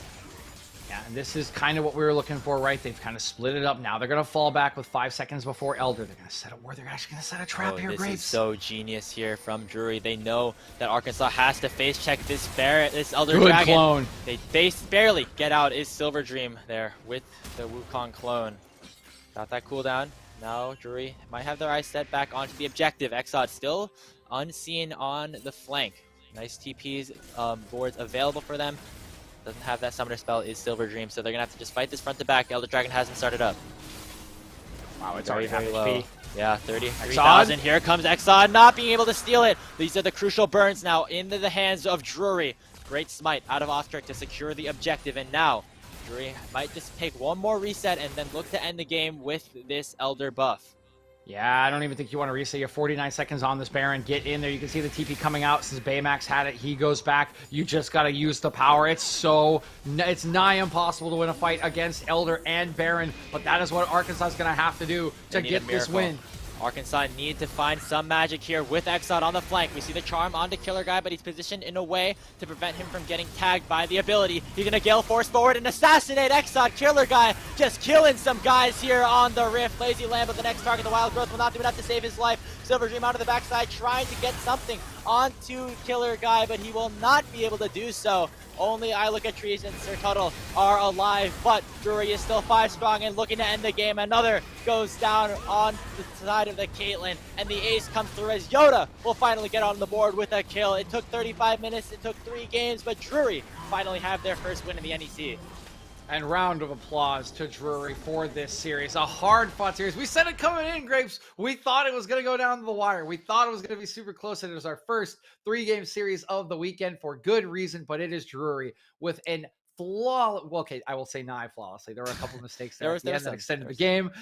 A nigh flawless execution on a pushing Caitlyn composition, and a Killer Guy, again, role swapping from mid to bottom lane on his 4th different champion in 5 games this weekend, looking like an absolute god in that bottom lane. Up until like 22 minutes, everything was flawless, Grapes. There was that little bit of a hiccup stepping on the trap around the second Baron. There were a couple missteps in their setup and push for Siege. But at the end of the day, they were in control of that game from start to finish, using their pressure and pushing winning lanes as to the best of their ability. And I think this is a deserved Game 3 win for them, and a deserved first win of the series in the season, for the Midwest Esports Conference. Yeah, really great job. Congratulations to Drury. as they tie up Arkansas now in the standings at 1-1 very early on, but shows kind of level of power that we have here in this space. We do have an interview with the killer guy. I think that's coming up rather shortly. So we're going to, get things ready to go in that regard. But once again, really nice job to the side of Drury. Looking forward to seeing more of them later.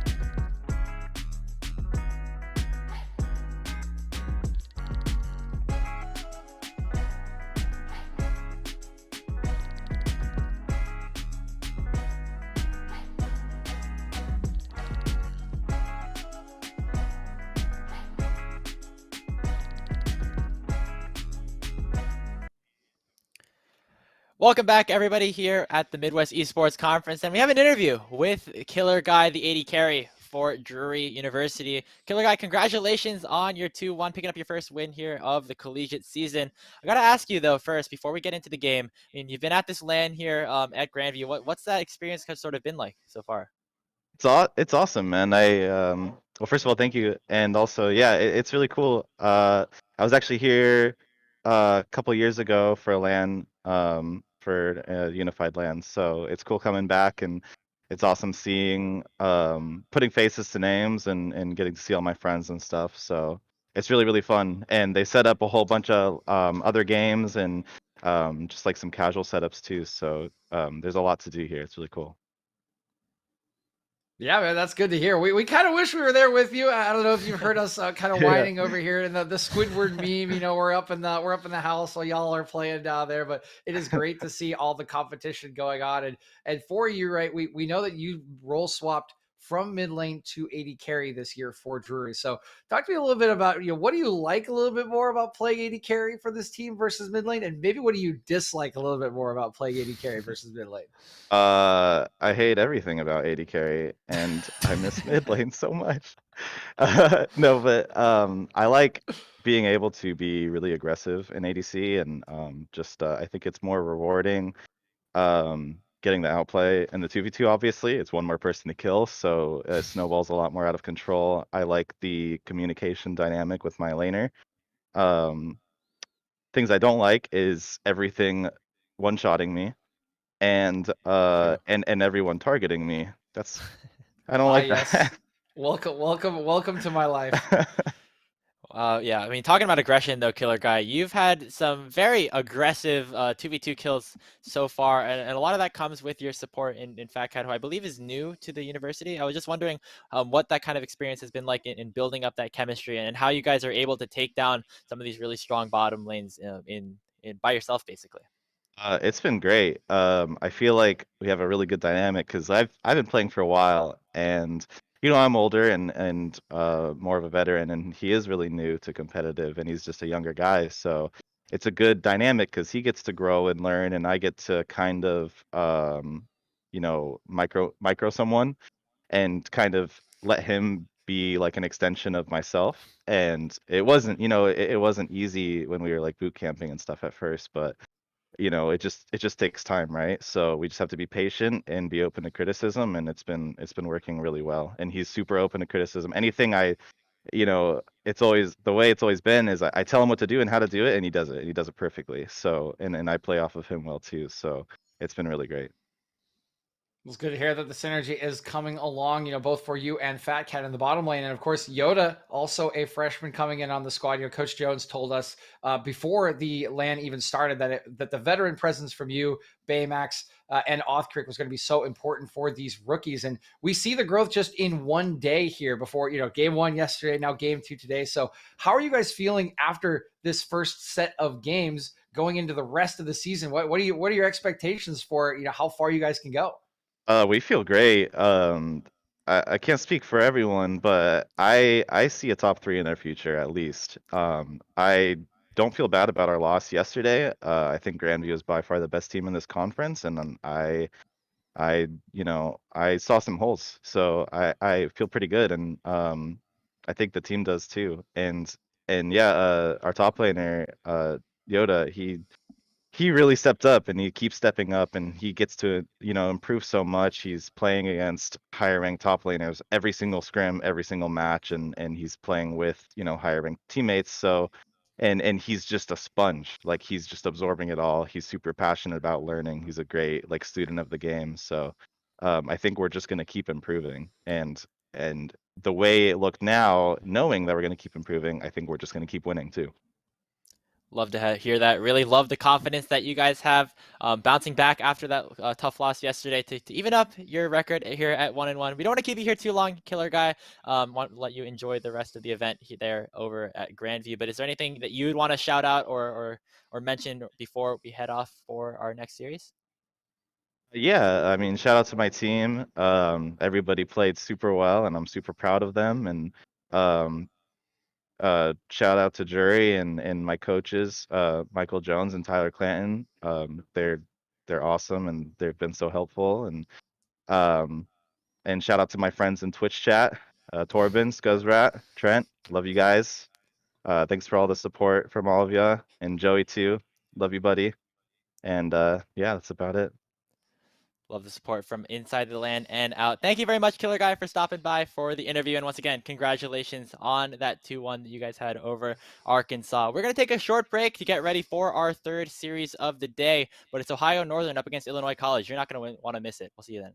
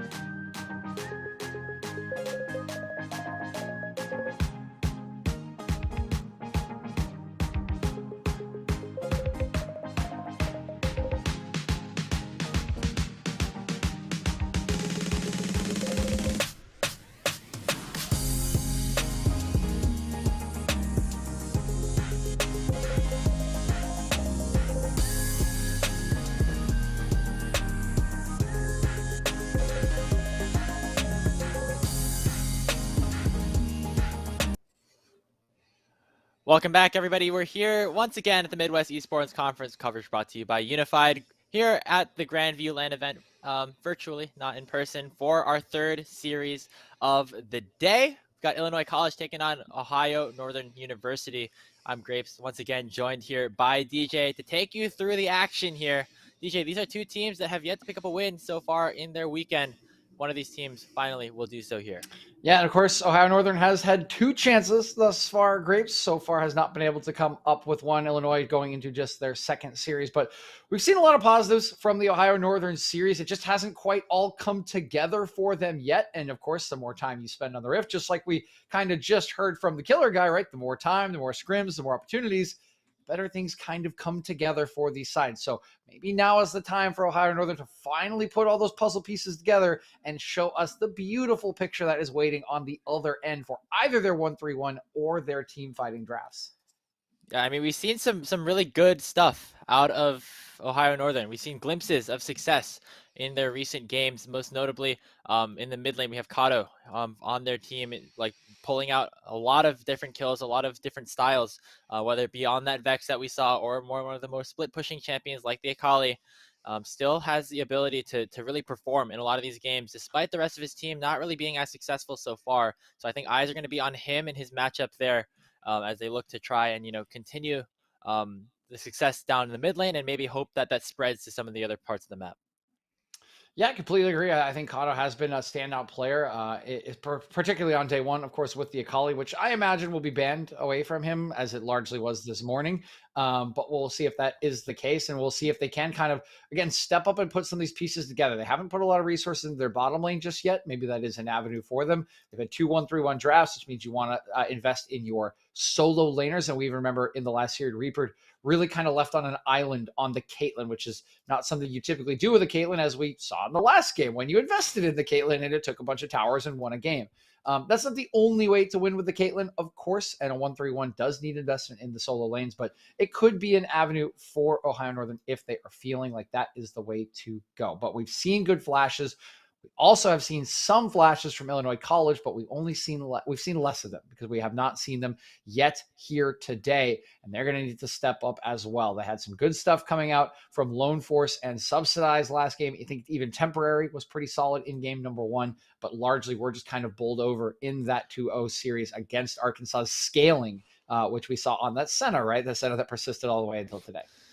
Yeah, a lot of interesting things to look at there for the side of Illinois College, specifically, as you said, their bot lane had some moments, but at the end of the day, the scaling of the center eventually just took over, and I'm excited to see how either of these teams are looking to adapt because, as we said before, both of them still have not picked up a win this weekend, as they are just both, looking to try and, get that first dub on the board. Always important. I think just to maybe start the momentum shift a little bit more for them as we prepare for this draft.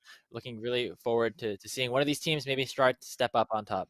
Yeah, and it really is important, Grapes. And I can speak a little bit from experience on that. I've been through, particularly my freshman year, and then a little bit later down the line, multiple 5-4 game losing streaks. And in soccer, it sticks a little bit harder each individual game because they are longer and there's longer breaks in between them.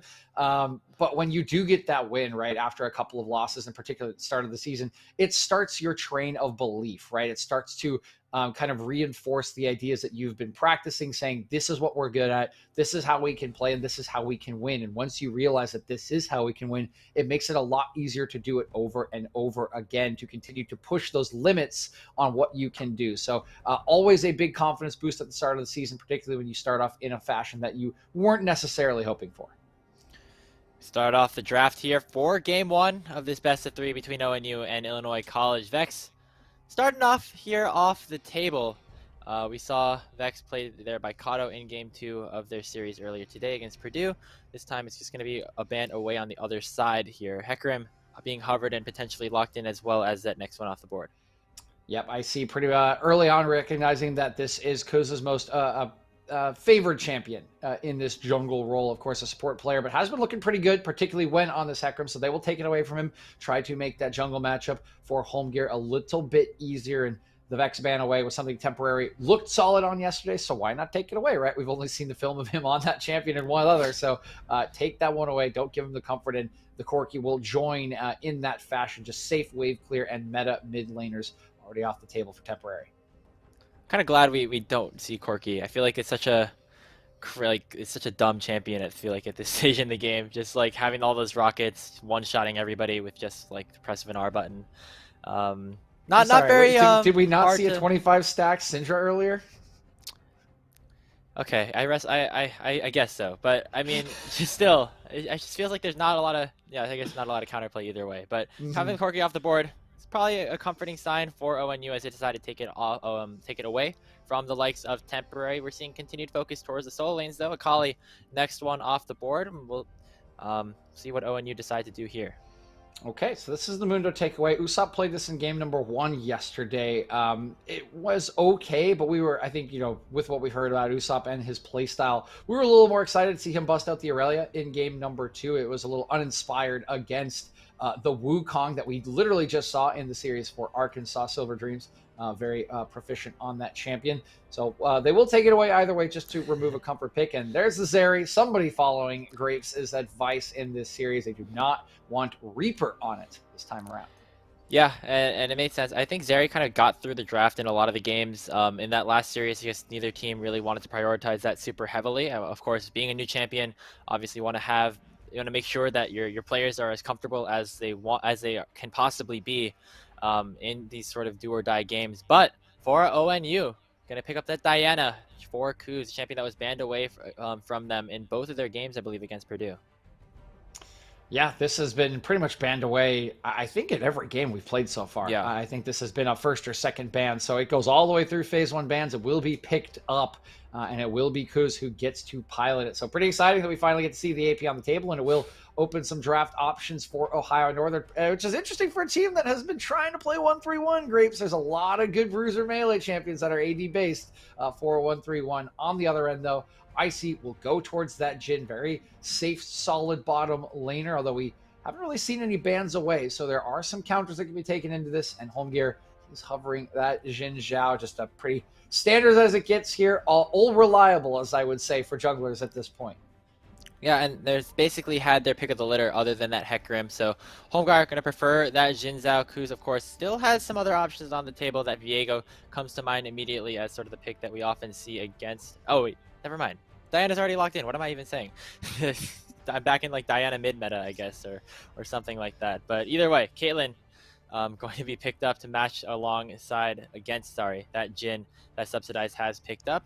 We'll see if ONU decide to finish their bot lane off here, or we'll try to pivot somewhere else. Not surprised to see the Caitlyn. It's kind of an annoying lane for the Jhin, right? You do actually get outrange, which is a little bit rare, as we see the Tryndamere going to get locked in for Kato. This was banned from him earlier today, and this offers a lot of skirmishing options with this Diana, or we could actually see it end up in the top lane, and then maybe that feeds into the split pushing narrative that we've been pushing the whole time. Yeah. Either or, what we'll see as the hover of the Aurelia is locked in, so we'll see Usopp once again likely get himself onto a very high mobility, high agency AD champion. Yeah, and I'm expecting that Aurelia to be going up to the top lane, as we said, towards Usopp, and the Tryndamere to be going mid towards Kato, which leaves a bit of a differentiation in terms of where Illinois College and Ohio Northern can go in the ban phase. Already started off with that Wukong takeaway. Want to make sure that some of the counters here, hard counters here against the Aurelia, are taken off the board. Yeah, which means they do probably think that this is a mid laner for Kato. I mean, again, he did play it, so not necessarily surprised that they think this is a mid, and now the hovers on the other end of things actually going to ban the Lux away from the from Illinois College. Make sure that they can't just take that on or 4 to take it away from the Caitlyn. Would be a pretty powerful pushing lane alongside the Jhin, although again, Caitlyn, pretty nice matchup into Jhin. He doesn't outrange her. It does get a little annoying to try to trade with your 4 shot when you are on this this champion against the Caitlyn. One more hover of a Renekton. After we saw it pretty successful in the last series, it will get locked in. So, yep, double hard counter into the Aurelia taken away, and they are really banking on this Tryndamere being a mid laner. Yeah, definitely so. You could just send the Tryndamere top and just have open reign over which mid laners to pick after that. But I think it's pretty safe to say that Kato will be playing this Trynd. I feel like aggression. Probably want a different matchup here into this Aurelia. It's just like either a gut feeling. Also, we've seen Kato play it before. But still a lot of options available in the support pool as well. As we'll see what Illinois College decide to lock in here with this 4th pick. Victor would be a pretty standard matchup here in the mid lane. Going to be picked up here for temporary. He's going to try to continue some of that AP scaling. Yep, the fact that Victor's still available, a little shocking at the R4 slot, but yeah, if he's there, why not take him? So picked up for temporary. Be a quick answer in the Camille, so we'll have a very volatile skill-based matchup in the top lane. This should be fun. Aggression versus Usopp, they will both have tons of agency on these two champions, and junglers are probably going to be drawn like moths to this one. Yeah, definitely so. Camille and Aurelia, also an interesting matchup. But we do see the Thresh lock in here for Motors, and this is the third game in a row where we see Caitlyn for the side of Ohio Northern University picked up and not with a very solid Enchanter support to kind of back it. And we'll see how that ends up going, especially now with the Zillion locked in here for Lone Force. Seems like they're that confident in their ability to survive this laning phase that they're just willing to pick this high scaling support matchup down in the bottom lane against the Caitlyn like this. Yeah, this is actually, so, I mean, it works a little bit better, but it's fascinating that this is actually the same bot lane that was picked against GVU yesterday for Drury that got absolutely stomped by the Lucian Nami. Now, again, Lucian Nami, a lot easier to dominate a lane than it is on Caitlyn Thresh, for example. You are very reliant on that Thresh hitting a hook to actually do anything here outside of push, which you should still have in this lane, right? Thresh is semi-ranged. He can kind of trade back. The wave clear on the double bombs is not as good as the wave clear on the Piltover Peacemaker. So there should be some push for ONU. But I'm with you, Grapes, in that the Thresh-Caitlyn combo, not usually the one that we see. So just comfort being the answer for Reaper and Motors. And again, they left Motors, or excuse me, they left Reaper on a bit of an island the last two times they picked this Caitlyn. And if you look at their top side, these are lanes that want resources. These are lanes that want attention. So we might just see it once again. Yeah, I mean, wouldn't be surprising. Obviously, Reaper and Motors didn't do super well in that last game, to say the least, against the Poner in those various matchups. So we'll see if they end up getting more attention there from Kuz, or if they're just going to double down on this topside focus. And once again, DJ, another 1-3-1 setup here for ONU. They have the two players that can go into the side lanes in Aggression and Kato. So it'll be an interesting strategy here. Obviously, Usopp can try to match one of these solo laners in the side lane. Victor, not as common to see in that sense. So it might just be a bit more of a fighting style here for Illinois College as they want to try to take this first game of the series. Yeah, no, Victor will very much struggle into either of these champions in the side lane. I mean, you try to put your gravity well down, and there's a hook shot, there's a dash, there's invincibility. Like it's not easy for Victor to keep these two off. And Aurelia has a little bit of an easier time, but yes, IC is not going to want to get dragged into a 1-3-1 game. They are very much going to want to team fight. They have all the tools to do so. Long range damage on the Jhin. Consistent damage on the Victor with some good engage options in Holmgeier and Usopp, and of course, who can forget the Zillion revive that makes it a 6v5. So ONU will try to do what they have failed to do for 2 straight series. Play an early game out where you can open up the map early, get an early top or bottom turret, and then let either Aggression or Kato go thrive in that side lane. That is what we want to see from them. On the side of IC, we want to see some proactive plays from Holmgeier to shut down one of these solo lanes if you possibly can, right? That really limits your 1-3-1 options, because now if someone's weak, oh, okay, I'm just going to send my weaker member or even my stronger member out. They can't really impress upon me, and we can just take a 4v5, a 5v4, because we have a Zillion. So that's really the option you want to see from IC. So we're looking at Holmgeier to make these kind of early game plays. I would imagine probably around the top lane where it is a little more volatile, and we're going to have to probably wait for Kuz to hit that level 6 mark before he really can impact it, unfortunately.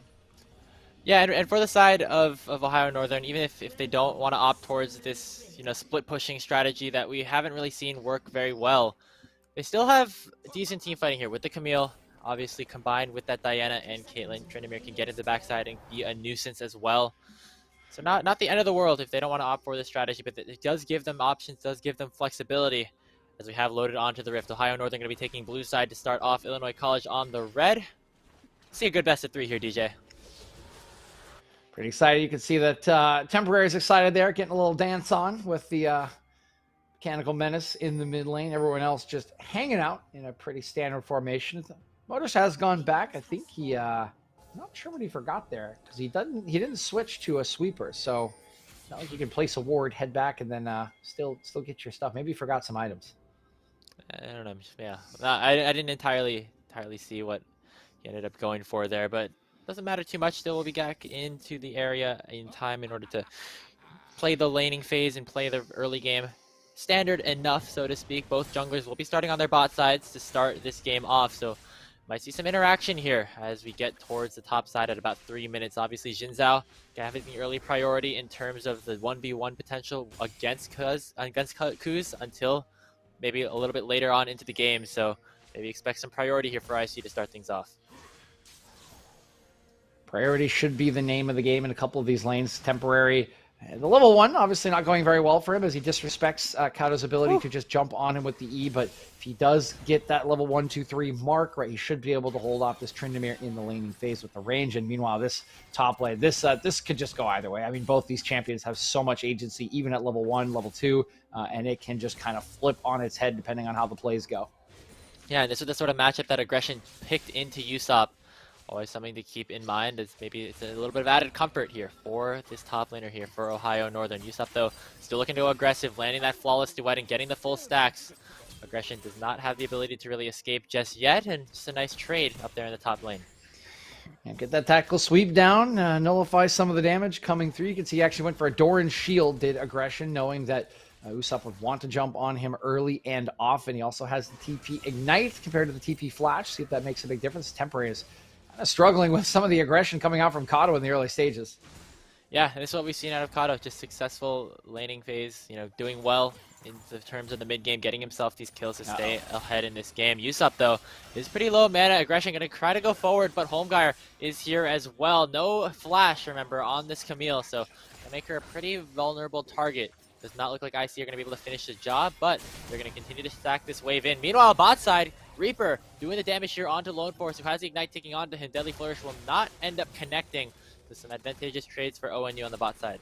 Yeah, almost the first gank there. And honestly, I think Holmgeier kind of showed himself just a little too quickly. Aggression was going into his hookshot animation as soon as he saw the Xin Zhao show up. Hook lands into on the trap. Wow, it's all so perfect. Not enough damage to take down Subsidized, but that's exactly how you wanted that interaction to go if you were ONU. Miss Caitlyn looking to look a little bit more successful than they were able to do so against Purdue with Motors and Reaper here in the bottom lane. Cuz now looking here on the temporary, not going to be able to find anything just yet. Yeah, I mean, welcome to a Zillion lane, right? This is what happens when you pick that champion early on. Meanwhile, it's hard to do anything here. I mean, the Diana does not have a lot of hard crowd control until that Moonfall becomes unlocked. So Temporary can just place down the Gravity Well and say, okay, yeah, you can't walk up here. And now Holmgeier is going to come up as well to just push this wave in, maybe get a reset for his mid as well. So just some trading of objectives so far. No kills going over. Slight gold advantage into the favor of Ohio Northern, though. Yeah, we got to respect the fact that a gank is happening, but yeah, you were saying there, little CC on the Diana. I think the word we're looking for is any CC on the Diana pre-level 6, so it is very hard to make that gank land pre-6, which is why we were saying Cuz would just be hard clearing these camps. He is already level 5, so we're not that far away. And actually has a very significant CSD over Holmgeier. I don't know exactly how that happened if you ended up going for an invade and stealing away some camps, but yeah, very accelerated. Diana here is Kuz looking to continue probably got to punished for that attempted gank in topside, right? It just let him walk in, let Kuz walk into his camps, take a few of them away, walk back to his own. The timers have been good, and it is quite the lead. It's actually 4 camps to 11 for Kuz. Like that is a gap. yeah, I mean, you don't see a CS difference like this that early in the game most of the time, unless something has gone horribly wrong, and that's I think where a lot of the gold lead is right now for the side of Ohio Northern. If you want to take a look at that gold really quick, also CS differences in favor of Reaper in the bottom lane here for ONU. So seeing this bot side still get the priority. Usopp has a bit of a CS lead over the side of Aggression as he's just going to continue to pressure his lane out as well. And you see Aggression actually a little bit behind in CS. He's been playing the matchup, about as well as he can. Again, took that Doran shield, make sure he survives these early levels. Hasn't really gotten to any full engagements, was able to dodge out on the gank attempt. So he should be just fine, but is the one member is a little bit behind. And now, as I say that, he gets stunned up. Usopp has a lot of damage here, but here comes Cuz as well. Ignite popped onto Aggression. Cuz going to flash forward, unlock the level 6. There's the Moonfall, and that's the first blood going over to the Camille. I mean, just great timer for Cuz, man. He's just been everywhere on this map, apparently, because he's been inside the jungle, taking away camps. Now he gets the top lane timer, and this is what we talked about. This is a volatile top lane. Cuz is the first one who's able to impact, and now Homegar is trying to turn it around, but it looks like he will not get that third auto for the knockup.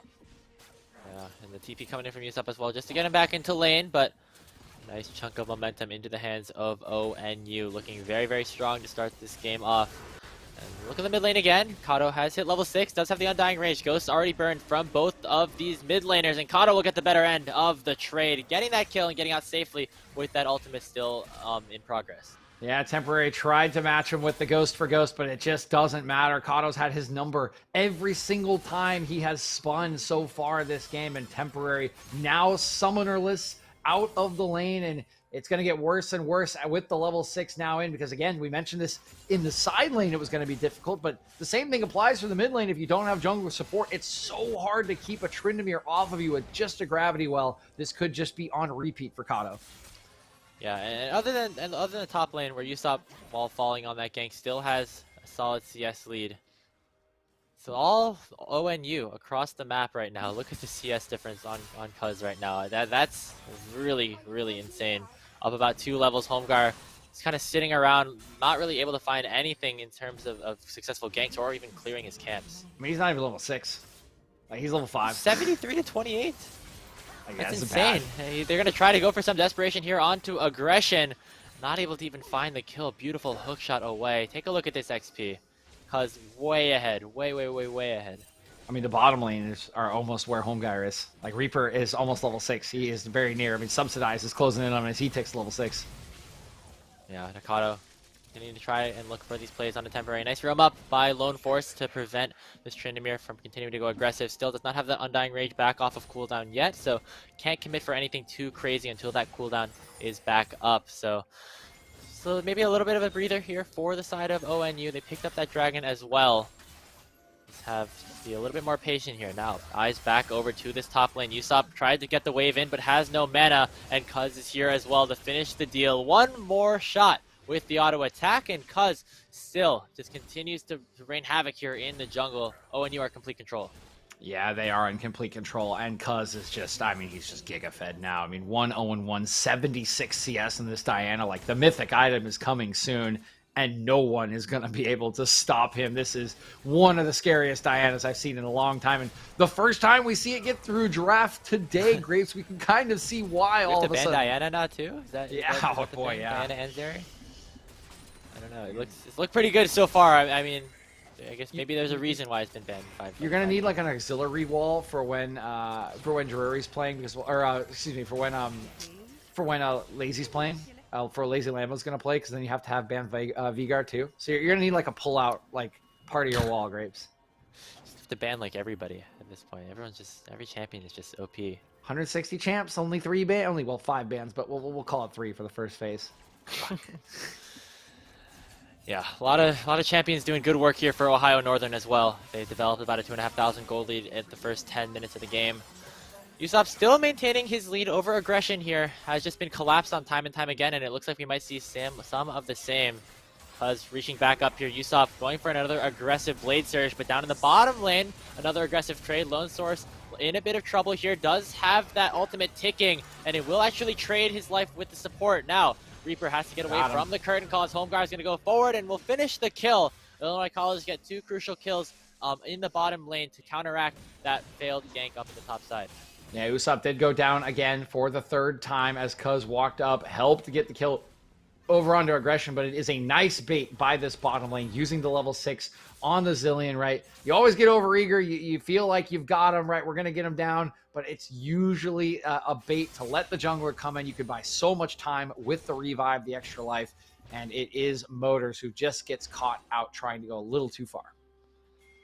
Yeah, and it's been a pretty good solid showing here for the bot lane of them ONU so far, but man, I mean, Usopp had a lead in the CS, and now it's right back to even, and 4 more kills to their name up on the top side. Definitely looking good now for aggression. We take a look at the gold here as the Rift Herald will spawn. We're going to get another big chunk in favor of Ohio Northern, and it might be even more as Homegar is in a bit of trouble as well. We'll see if they are able to take him down without any of the ultimates. will not be able to lock down the Jin Zhao enough, but it is another tower. The first one at that, going over to ONU. Yeah, I mean, that was just brutal. They didn't even let him come back to land. They're just waiting in the brush with the Rift Herald as well. And we talked about this top lane being a volatile match. Oh, he's going right back. Okay, he's just going to walk out. Just bullying him out of his own wave, his own jungle. Can't take anything. Half of his CS right now. And Cuz nearly has as much farm as the rest of his farming lanes, actually, which just shows how accelerated this Diana already is this early into the game. Very, very strong, looking to be even stronger when the late game comes. He just bought Rocket Belt Sork shoes and had enough gold to buy an extra Namp Tome. Oh no. Oh no. Oh no. It's all blue at the top of the charts.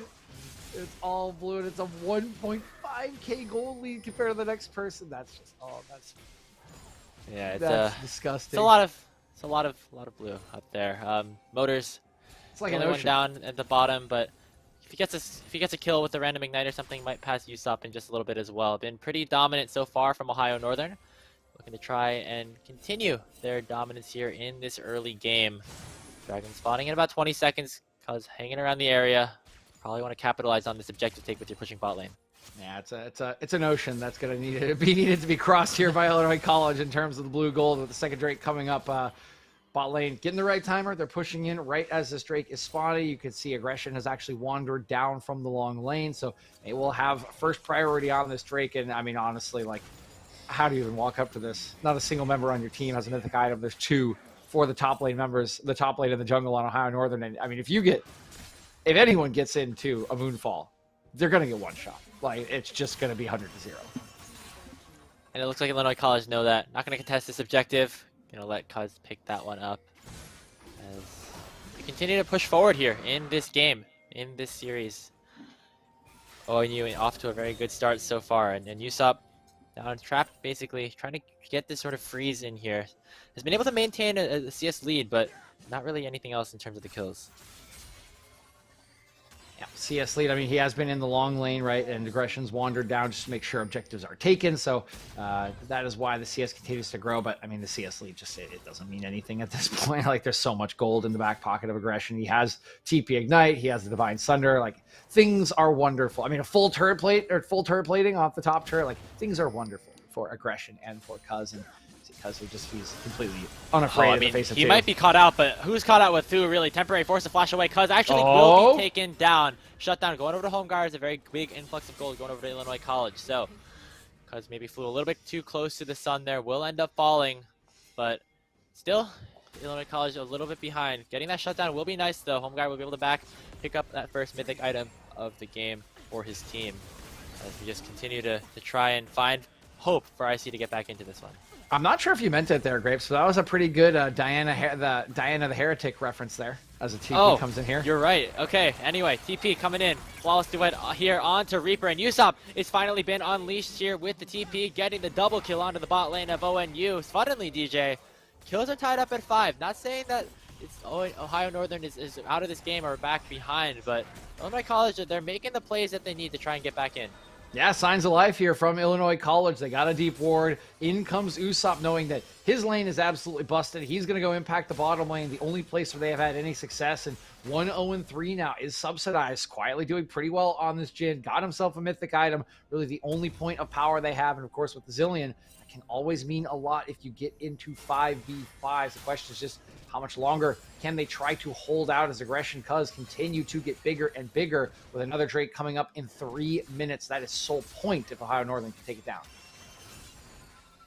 See if they end up going for it. I mean, even though it's a nice TP coming out from Usopp, picking up those kills, the gold still going in favor of the carries here for the side of Illinois College. They're getting their resources in the right places. Unlocking Usopp to try and dive onto the back line will be important if they want to try to win some of these fights around these Drakes, around these later objectives as we continue to go through this game. No, it doesn't matter. Here's something here. I think there's a bit of an audio delay here, but Subsidized is in a bit of trouble here from Kato. Force the Gale Force away. The flash in to follow. Kato still has the Undying Rage and will finish the kill. Will get out with his life as well. So really nice played out of the Tryndamere. Subsidized really didn't stand a chance. Yep. As soon as that Tryndamere comes out of the bush, you know, the memes begin basically like, you know, the hold up meme or like, well, you know, like you know you're dead. I mean, as a Jin player myself, as soon as you see that Trinity come out of the bush, you know you're dead. And sure enough, Kato will chase him down. Meanwhile, top lane, that's another kill. Yep, not much to say about that. That's aggression getting the better end of that one as Usopp falls again. Homeguire and Temporary though. Looking to try and make this turn. Red turret has been destroyed up here on the tier 2. Aggression trying to get away, but a nice crescent guard out of Homeguire to secure the shutdown in onto the Victor. Another crucial pick in favor of IC. Rift Herald was able to get the gold, but a nice trade back, getting some more resources in their hands. But Ohio Northern, they still have the priority. They're still pushing the tempo here in this game. Getting another tower here. You also see Kato pushing down bottom. Just continue to get these resources, get these objectives all over the map. Get ready for that dragon spawning again.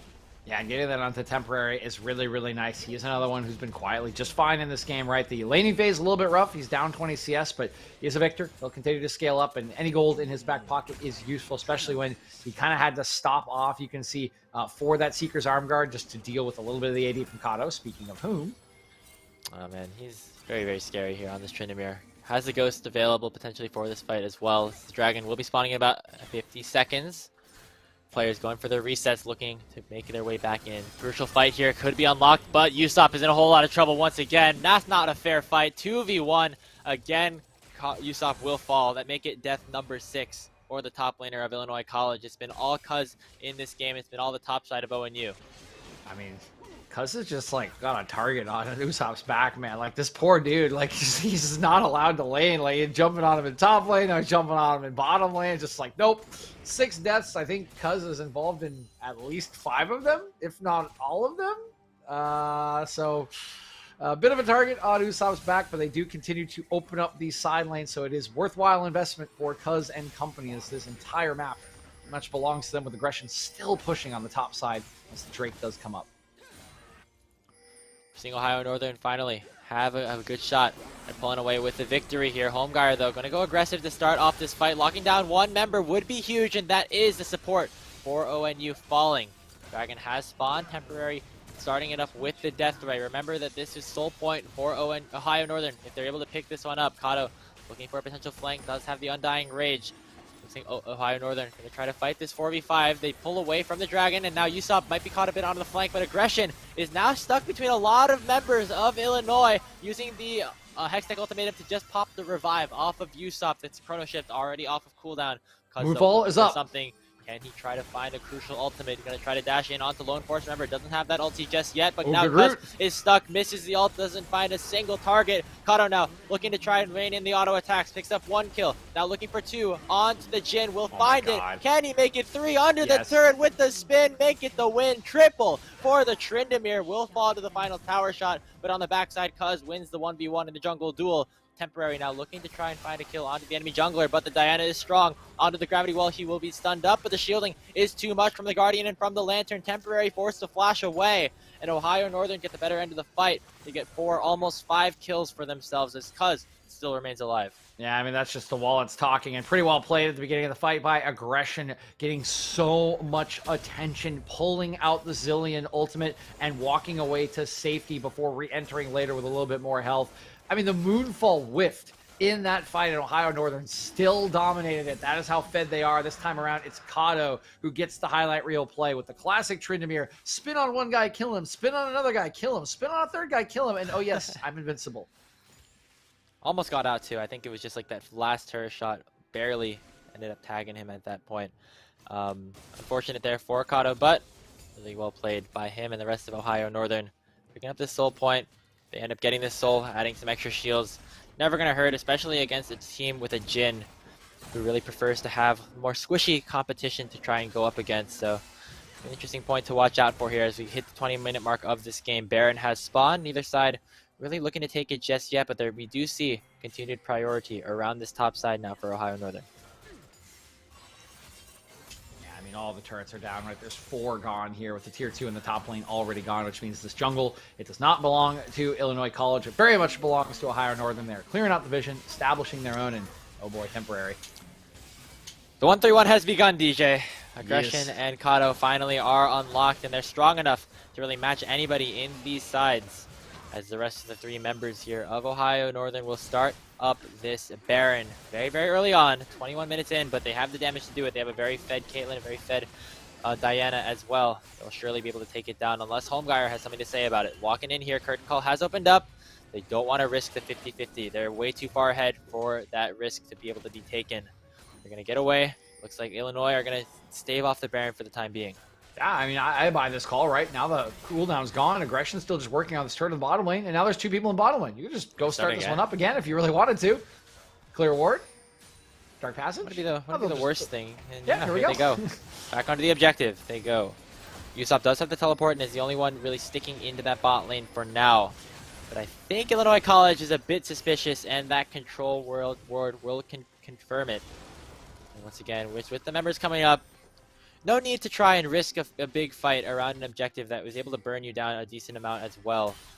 So they're just going to decide to back away, maybe look for some other plays across the map before they get a little bit stronger to try and close out. Good stuff. Thought now. Got the Bork proc. Oh, no. Could have been something, but you hate to see it, Grapes. You hate to see it. Doesn't cost them anything really. Just you know, you were on camera, right? You wanted to take a good photo. your big instead, moment. you got the high school photo where, like, you know, you're like getting an itch in your face or something. It's just it's unlucky. It's unlucky. Hopefully Usopp will have some more chances to try and show off his skills down the line, but right now for Illinois College, might not be this game, as Ohio Northern have a pretty firm hold over it for now. Cuz looking to go in aggressive as well. Homeguy already popping the Crescent Guard, but Kato gonna flash over the Gravity Well to secure the kill onto the enemy jungler. Now in this crucial 4v5, I guess we're ONU are gonna go right back to the Baron. Yep, no jungler to steal it this time. No pesky smite available for Illinois College, and that will all but secure the Baron. I don't even think the Jin's going to walk over and try to steal this one away with the curtain call. Instead, we'll just try and take the mid lane turret, but Aggression has already recalled. He's walking out there, and oh, they're overextended. Could this be a punish here? Aggression does have the ult. He's going to use it in onto Lone Force. The Zillion did not even use the ultimate on himself because he knew he was dead. Just going to be one pick onto the support there, as now Baron buff in the hands of Ohio Northern University can look to try and close this game out here on this push. Yeah, 4 full recalls, 5 full members with the Baron, and this just puts the icing on the cake to what has been a dominant game number 1 from Ohio Northern. They've done everything we asked for, Grapes. Finally, we got to see the powerful early game. We got to see the early turrets go down and this 1-3-1 take full effect, where nobody can really match Aggression in the side lane. You could slightly do it with Usopp, but on the other end of things, you know, who is going to match Kato? I mean, he has just been given temporary the work since the laning phase, and at this point it is just about the clean finish for Ohio Northern so that they can continue to improve and start to work towards that first win of the MEC season. With their side lane prowess, Ohio Northern going to be able to push on multiple fronts throughout this Baron buff. See what Cuz decides to do here, landing that Q in onto the bottom lane. Hook will miss from Motor, so we'll buy a little bit of time for now, but you got to take a look at the bot lane. Kato taking down the inner turret already. Wait for another wave to crash in. It will not be that cannon wave, so the siege minion will have the range and have the extra advantage. Might wonder if Ohio Northern will go for the push here now. Doesn't look like it just yet. Yeah, they're just waiting for the waves to sync up here. You can see Kato doing work on the bottom lane. Aggression about to push a wave in the top lane, and there's another one marching down mid as this cannon minion holds it up. So this turret will go down. Just a couple more autos from this empowered cannon. There it goes, and now the waves perfectly synced. Reaper temporary. Has to be careful. There's a flash into the deadly flourish. Chaos Storm on top of him. Reaper has to use the Gale Force to get away from the Gravity Well. Here comes the curtain call though, but look at the backside. Cuz has caught out the Jin and will take him down. First kill of the fight going over to ONU. Now, take a look at the rest of it. Temporary in a bad spot. The hook from max range will secure the kill onto Temporary as well. And Aggression lands another onto Usopp in a bit of a 1v3. Homeguy, the last member alive and not for long. A double kill for Cuz. And Ohio Northern are going to push down and take their first win of this best of 3. Yeah, I like the attempt from Illinois College. Right as the turret goes down, they know they need to send a Hail Mary if they want a chance in the game. But look at the peel from Motor. He keeps Reaper alive through it all. And then the one thing you hate more than anything else is a Jin, while you're in your curtain call, somebody jumping on you and interrupting you. Solo kill for Cuz to set up the rest of the fight. And that is just a clean game 1 win for Ohio Northern. Now up 1-0 in this series, and saw really good things out of Ohio Northern. Finally, they're able to use some of their power that they got from Kato in the mid lane to a successful mid-late game and eventually the end of the game. And for them, very, very solid feeling. They want to continue that momentum to push into this potential sweep that they have on the market. But for Illinois College, still have the potential to come back. We saw a couple of good things throughout in terms of especially Usopp in the top lane. While he did overextend a couple of times, was able to pick up a lot of early CS leads. Gotta wonder if maybe focusing more towards that top side could do a little bit more good for IC as we look to try and change their momentum here in the second game. Yeah, a lot of potential places to look for. Of course, that top lane was the one that largely bled out in the early game this time around. But I mean, they got pushed in pretty much all three lanes, right? The Tryndamere into the Victor was a little bit too much. He gave up the Caitlyn on the other end. That lane was constantly pushed, which helped Cuz do what he did in the early game, which literally like double, tripled the early game CS of his counterpart in Homegeyer. So I think the big thing for IC in the next draft is draft at least one winning lane. Like you got to give some support to Homegeyer because by the time you looked up at about the 6-7 minute mark, you were already really, really worried about how strong Cuz was. And turns out that he knows how to spread a lead. Yeah, definitely does. And that's kind of the name of the game there in the jungle. Cuz just popped off on that Diana, was able to impact a lot of the lanes, was able to end up closing out that game. And we'll see if Illinois College will be able to come back or if it just will be Ohio Northern cleaning up this 2-0. But before we take it to a short break, I want to thank a couple of our sponsors here at the Midwest Esports Conference who have been supporting us all weekend long. Once again, thank you to all of them for all of their continued support. Atlantic, DePaulty, Gangster, and of course, our sponsor, Skulls. If you're looking to upgrade your gamer gear, you can look no further than Skulls. Start your 2022 off right with official Unified Esports merchandise brought to you by Skulls. Hoodies, joggers, jerseys, armbands, and a lot more are coming soon.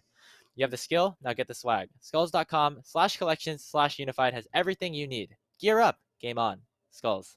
We'll see you for game 2.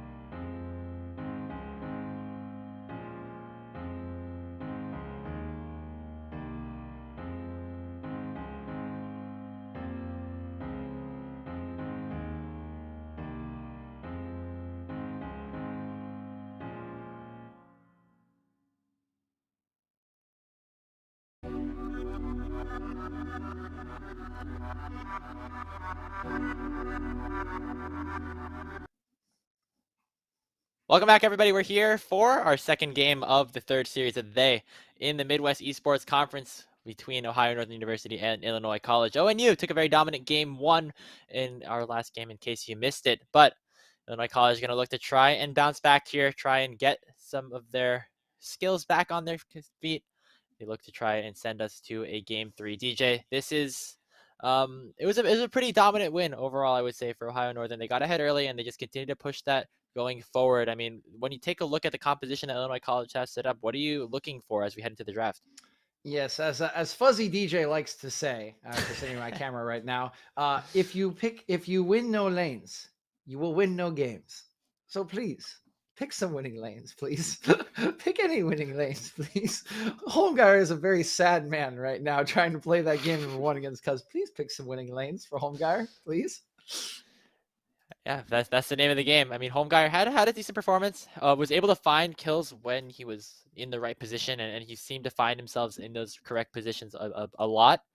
But in terms of success through the rest of the lanes, didn't see a whole lot. We saw the bot lane, get a couple of kills off of a couple of TPs and things like that out of somebody like Usopp. But in terms of just the pure laning stats, definitely had a lot to be desired there for Illinois College. And I think just maybe in terms of the draft, prioritizing some counter picks could definitely be impactful. We saw how Usopp picked that Aurelia blind basically on that R3. While I did ban out some of the counters, did allow again for Aggressive to get his hands on the Camille and show his worth there in the rest of that game. So something you got to watch out for. Take a look at that early game. Take a look at the laning phase. Yeah, I mean, the laning phase was, again, as mentioned, just very problematic. When you don't have any pushing lanes, it's really hard for your jungler to go get camps, which is probably why Holmgeier went for that top lane gank. I do think he got a little happy on that top lane gank because we hadn't had the commitment yet coming in from aggression, but tis what tis. And by the time he looked up, he had 16 CS to about 40 for Cuz. And again, that's really where the spiral began for Illinois College in game number one. There were a lot of moments after that did not look super pretty as they got snowballed upon, but it all starts from somewhere. And that's really where it began because they just could not get their early game skirmishing jungler into any kind of position to do anything. So we need some kind of winning lane. And, Usopp has been kind of that mechanical player they've looked for. They drafted him in Aurelia, but as you were kind of mentioning, right, if it's not a counter pick, you could still lose the lane. So yeah, we saw.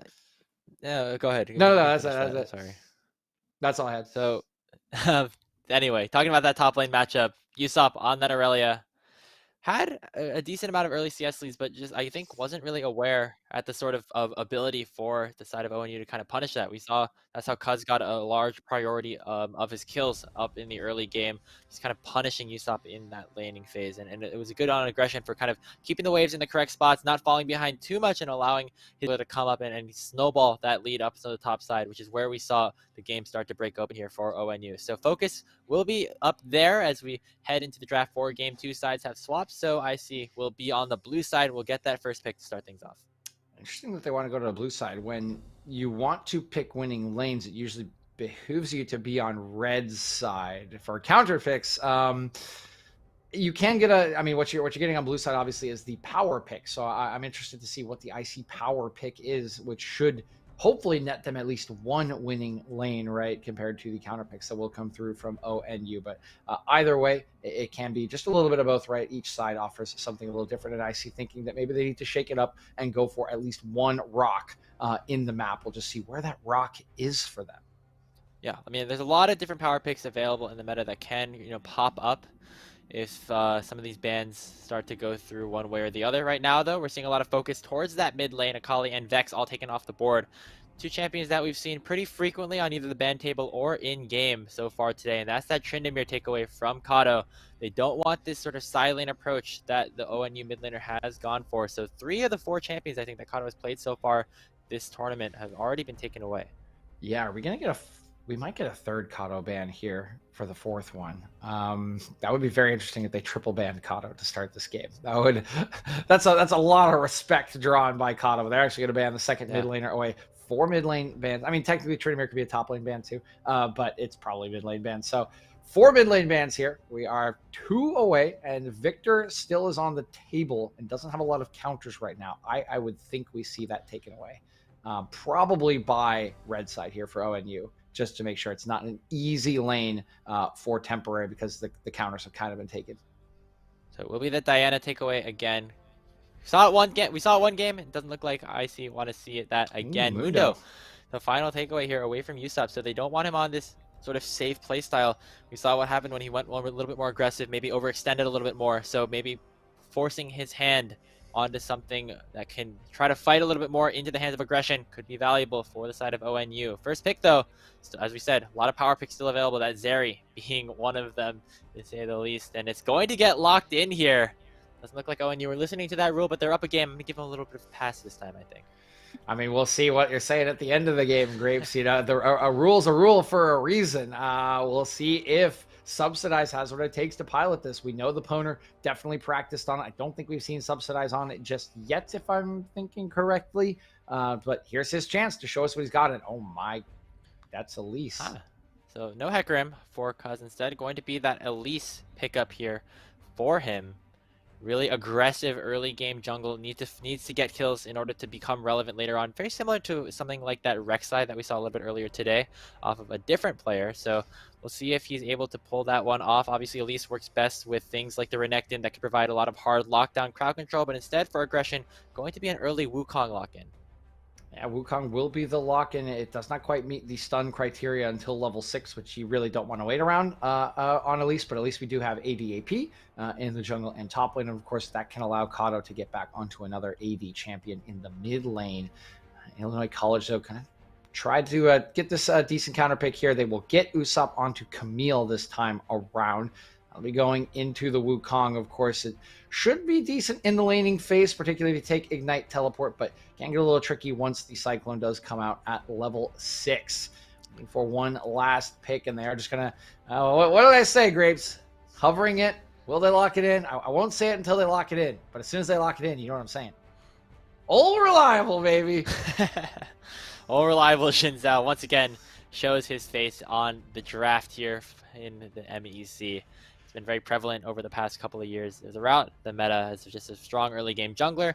Going to see more of the same here as we round out the first phase of the draft with that Jhin going down over the Reaper. So no Caitlyn in this game for the bot laner here for ONU. Going to go for a little bit of a different approach. And I like the setup here. Maybe a little bit more dominance to try and kill the Zeri before she ends up getting a little bit too strong. Yeah, I like the Jhin pick here. It does add a little bit of extra CC or follow-up CC to a Cocoon or for a Cocoon. So I do like that synergy already. It still fits the bill of long range for Reaper and kind of being safe in lane, having the ability to push in general. See if they, with Zeri already in the lane, right, that this should work out pretty well for the laning phase. Of course, you will get kind of like playing against Vayne. You'll get kind of hard outscaled by that Zeri in a team fight later on, because she's just going to run circles around you and you're going to be crying as you try to reload your force shot. But hopefully what OU is hoping, right, is that we never get to that point. We have an Elise. They are going to be very proactive in the early game. And the question is what they're going to round out their proactive comp with to get Cuz ahead one more time, so that he can try to really show off on these AP champions. Give us some good burst damage numbers, Grapes, as Lulu will be taken away because of that. Mid laners and supports going to be the target here, as both sides have yet to have locked those in for their team. I see with the final ban of this draft. See what they end up going for. Going to be targeting that mid lane of Kato once again. That LeBlanc taken off the board. The options are really starting to thin here for the ONU mid laner. Wouldn't be surprised if they even just try to lock something in right now to just make sure that they get Kato onto something that he's comfortable on.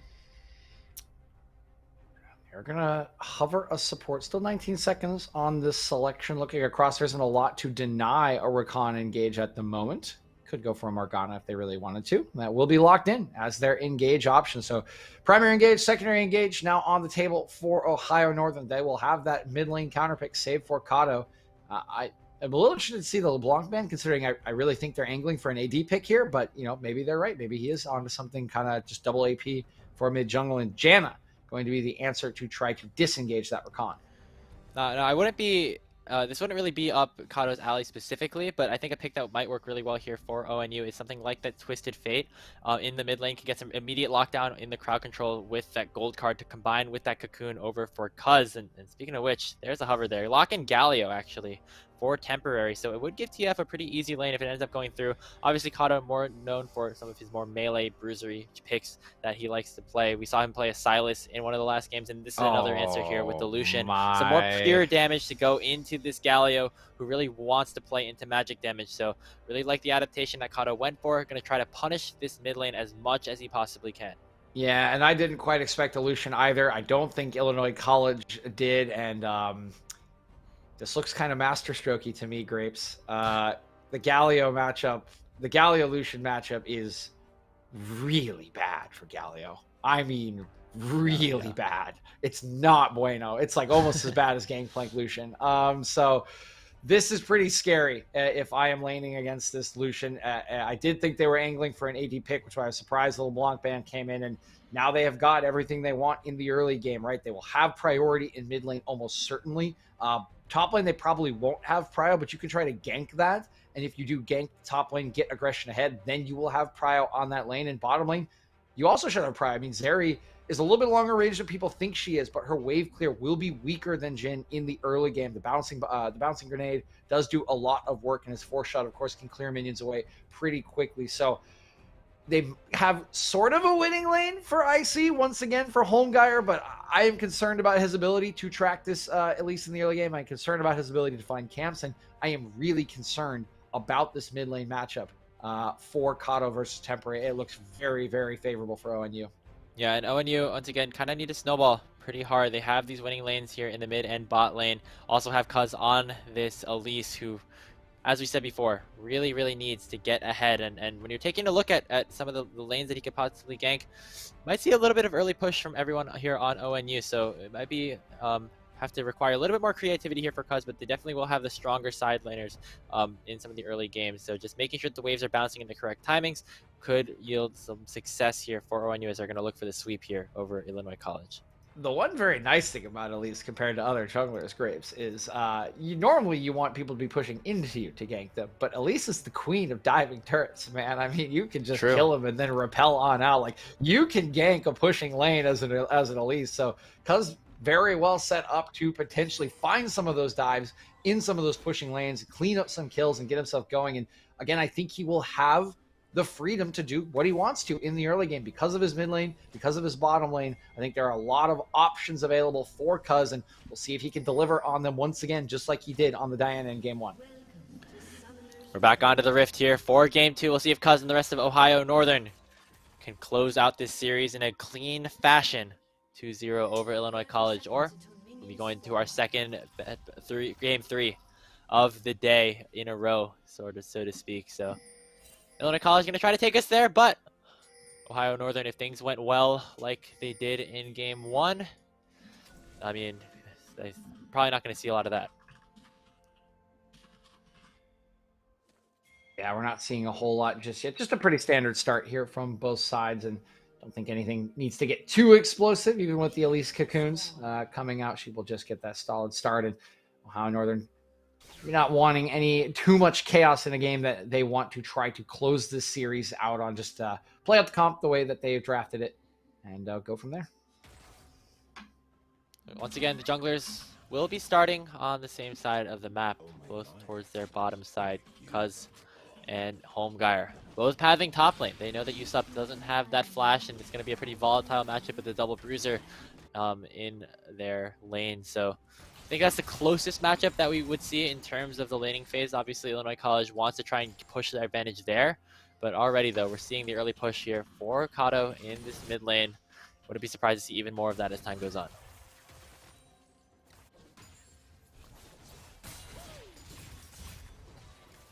A standard start in all these lanes. We see the junglers pathing bot to top here for Cuz, which is a little bit surprising, but for aggression, I'm not sure we'll be able to get the push. Actually, a lot of damage coming on here to Motors. Yeah, Subsidize already proccing that lethal tempo very, very early on in the lane. So a solid start for this Zeri alongside Janna. Lone Force with a nice Howling Gale to sort of knock up some of the members of Ohio Northern down in the bottom lane to get the early trade. But level 2 will be hit basically simultaneously by Reaper and Motors. So not really the concern for a sort of advantage in that matter. Both the junglers just continuing to path towards this top lane as we take a look at how the lane is going. Aggression chunked pretty low, but always you gotta remember, gotta watch out for that Elise.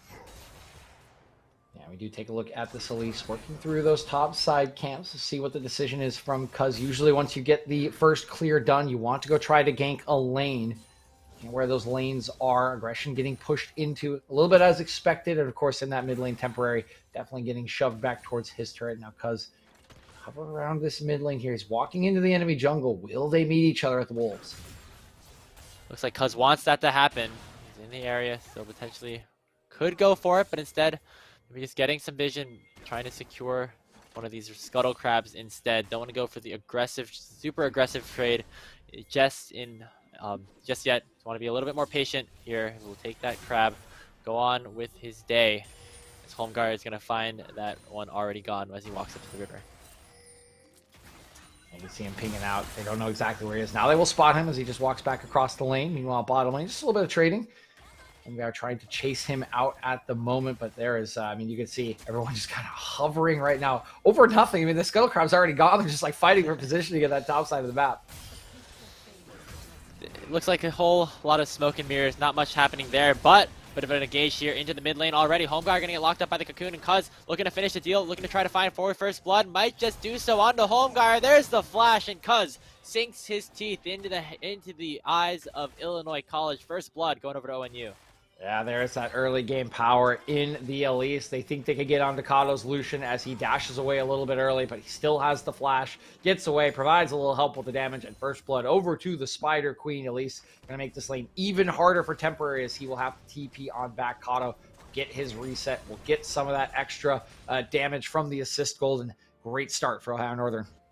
Yeah, that's it. Targeting that mid lane and targeting the punish from Homeguard there in that sort of engage. Obviously, Galio has a lot of good gank setup, but up against this Lucian still does not really have a lot in terms of the damage department. So once Cuz showed up to the area as well, was all said and done, Ohio Northern have themselves a kill on the board. So more trading here in the top side as Usopp looking to go aggressive onto Aggression.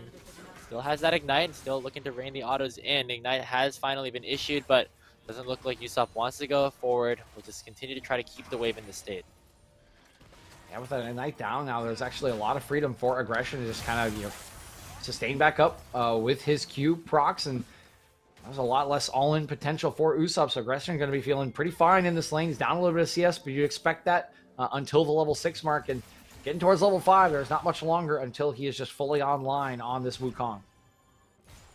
We've seen really solid Wukong performances earlier on, especially in the hands of some of the other players that we've had in some of these games this weekend. But Aggression, definitely going to be able to do that as well. But doesn't look like he's at that silver dream tier just yet. Still has to scale up a little bit more, but Ohio Northern have themselves a 1K gold lead. They're looking good so far in the early game, picking up that first kill, getting leads across the map, and we might see another trade down here in the bottom lane. Nice dodge away from that grand entrance of Subsidized. So Motors hasn't really been able to find anything too strong just yet, but still just getting that CS lead. Taking a look mid lane, Kato forced to walk away. Big wave crashing into the tower there. Yeah, and that's just where it becomes difficult now. Cuz on the other end. Cocoon will be pretty easy to hit as he does land the stun. We'll get another proc in. We'll jump out with the repel, and Cuz getting that kill by himself onto Usopp.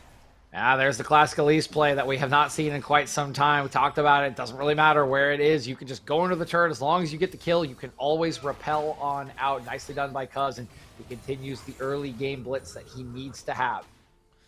Yeah, and this is what we wanted out of this Elise. Making plays across the map, taking advantage of the stronger lane matchups that they have in a lot of these areas, and taking a look at it, the lanes have been working well for Ohio Northern. Kato and Aggression significantly ahead of their lane opponents at the moment. Just getting additional waves and might even get another kill here is Kato popping the culling, forcing that Justice Punch away.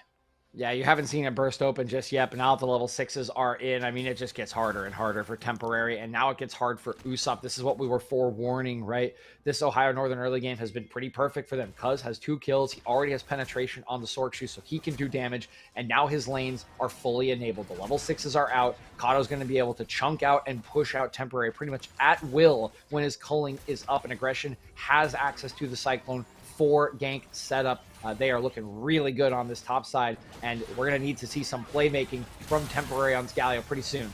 Might see some of that here, but only on the side of the jungler. Homeguard is here. Exhaust already used onto Reaper, who doesn't have a whole lot of mana. Both summoners are available, though. Going to get knocked up with the 3 talent strike. Conqueror popped. Reaper knows he's dead and decides not to use those sums. First kill of the game. Going over to IC. Homeguard making his first impact on the map.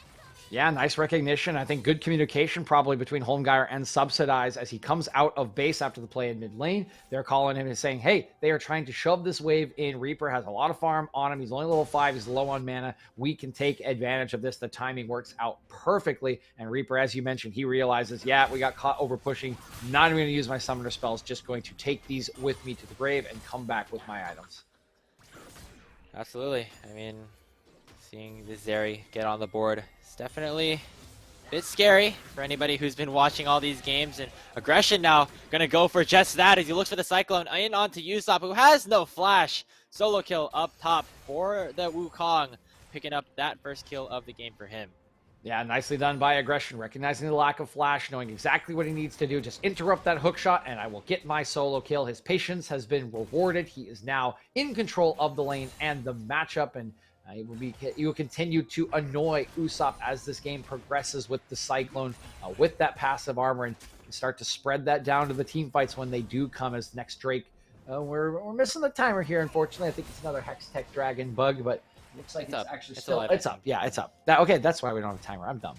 I think this is a Riot client hasn't had new icons up there for the Hex Tech Drake. Obviously didn't have it for the Chem Tech Drake either, but I mean, we all know how that ended up working out. So maybe it was for the better. It didn't end up going for that additional. I don't know what you're talking about. Yeah, wait. What Drake are you talking about? Did I say they had another? There was another else? Drake. No, only 5 Drakes. I don't. Yeah. What were we saying? What are you thinking? Grapes? I don't know. It's been a long day. I guess something must have slipped my mind. But in the top side, Cuz getting under attack here from the side of Usopp, does pop the ultimatum to buy some time. But it looks like a dive could be imminent up there. Meanwhile, taking a look bot side. The rest of the wave is pushing in from Subsidized, but we got to focus our attention back top. But hold on here. Ultimate popped already by Subsidized. Monsoon doing a whole lot of healing onto the Janna, but Hero's entrance has been issued onto the top side, onto Usopp. Cuz now getting taken dangerously low and will get shut down by Temporary. And now Homeguire and the rest of IC might be looking for a bit of a turn. The Audacious charge forward onto Aggression, and he will not be able to die. Double kill now onto the Galio, and Kato has to try to outplay this. He flashes away from the crowd control, picks up a double kill. Temporary will finish the job, a triple for himself. As down in the bot side, Subsidized ended up falling to Reaper as well. It's a 3 for 3, I believe, at the end of the day. So very, very even stuff. All right, Temporary, picking yourself up a triple kill. I see you there with your first Hero's entrance being absolutely gorgeous. Nicely done. I think that dive in the top lane just a little too broadcast, Graves. You know, they initially use the repel. They wait up there. It just gives time for Homeguire and Temporary to get themselves into position, and they do repel the dive. They get the 3 kills, but still a pretty decent trade back after they were beset upon by Ohio Northern. They get 2 kills back. They are onto Kato, which is very nice, and they even get this kill onto Subsidized to slow his progress in the bottom lane. Overall, kind of nets out, and Ohio Northern will keep their 2.5K gold lead intact. Definitely so, and they're still in control of this game, and Kaido still looking for those aggressive plays as the wave crashes in finally. Still, though, completed Everfrost for the side of Temporary. Starting to come back a little bit in this game, getting that first mythic item, actually, of the entire game, alongside Reaper with that Gale Force. So Temporary still going to be pretty strong. Obviously, still disadvantaged here in this mid lane matchup against the Lucian. But we've seen Galio fed in the Proving Ground circuit, actually. I remember Sword had a really great Galio game and taking down Golden Guardians Academy. Just comes to mind right now. But not always just a supportive champion here, but might be in a bit of trouble now in the 3v1. Charmed up by Motors and stunned up by Cuz. The exhaust is ticking onto Temporary, and there comes the culling. The shots are coming through. Cuz will finish the final attack. Will he die? No. Turret shots were not enough to seal the deal. Nice, successful dive as Cuz continues to try to punish these Illinois College players. Yeah, it was very close, actually. The Aftershock did a lot of work there for Temporary, but 3 members is enough. They get the kill. They continue to spring Kato here in the mid lane. He is now 30 CS up, 2-1 and 2. He's going to get a ton of plates off of that mid lane turret, and he will actually take it down at the end of the day for the first one of the game. And Gold springing out a little bit more here, nearly 3K, and with it so concentrated onto Cousin Kato, you are feeling really good about where your squad is if you're Ohio Northern. Cyclone pop there for aggression. Usopp has to be careful under the tower. You know how much damage that Sheen can do, but aggression is going to queue that tower instead. Might have been a misclick, might not have been, who knows, but doesn't look like solo kill is going to come through just yet. Yeah, you might chase Usopp off this turret, though, and Cuz is actually Usopp here. the back. Looking for this dive. Usopp, though, knows he has to try to prevent this wave from going under. Uses the hook shot onto aggression, combined with the ultimatum. He's going to get a trade kill in return. Cuz will finish it off, but a very successful 1-for-1 there from the side of Illinois College. Towards this bot lane now, a dive could be imminent on the other side. I see. They don't have a wave. For this 4v2, the Galio is here alongside Holmgeier. Gotta watch Kato. The wave's still taking a while to crash. The rest of the team could be here any minute.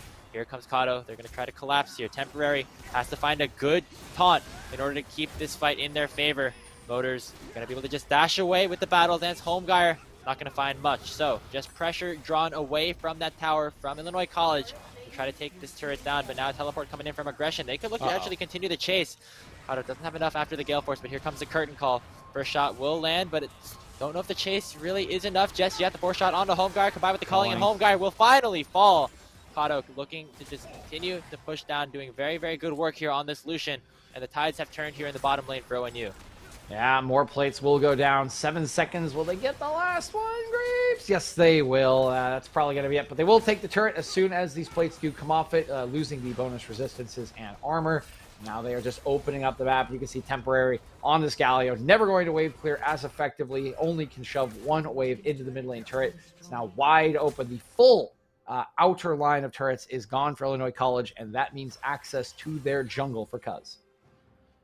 And though the proactivity is still coming through for Illinois College, they still find themselves down 6,000 gold by the time the turret plates fall. Not a great spot to be in, obviously, for IC, but you still have the Zeri, you have this Fed Galio on your team as well. This could potentially still hold an impact as some of the items start to come through, but for Ohio Northern, they're in a very good position now. Second item is now starting to be built on some of the main carries. You see that needlessly large rod onto Cuz, probably going for something like that Shadow Flame. Continue to just rain havoc all over this composition. Yeah, looking very nice on another AP jungler we haven't seen in a long time. 4-1 and 2, Night Harvester in. He will be doing quite a nice bit of chunk damage, and really the scary part here is this Lucian already on a mythic item with the Sheen in inventory. Once that becomes an Essence Reaver, you are looking at some big time mid lane damage, and I don't really know if anyone's going to be able to match him in the side lane, right? Camille kind of has to stick with Wukong. And Galio will need to match the Lucian, and that's really not a matchup that you can afford. They're going to have to make some decision about it at some point here, DJ. Rift Herald started up by the side of Illinois College, maybe trying to force one of these 5v5s. Ohio Northern is on the horizon. They do have Cuz and aggression. They have Kato roaming up as we speak, but it looks like Illinois want to go now, be in the 4v5 at the numbers advantage, knocking up Reaper already, who has to use both of his summoners to try and escape. Watch Subsidize has been unlocked here in this fight with the ultimates coming through. Here comes Kato, though, has arrived to the Rift Herald pit. Aggression still looking to go forward, does have the ultimate. Herald is really low at about 2,000 HP. Holmgeier can try to make this 50-50 as he dashes forward with the Audacious Charge combined with the Hero's Entrance. Going to knock up the first kill for Motors. Kato now in a whole lot of trouble, locked up by the ultimatum, and he will fall to the Zeri. Subsidized, picking that one up. Jinzhao falls here, but it looks like Illinois College are still in a decent position here. Watch Subsidized. He has to stay alive for the fight to go down, but he will not.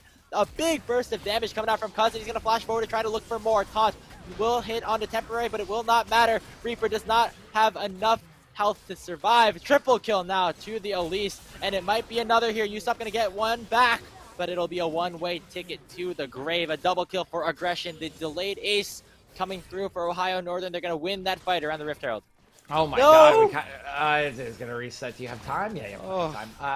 You kind of forgot how much damage Elise can do here, Graves, because that was a big pop on that little spider. This was looking like a good fight for Illinois College. They had Kato in a weird position where you don't really want to be on Lucian, right? Yes, he's pretty mobile with the dash, but you can't just jump on him and lock him up if he's alone without any support. And they get him down. They get Reaper out of the fight, so the carries are gone. But that one last spider pop subsidized. That removes all of the damage from Illinois College that remains and allows Cuz to just go crazy in the fight, flashing forward for the route onto temporary, picks up 3 kills and really carries the fight, gets the Rift Herald, gets the Shadow Flame.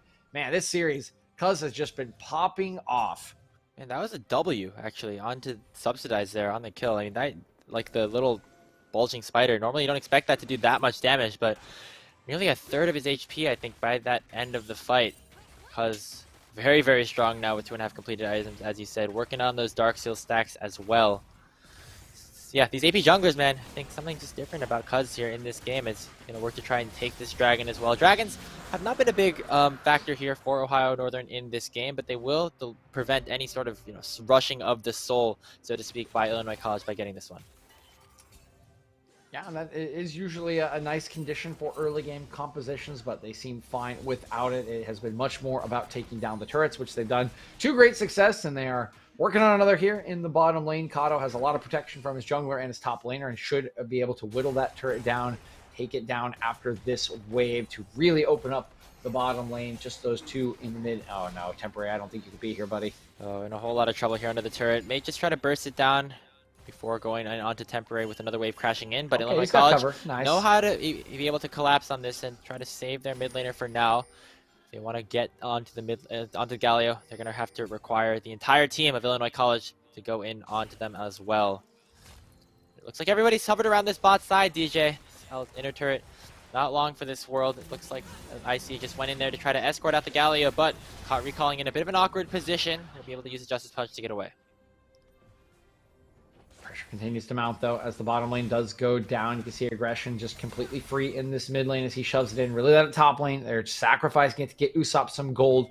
Much better this game than he did in game number 1 on that mythic item.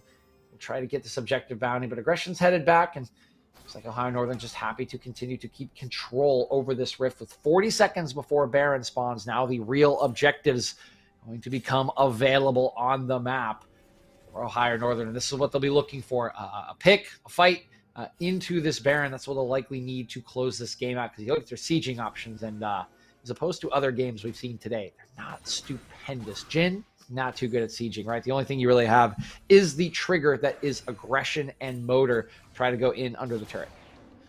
Yeah, it's kind of a different approach to sieging. It's not really sieging, it's more kill them all and then take the turrets afterwards, I think is what the composition of Ohio Northern wants to do. I guess siege is kind of the different word. I don't know what that would be. Should we call it YOLO sieging? Yeah, we can roll with that, the YOLO siege. We'll see if it ends up going through here, as more towers are going to try to be taken down here by Ohio Northern. They try to just push their numbers advantages here, have 3 members up topside with that Rift Herald. Will get this inner turret to fall. So we've crested the 20-minute mark of this game. Baron obviously still always on the table. I don't know if Ohio Northern want to just take that risk just yet. They have the potential to just continue to push these objectives without it. Yeah, still staying alive there. Doesn't get a second charge. They don't need it to. They've opened up the top lane now. Just this mid lane tier 2 remains for Illinois College. I mean, you can see the map control just in the turret score. 5-0 for Ohio Northern. That means that nothing on the back half of the map here on the Ohio Northern side is visible for Illinois College. They can't get in there. It's really, really difficult. They just have to spend all their resources defending their own jungle, their own territory. And look at how many wards are still in this top side. I mean, there's just 4 of them sitting around blue buff, around the Gromp in that top jungle. Take a look at this gold. It's been a very, very steady lead, growing and growing as we have progressed through this game. See a couple little hits there, here and there, but it's not really too much of a big deal if you take a look at the gold. It is all Cuz for the 2nd game in a row. Nearly 2,500 above anybody even on his own team. As now the rest of Ohio Northern are headed over to this Baron at about 21.5 minutes. You see some of the resets coming through from players like Subsidize who aren't going to be able to get there in time. Illinois College is forced into a tough decision. What are they going to do? Actually going to Oh, try and to they pull face the shake trap. this here. Homeguyer gets instantly shut down as Kuz and the rest of Ohio Northern just peel off for a second, go right back to the Baron now in the 4v5. I was gonna say, Grapes, you know, they didn't have TP on aggression. That felt like a weird time to start Baron, but that, you know, they got me because they're just baiting. They just started up to draw him in, and now aggression, he's gonna try and make something happen in the bottom lane. Yeah, the Camille Galio combo, always a good thing. Baron will go over at the cost of aggression's life. They're going to just try to get this slight pickup onto the Wukong as a slight sort of solace. It's a nice shutdown going over onto Subsidize, but it's definitely not enough to really make that trade worth it. Still look at the gold, still all the side of ONU. Yeah, they will take 4 Barons in exchange for aggression. It is a little obnoxious because aggression is likely going to be the guy who plays in the 4-1 when they do deploy onto the map here, but nevertheless, they get the prize that they need to really bust this game, to bust this base open. And we see the Camille Galio for only the first time this game, Grapes, they've been unable to find really any opportunities to do so. And as predicted, that Galio matchup, it's just really hard for him to get any sort of timer, any sort of tempo to join his team in the side lanes. And we'll see if they can have another magic trick up their sleeves here, DJ. I think, honestly, locking down the Elise, that never sounds like a really great thing to do with like your 2 late game team fighting tools, but might have to start to consider that as an option here with Kuz doing a whole lot of the damage here so far for his team in this game. Dragon goes over as well, going to be another Ocean Drake. Not the biggest deal so far for Ohio Northern, but a little extra regeneration won't hurt, especially on this Baron push. Nope, still 2 Drakes away, of course, from the Soul. Got a minute 39 on this Baron push, and now it will begin in earnest after they spend a little time to make sure they can take the objective. Because trying to start creating, taking some camps, trying to create some vision in the bottom side of this bottom lane. He'll probably group back up with his team as they go towards this mid lane tier 2 turret. Aggression needs to synchronize this wave, so they'll give one up to create the vision line. They'll wait for the second one to push on in, and they will use that to start hitting these turrets. Yeah, and once again, we see Ohio Northern kind of in a cross map situation in this 1-3-1. You know, the team composition is still kind of more favored towards some of these more team fighter picks. Still able to go for the split push with the Baron buff with all these players so strong. Look at the culling coming out from Kato, forcing that stopwatch out of Temporary. Will not be able to get the kill, but because here to support Homeguard on the backside, he was just such a juicy target into the hands of the Elise, and another kill going over to Ohio Northern, now fighting in this 4v5 across the map. Aggression still raining pressure in. Remember, doesn't have that Baron buff, but not going to matter too much really for Ohio Northern as the inhibitor has been opened up. The itsy bitsy spider came down to bottom lane and one-shot your jungler. That was a nice little trap set by Kato and Cuz, as they've been doing all game. That's the first inhibitor going to fall, and now Aggression. He's just holding it down on the top side while his team does the rest of the work. They're busting into the base in the mid lane as well very shortly. There's the second inhibitor to fall, and the third one cannot be long for this world. 10 seconds left on the Baron buff, so they might have to retreat, but they might be able to just bust open the last turret before they do. See what happens here. Usopp in a bit of a scary spot. Just uses the hook shot to get a little bit of poke damage onto Aggression. Baron buff has despawned, so doesn't look like he'll have another enchanted wave to sort of try and take down this final inner structure of the game. But looks like they're going to continue to stay around this top side. Maybe just try to work this out the old-fashioned way. One small little thing I have to say here, Crepes, is did Reaper actually take Collector into 3 Ninja Tabbies? Looks like he did, and let's see if it'll pay off here as the fight already has begun. Nice hero's entrance coming out from Temporary, but it's not looking like enough damage is going to come through as the Cyclone from Aggression does so much. Reaper actually picking up that kill to maybe get a little bit of use out of that Collector, but now Usopp looking to go forward, looking to try and finish off somebody here, try to get any sort of trade back. Not going to be able to do so. 5v4 now still for Ohio Northern. They're going to continue to push down. There's that third turret. Third inhibitor will shortly fall. If you can't find a turret, you can't fight near the inhibitor. One thing that I do need to mention is we do have 2.5 items for Subsidize, and there was a game yesterday that was about at this state, that was about at this item number when the Poner started to pop off against GVU. So do keep your eyes on Subsidize. He could be that hero, particularly if he can finish the third item before this next Drake comes up, before the next Baron comes up in 1 minute 40 seconds, which is likely what will be the prize for Ohio Northern, so they can cleanly close out this game. as they do all reset, come back out on the map with their resources, and take a look at the items here, see if we get a fourth one for Cuz. Not, oh yeah, went for the Medjais, 10 stack Medjais. Oh my, wait, he bought a lot more, good God. Why is he so strong? Decided to go for something else, it looks like. A big rod, so to speak, instead. And Cuz looking to try to just continue his dominance throughout the jungle and finish off this incredible series that he's been having for himself. But still, on Illinois College, options are starting to run dry. Obviously, Zeri is a pretty good champion, to say the least. There's a reason it's had a very high presence throughout this tournament in the MEC so far. But when you're up against so many people and down so many levels of XP, everybody on the side of ONU is up on this Zeri, except for, of course, Motors. A little hard to, get into the faces of this composition without just immediately falling. Yeah, it's going to be really, really tricky. If we're looking at the triggers right, we got to have some sort of Camille Galio to start it off. Find a member to pick off, see if you can land on a couple of people, and then keep your Zeri safe so she can start to stack it up. There's the engaged. Big combo coming out from Homeguard. Combined with the Hero's Entrance will only knock up one. Cuz in a bad spot. Might get taken down. He will. Kill going over to Subsidize, but it's a 1-for-1 as the other jungler has fallen. Big Monsoon to try and do some healing, but it doesn't look like it's enough. The damage is still coming out from Kato. A double kill for Reaper as well, as Subsidize and Lone Force are still trying to do something inside their own fountain. Subsidize dashes forward. Can he get the kill onto the Jhin? Barely. Will be unable to do so as the curtain call has been opened up. Subsidize still trying to save this game. Zeri is broken, but maybe not broken enough. Finally will fall to the hands of aggression as the exposed Nexus will signal the end of this series. A beautiful one at that for Ohio Northern as they complete the 2-0 sweep. And there it is, 28 minutes, 19 seconds. Ohio Northern will put their first win on the board in the Midwest Esports Conference for the spring split. Congratulations to them. It looked fairly clean. They even bust out an old classic in an Elise. Not something I've seen in quite some time, and Cuz makes it look very good, proving that, yes, you do need to ban AP junglers away from this man, and Heckram would be on that table as well. So congrats on that first win in pretty clean fashion, and be a nice way to end the weekend for them after a rough start in their first two series. Yeah, obviously going down 0-3 would not have been a very happy place for Ohio Northern University to be in. So glad they were able to pull off this win. Once again, big shout out to Cuz on the jungle matchup, just being able to do so much work on both the Elise and also on the other champions that he was able to play throughout the day. And hopefully we'll see more of him throughout this season. Looking to just continue to get more and more respect for this Ohio Northern composition. We do have a quick interview set up for everybody. We will be taking a quick break before headed right back into that. We'll see you in a little bit.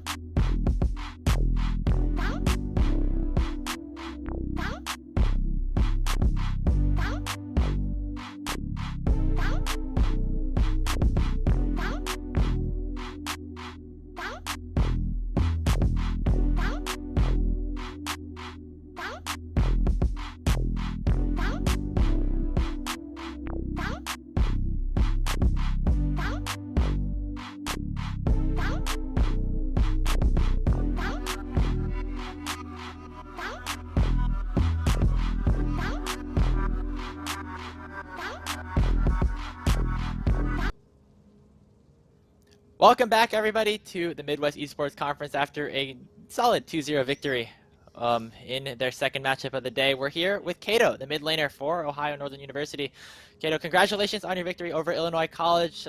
Being at this LAN at Grandview obviously must be a pretty exciting thing for you. I mean, just kind of gauging sort of what the event's been like so far. What has there been any specific moments and memories that have stuck out over the weekend?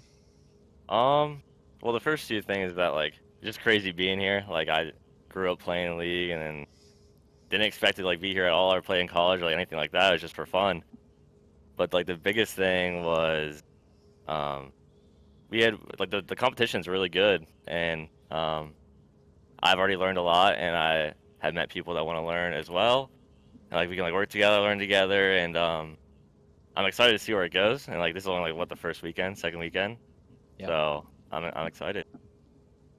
Yeah, it's been an exciting start. We've seen some learnings already. 3 series in now, picking up your first win. So, kind of talk to me about what the progression has been from your team in those 3 series. You've had a couple of games get away from you, but a couple of very close games that, for a couple plays going back and forth, might have gone your way. So, what's it been like on these first 2 days progressing through these 3 series?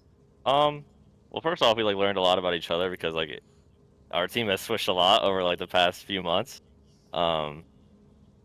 I mean, a whole new bot lane. We had Cuz, which was our support, and now he's in the jungle. So, and we're learning like a whole new like playing style. So it's like these games are like important to us, but also like a good way to learn. And I feel like since we have these really close games, it's like really helping us. It'll really help us in the future. So we'll see what we can do with it. Yeah, and while some of the games weren't as, didn't give you the result that you expected or maybe wanted earlier on in the weekend, you've had a lot of really solid performances in the mid lane, so much so that a lot of your opponents have started to issue a whole lot of bans towards you, towards the mid lane on some of these, melee bruiser assassin-y picks. I mean, does it make you feel good that people are scared of you, or just like wish you got your hands on some of these champions? I mean, of course it'll feel good, but like I want to play the comfort picks, you know? Like Yeah, man. I want to play Calling, man.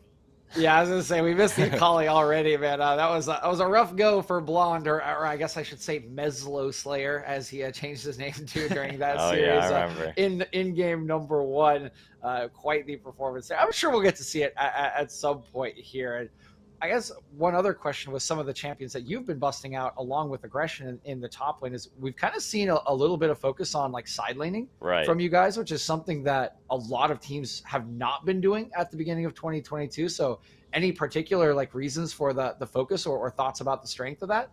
Well, last season we really focused on like we had a really good bot lane. So I'm not saying our bot lane's bad, but like they were just, I don't know, we just focused that way. It just happened to be like we passed bot lane, played like a 4-1, and we wanted to stick with like team fights. But now it's like okay, like maybe some of the stronger suits are in like the solos, or maybe we want to change up the style so we can learn more. And like we're just the champs we like already played over that we were learning, kind of helped to just like transfer into this play style. And I mean, if we learn this, we have like 2 good styles down, and it's a good look for the season. Yeah.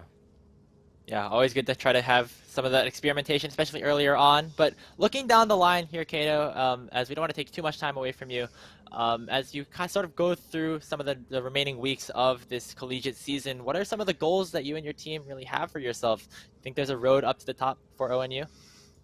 For sure. I mean, like I said earlier, like we haven't been playing together that much. Like it's been okay, like some flex queue here and there. But like outside of league, our relationships were really good. So it can only go up from here, right?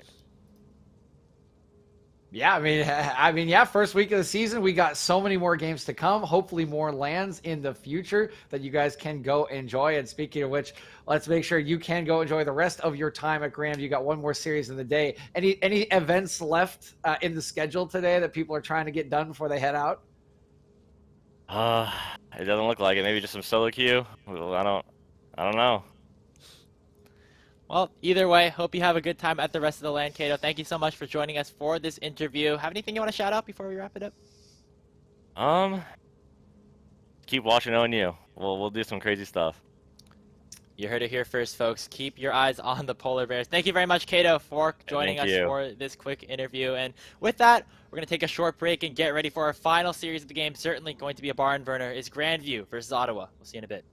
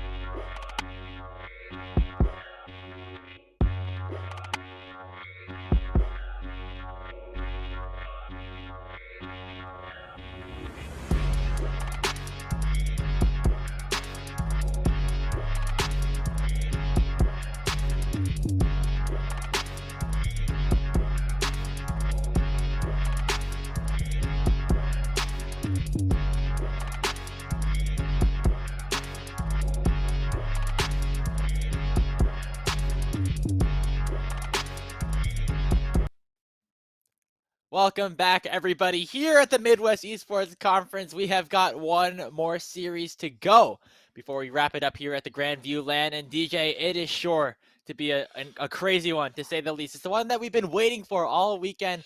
Teams with the tension's been building, everything's been going. It's Grandview University up against Ottawa University. DJ, these are the two teams that we've touted as some of the best that we have here in the region. And for Grandview, the hosts, of course, here to try to defend their title up against a new contender. Yeah, I was gonna go zipped up on this vest, but it's getting a little too hot and spicy in here, right? We got the vest on. I got the wristbands on for the last game of the day, the last game of the weekend. And I am so excited for this series between Ottawa and Grandview, and in particular, and I think everyone is. I mean, we were just talking about it, right? The amount of banter that has been going on between these two teams, the two coaches leading up to the series, has been immense. Of course, one of the players, Blonde, even changed his name to Meslo Slayer in one of the games before getting absolutely schooled by Coda, and then was called out on Twitter for changing his name to Meslo Slayer. Somebody mentioning, I think he's still stuck in Diamond or something like that, while Meslo's in Masters. So there's a lot going on. There's a lot riding on this game, a lot of egos, a lot of pride, a record, of course, and top dog status in the MEC. I think literally, if you go on Twitter at any point in the past couple of days, if you scroll at least on my Twitter, I don't know about everybody else's, but if you scroll a little bit, you'll eventually run into either somebody on Grandview trash talking Ottawa or the other way around. These guys have been going at each other. Obviously, pretty good relationships, I think, between all the players and coaches. Everyone really mutually respects each other, but they know that this matchup is very important for them to try to establish dominance early on here in the MEC, and I'm really excited to see how it turns out. I am so excited to see how it does go as well. And of course, as we do get ready here, we're talking about the mid laners. They know each other super well. They are ready to duke it out. So, of course, we'll be the bottom laners, two of the best that we have here in Young up against Aaron. Aaron sort of seen as the kind of oldest, baddest man in the bottom lane, and the young upstart looking to take his spot as the king of that bottom lane. What it is so important here in 2022 as well. There are just so many great storylines in these two lanes alone. That's not even talking about the rest of the map that we still have to get through. Yeah, absolutely. It's like also just taking a look towards that top side as well. Brixton up against Prankuru. Surely to be excited. I'm not sure if we're going to see another Warwick come through for Brixton. I had a conversation with Colomer a little bit earlier before the tournament began. And he was really not expecting that Warwick to come through. So we'll see what Dreyer and the rest of the team decides to opt for here in the draft. But also going towards the jungle, it is Coldthrow and Coda going to be duking it out. Two players that have been really, really good in the games that we've seen so far, especially Coda. Around those objectives, we saw how they were able to play around those super well and utilize that to kind of net them some of these late game victories. And when we come to think about it between these two teams, in terms of what we've seen from both of them so far, it's kind of another difference in play styles.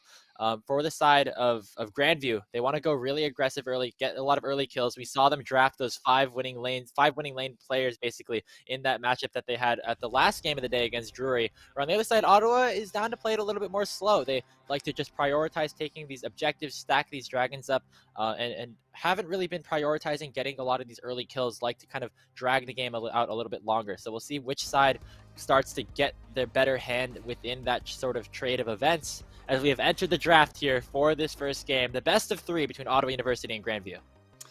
Best of three on the table. First bands coming through, and I'm so thrilled to see what these two teams are going to pull out in draft. We've seen multiple different looks, as you mentioned. We've seen a lot of play around Aaron. We've seen a lot of play around Young. We've seen that just like full bully comp from Grandview, but of course I think things will be tempered here a little bit against the opposition that both face. Both will be well scouted, of course, and well coached against each other. And early on, though, it is that respect ban over to Prankuru. They saw what that Akshan could do. Not going to let it get back into his hands, and certainly not going to take Tom Kensher to it, I would hope. Yeah, and matching alongside the top lane, seeing some more targets up there. Of course, Brixton's Warwick not going to be a playable champion, I believe, through the entire series, and that's just the first step with that. Headed to the second phase of bans, second ban for each of these teams. Ottawa going to be on that blue side, taking away that Thresh from Pluto. Very well known for that champion, and we'll see if we see some more focus down towards the bottom lane here, or if it'll be, again, towards the solo lanes with the Corki taken off the table. Okay, we did get this taken away. We remember that Blonde did actually play this on day number 1 when he did actually have a really rough matchup against Coda. So interesting to see that one taken away, but of course it is just super powerful, and if it is left open, probably just a really easy B1 for OU to slap up on the board. So not surprised to see it get banned away. On red side, one more ban per team is going to be the Gnar. It's really targeting Prankuru's champion pool. Try to give Brixton the matchup that he wants. We saw Brixton play 2 games of set yesterday that looked really, really good, by the way, but only the set is what we've seen so far. And yeah, that's kind of the play style of Ottawa. You stick Brixton on a champion like this set who can kind of sustain himself throughout the early game, play a little bit more on that weak side, especially when that Warwick is not in hand, and allow the game to flow through that mid and bot lane here for Ottawa. Final ban of the first phase for Grandview will be that Senna takeaway, targeted actually towards potentially Young or 9 Lives, who also plays a whole lot of that Senna down in the support position, as looks like we're going to see a Jinx hover for the side of Ottawa and a lock-in, allowing Young onto one of these famed hyper carries. Yeah, I mean, welcome to Challenger ELO Drafting 101 in 2022. If the Jinx is up on B1, you take Jinx on B1, so slap it on. Young going to get himself a very comfortable, very powerful pick, and here comes the counter to it. The Caitlyn is up. This could easily be locked in. It's a slightly different play style, a little less team fighting, a little more pushing and early game control, but it is super powerful nonetheless, and it will be locked in the hands of none other than Aaron. And alongside Pluto, wouldn't be surprised to see another Enchanter lock in, something like that Lux or that Morgana that we saw to enormous success earlier in the day. Talia, not what I would necessarily expect, but obviously the players here on Grandview have pretty wide champion pools. Instead, back to all reliable potentially here, DJ, that Jin Zhao gonna go through for Cold Throw. Woo! All reliable, baby. I am never gonna get off this train. This is like Aatrox was for top laners, right? It's just Renekton was for top laners. A lot of all reliables for top laners, by the way. We'll get into that later. But we have the classic one here for the jungle of the last year and a half. It is that Jin Zhao, strong in the early game, strong at all points of the game with the Crescent Guard. And it's the interesting answer, actually, the Trundle, which some people have liked as an answer, others have not. We've seen it be successful and unsuccessful pretty much across the world. So I do like that Coda's getting on a champion he'll know the matchup, and should be able to function well if executed properly into the Shin. Absolutely, and in terms of just early game 1v1 priority, Trundle definitely wins out on the Jin Zhao, stealing away some of those ADs with the chomps on the queue, and so definitely have to look towards that as that is the kind of the way that Trundle could end up countering Jin Zhao in that regard. But focusing again towards that bottom lane here for Ottawa, rounding out that duo with the Jinx, the Lulu for 9 Lives, adding even more enchanted power here on to the side of Ottawa. I think we're seeing a bit of a protect the young composition start to unfold here, DJ. Yeah, I mean, it is that classic Jinx Lulu pushing lane that you try to take to control it early on.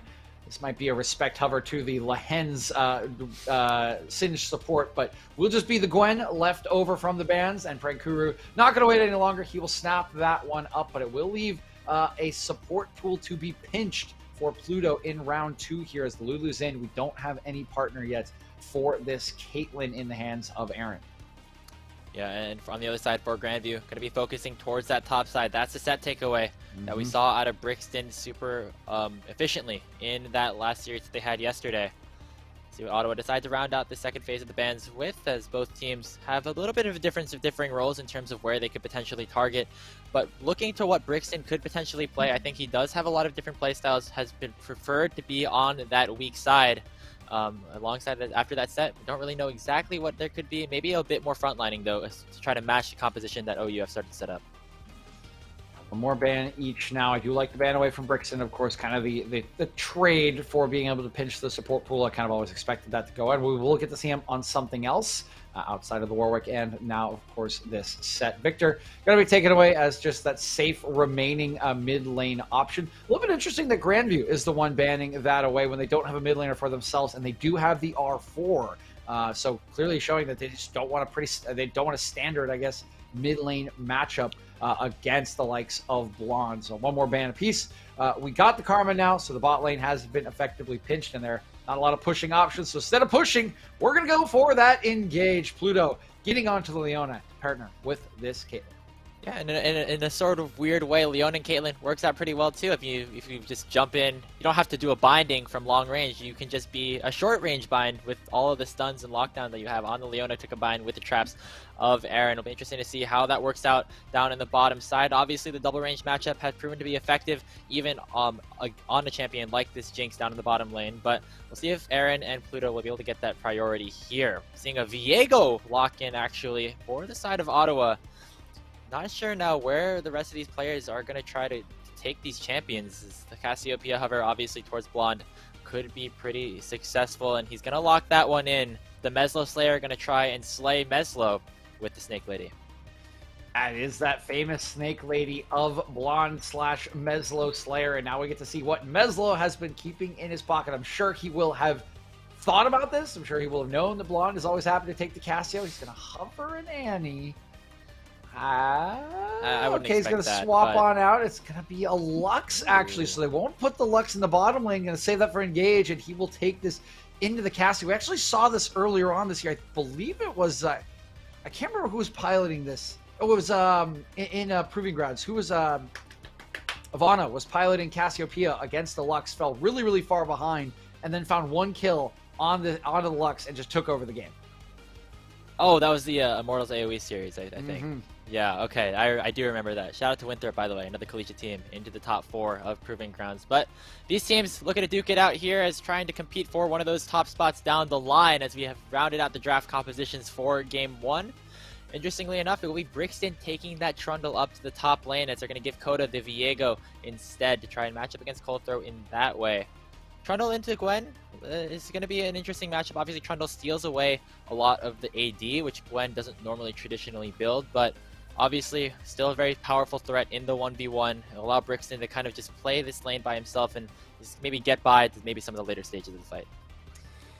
Yeah, this is going to be very, very fascinating. There's a lot of comfort here. There's a lot of, first of all, on the right-hand side, there's a lot of range with this Caitlyn Lux. It's going to be a tricky early game for the Cassio, as we kind of saw in that matchup in Proving Grounds. The range is really tough for her to deal with the poke, but once you do get online, right, you get that tier, you get that mythic item, as you were talking about, Grapes, you just start taking over, right? You can just start taking over, and Blonde knows his champion. Forwards and backwards, he's got a Jinx behind him. He's got a Viego in the jungle in a classic matchup. And now with this Trundle on top to deal with Prank Crew, if you can just hold that up in the early game and not get blown over into the side lane, I really like this team fighting composition for Ottawa. I really, really do. I think they got a ton of comfort. I think they got a ton of late game damage, and I think they can outduel the likes of Grandview, who will much more, I think, be looking to use early game pressure and priority to get Prank Crew an advantage in the side lane and let his pressure take over this game.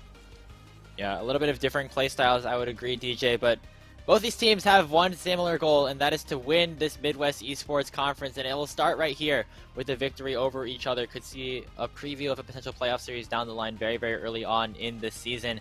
And for a team like Ottawa, I mean, they're a newcomer here to the amateurs, to the collegiate space, so to speak, up against Grandview, who has been at the top of this conference for a while. And when you talk to somebody like Colomer, who has been a very successful coach in the collegiate scene in the past, you know that when he picks a team like Ottawa to try and go back into coaching, you know he has very high expectations. You know he wants to try to win, and he believes that these set of players can do that up against a team that has been traditionally strong like Grandview. So we'll see if that ends up paying off. Obviously, the team has only had a couple of weeks to start to try to get together and work things out, but a lot of promising stuff, man, about Ottawa. I'm excited.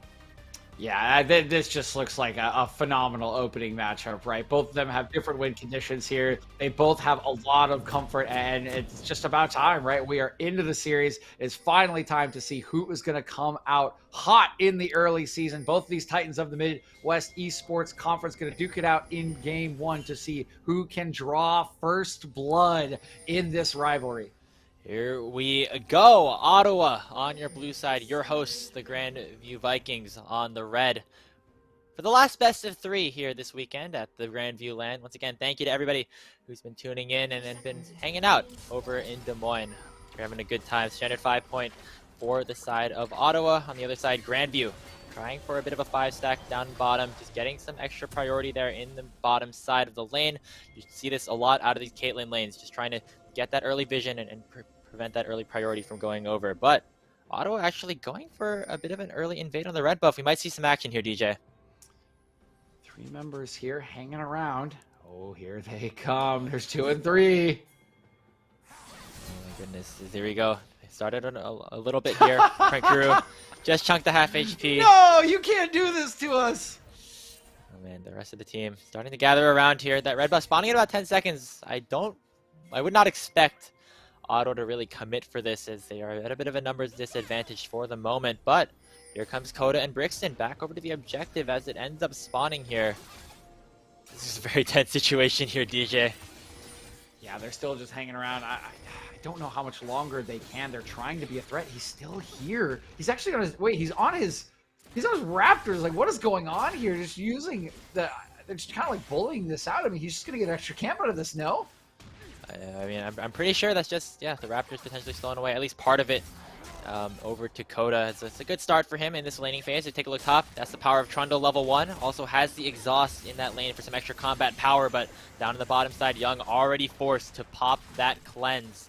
Pluto showing immense priority here with the Zenith Blade as this bot lane for Grandview gets the early advantage. Yeah, didn't even have the Q yet. No ability to stun. Still gets the cleanse out of Young, as I think Young's just trying to shove this hard as he can, get level 2, and then get back in control of the lane. Aaron and Pluto fighting back as hard as they can, but it looks like it will get in as Young ticks that level. Seeing Colthrow potentially path towards this bottom side, what you traditionally see with that Caitlyn on your team. As he's going to go for that standard red-blue Gromp to hit level 3 as fast as possible. And the top side again, Brixton doing a whole lot of damage here to Prankuru, already popping the Ghost here. So we're seeing some early Summoner spells be expended on opposite sides. Doesn't mean a whole lot of kills are going to go over just yet, but means some explosive fights down the line. Yeah, very nicely done by Brixton, right? Showing us only the second champion he has this weekend, and nice ward from Prankuru will keep himself alive at the potential gank, knowing he's in danger with where this wave is. And look at he's just kind of yeeting on out of here. Meanwhile, bot lane. Gank in the bot side, Pluto going in. Young doesn't have that cleanse and no longer has the flash. Coulter going to dash in with the audacious charge and pick up first blood for Grandview.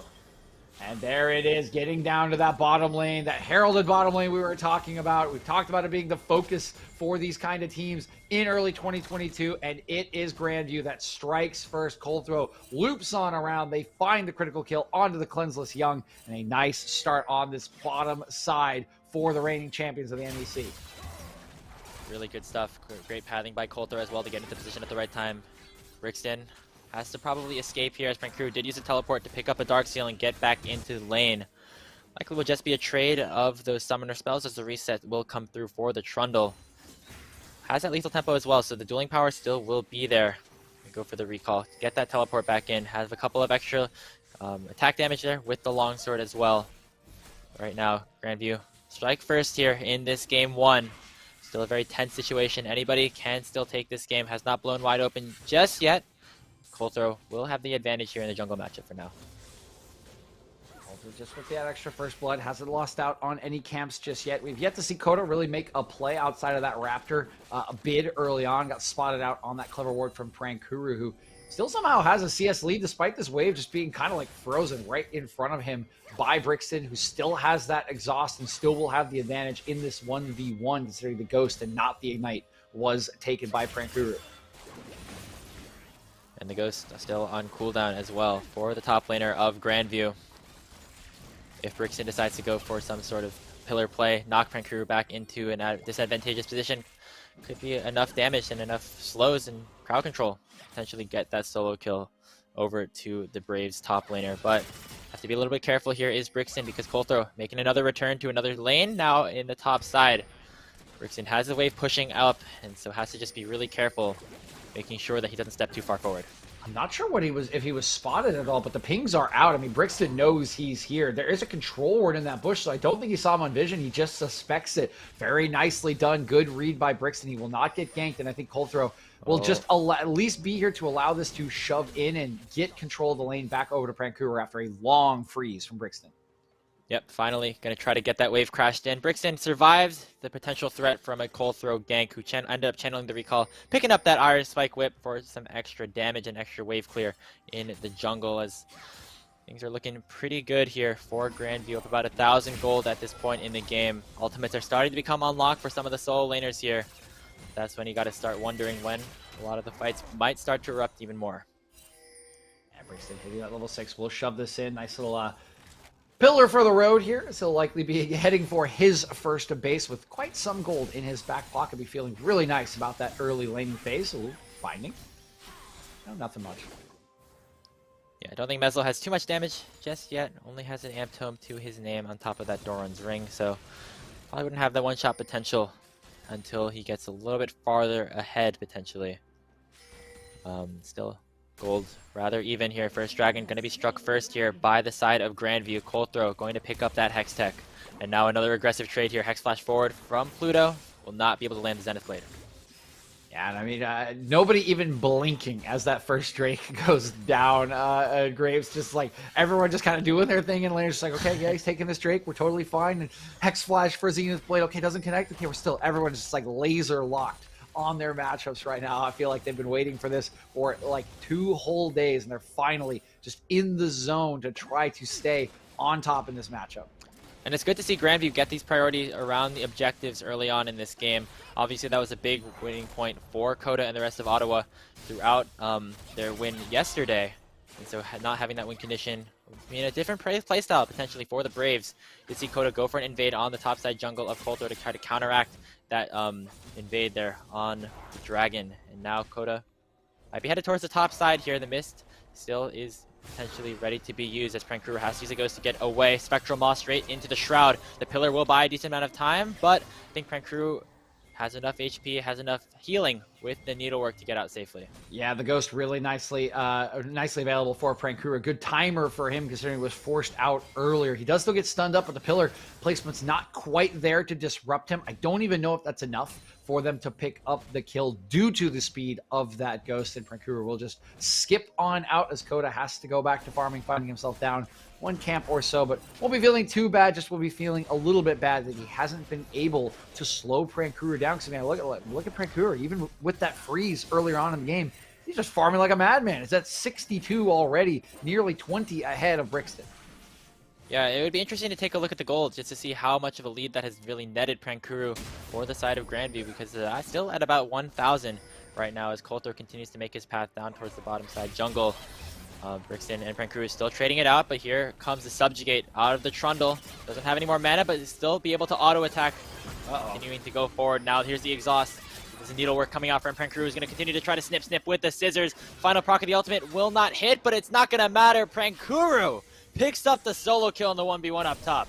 Beautiful solo bola while they're on Rift Herald nonetheless for Ottawa Braves, and just so well played by Prankuru. Recognizes that waits for the Subjugate to go down, recognizes he can turn the play, waits for the Exhaust to go down for the 3rd proc of his ultimate, and even though it misses, he's used it to cut off the escape path, easily cleans up the solo kill, and just walks out scotch-free. Yeah, and look at that in the gold department. Prankuru now up 600 over the side of Brixton. Might get punished here, though, as Coda is trying to come in here. Remember that Prankuru doesn't have the Ghost or the ulti. We'll see if Coda has enough damage, though, to try and take down this Gwen, who is rather tanky. Meanwhile, on the backside, Young getting taken down under the turret. Coulter going to finish the job, and Coda is losing out on the trade. Prankuru does it again. And it is Prankuru breaking this one open. He survives the attempts on the top side, turns it all around with 2 kills, another solo, this time on Coda the jungler. That allows Coulter to go to the bottom lane and punish Young. Once again, nothing he could have done about it without even his Lulu, 9 lives in the lane, roaming around to try to make things happen. They don't find anything. Grandview gets everything they wanted, and they're already out to a 3K gold lead. A fantastic start for Grandview University, the host school of this LAN. Wanted to make sure that everybody still knows they're the reigning champs. They're still to be feared. And right now, a lot of that is coming through their topside. Prankuru on this Gwen alongside Coulter, making an impact all over the map. Doing very good work so far, as about a 3,000 gold lead has opened up for the Vikings. Yeah, I mean, Prankuru has just made so much happen. But one other thing to mention is, 9 Lives has this roaming playstyle. We saw him going up towards that top play when Brixton tried to take the 1v1 with Prankuru and not quite getting there on time. That has led to a big CS gap in the bottom lane as well. You can see it's 25, and it's even worse for Young considering he's been killed twice and forced off of waves. So that roaming style, trying to help the map, has just punished the AD carry for Ottawa as well, which has further inflated this gold gap. It's almost 2 levels there for Aaron down in the bot lane. I mean, he doesn't have a lot of kills, but definitely is still very, very far ahead of his lane opponent, and that's another area where we see a lot of power given over to Grandview. They're winning on both sides of the map. Got the mid jungle that's kind of even for now, but I mean, with the way that things are going, a lot of that could change very, very soon.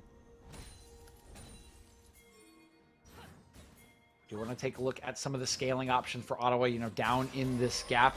Keep your eyes on Blonde, of course, still 0-0-0, has been a little bit unbothered as more trading in the top lane. Don't think you have what it takes to kill Prankuru, who still has that leeching Leer. Blonde working towards his mythic item. Remember, it's mythic item and tier when Blonde really comes online and can start to try to make these team fights happen, and that really is what Ottawa has to bank on at this point, those team fights, because laning phase not going great for them. They're going to have to fight at some point, especially with the second Drake now going over to Grandview for essentially free, as their winning lanes are just pushing in, allowing Coulter to walk over and take this and setting up a fight for Soul Point in 5 minutes. Again, it's Grandview taking control of this early game from all assets and facilities. Getting that second dragon as well. Basically shutting Ottawa out of this game so far, and it's been a very clean game so far by Grandview. Looking very, very dominant so far in this game. Taking a look across the map. Not really many avenues for Ottawa to try to look at. All the lanes really are far ahead. You could try to see Coda maybe go for a gank in the mid lane, but Meslo still does have that flash. And speaking of mid lane, Pluto going forward with the Solar Flare, and that final spark. It's going to do a little bit more once the items start to come through, but wow, still a lot of poke. Yep, quite a bit of poke. Aaron just going to dash on away. Nicely done. And you see that ultimate get thrown out by Pluto. It's a fishing ultimate, right? There's really nothing on the map. They can't really get punished anywhere. And oh no, Prankuru are going to give him a little taunt as the Rift Herald has popped in his lane. They're going to pop it, take the gold, and walk away. It's a full 320 over to Coda, but it's not going to make much of a dent in what is already a very significant gold lead here. Grapes, Prankuru already having a little fun in this matchup. He's feeling pretty good. He's looked pretty good so far in the early stages of game one. And it'll continue to keep getting better and better for him as we keep going. But Coda now in a bit of trouble here, trying to take his own blue buff. Coulter going to dash forward as well. Heartbreaker out, but the flash to follow. The ignite will finish the job. Pluto gets the kill. And Pluto roaming about the distance of Pluto when you compare him to bottom lane. Shows up at Coda's blue buff. Coda doesn't expect it. He's got to be frustrated, Graves. I mean, every play he has tried has been turned around, and now he's got the enemy support all the way in his bots or his topside jungle. Completely unexpectedly, he's just getting shut out of this game now. Yeah, and it looks like Grandview might be looking for a bit more here as Prankuru pops the ulti onto Brixton, who does not have that flash because he took the exhaust in the 1v1. One more shot from Cold Throw will finish another kill for Grandview. 6-0 as the plates are about to fall. And the Grandview Goon Squad is now fully online. You just got the support and the jungler roaming around freely, getting picks, getting kills, and we've been talking about the team fight scaling, the team fight ability of this Ottawa Braves side. Well, I got bad news to you, Graves. They're not going to make it to any team fights at this point. They are just getting run ragged around this map by the macro of Grandview. Give props to Pluto and Coulter. They have been making so many things happen with a little bit of help from that power position in Prankuru. Look at that damage coming out from Aaron.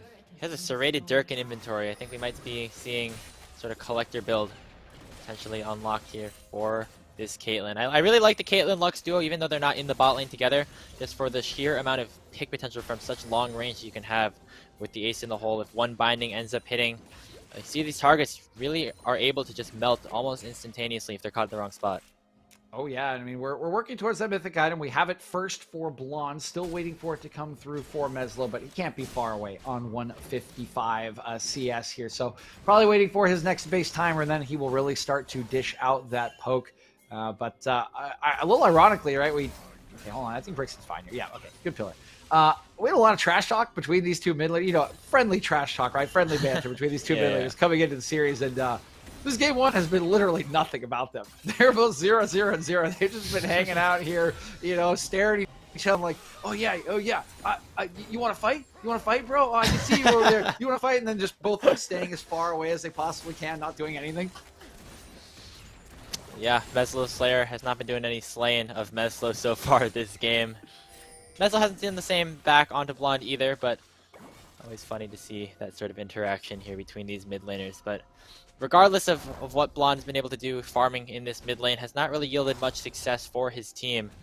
As Grandview now find themselves up about 5,500 gold. The number just continues to tick and tick upwards as more and more priority starts to be given around the map.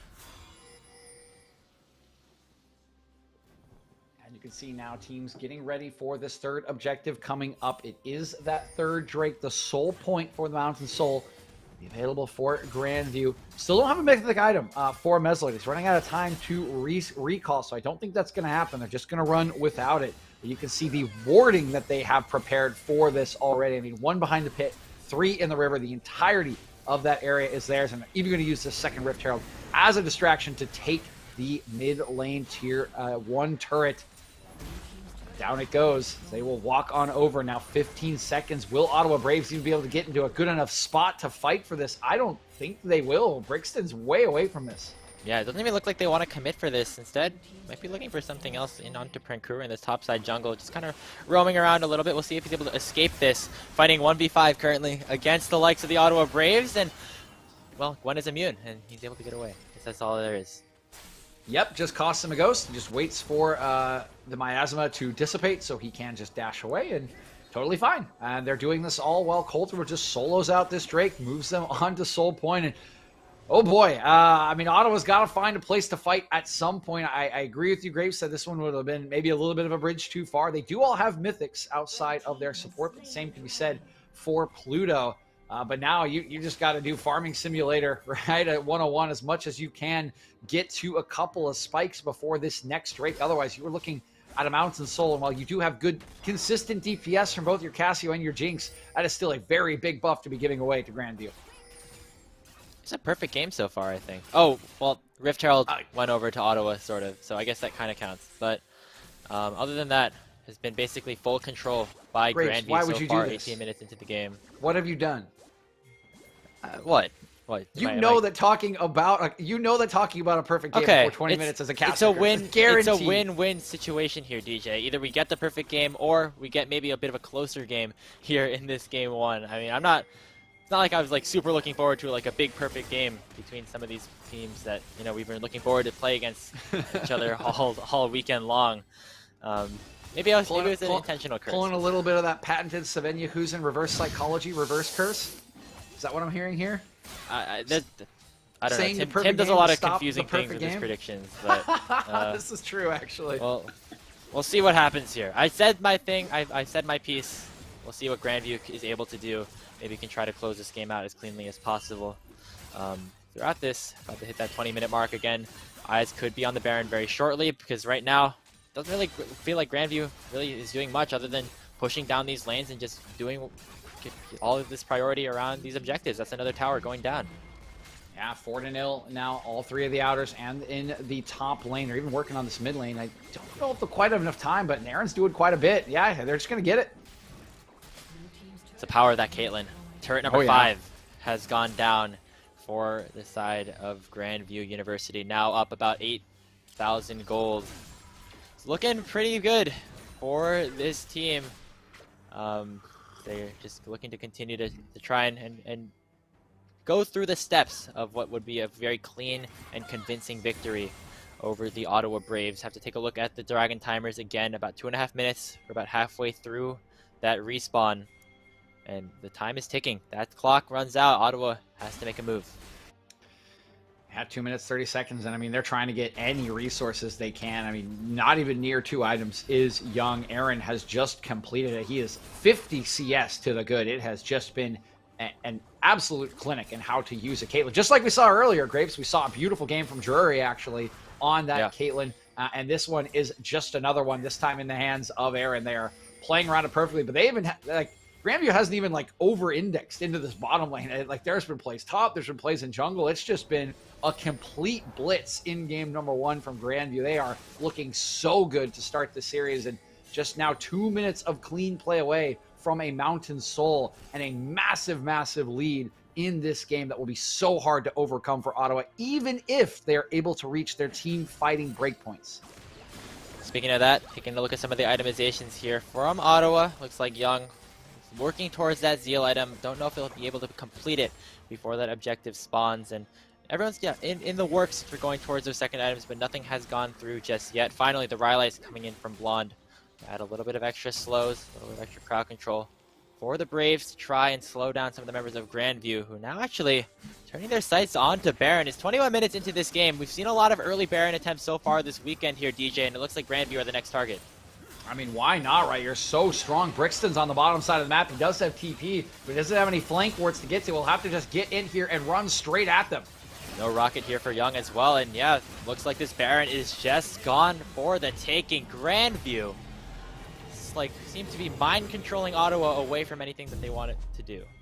Yeah, I mean, maybe Ottawa just banking on the fact that they can walk over to the Drake, get some control, stop that Soul in a minute, or wait for like a second Baron to defend. But I mean, you have to take a risk at some point, right? I mean, I gave credit earlier in a losing effort, I believe, to Drury in game 2. Just take a flip, right? I mean, like, try something. Like, this is a little bit better, right? This is kind of something we want to see, setting a trap around this Drake.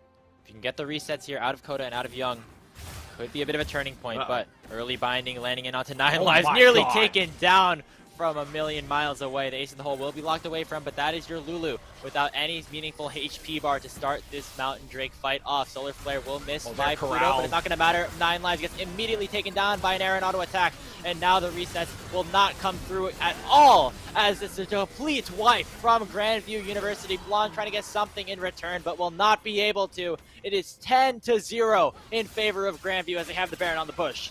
I mean, is this the perfect game? Like, now I'm on board, Grapes. Like, this is an absolute slaughter in the bottom jungle, and beautiful initial play from Aaron, from Meslo with the poke. They just completely corral them. There's nothing they can do. They barely get any damage out. The base is going to break. 2 inhibitors will go down. The Mountain Soul will go over. I mean, we are not far off here. One more just clean engage, and it is all over with perfect game minus the asterisk on the Rift Herald status. Yes. What a statement coming out for Grandview in this game. Have not given up a tower, have not given up a Drake, have not given up a kill. They pick up the Mountain Soul as well. We'll head back to base, pick up some more resets. Maybe look around with a minute left on this Baron power play to maybe make another push. Or if not, still have the time. They still have an immense gold advantage for themselves now at about 13k. It's hard to imagine a situation that Ottawa is able to come back. I mean, it really is, Grapes, right? Like, if anyone, right, Ottawa could give it an effort, but it's so far away. I mean, you're at 2 items for Cassiopeia. Blonde does have some power. You're still on 1 for Young. It's just so hard to do anything. Look at that gold difference over time. It's just been consistent. It's just been massive. It's just been completely perfect so far from Grandview, and they're 1 fight away from sealing that perfect victory and really laying down a marker here at the end of the first weekend. Only 1 more inhibitor turret to go, and that is the one up in the top side. They'll get 1 more wave of Baroned up minions before the buff will expire. It's been a 5k gold lead in terms of the Baron power play for this Grandview lineup. As it will time out before this wave ends up crashing in, but still a lot of pressure on both the sides as Prankuru is coming in from the flank as well. The rest of Ottawa will have to retreat as they'll let their last outer objective fall. Yeah, there it goes. That is triple inhib, and I mean, any hope of coming back now is almost certainly dead as 6 supers will be in here. The Nexus turrets are just already falling. in a whole lot of trouble. He's just getting melted instantaneously. Already has a wild growth on top of him. Prankuru is left untouched with the needlework. There's the final spark from Meslo to take the kill onto the Trundle, and Young is out of position as well. A double kill over to Meslo as they're going to try to finish this game off without giving up anything. 25 minutes. That's your perfect game. Every tower, every dragon, and every kill going over to Grandview in game 1. What an unbelievable performance from Grandview in game 1. I mean, we've seen 2 series from them, and this was just like, have they been holding back this entire time? This was insane. Like, this was so unbelievably clean from start to finish. Not a single blemish on the performance. Only the Rift Herald goes over to the likes of Ottawa University. I mean,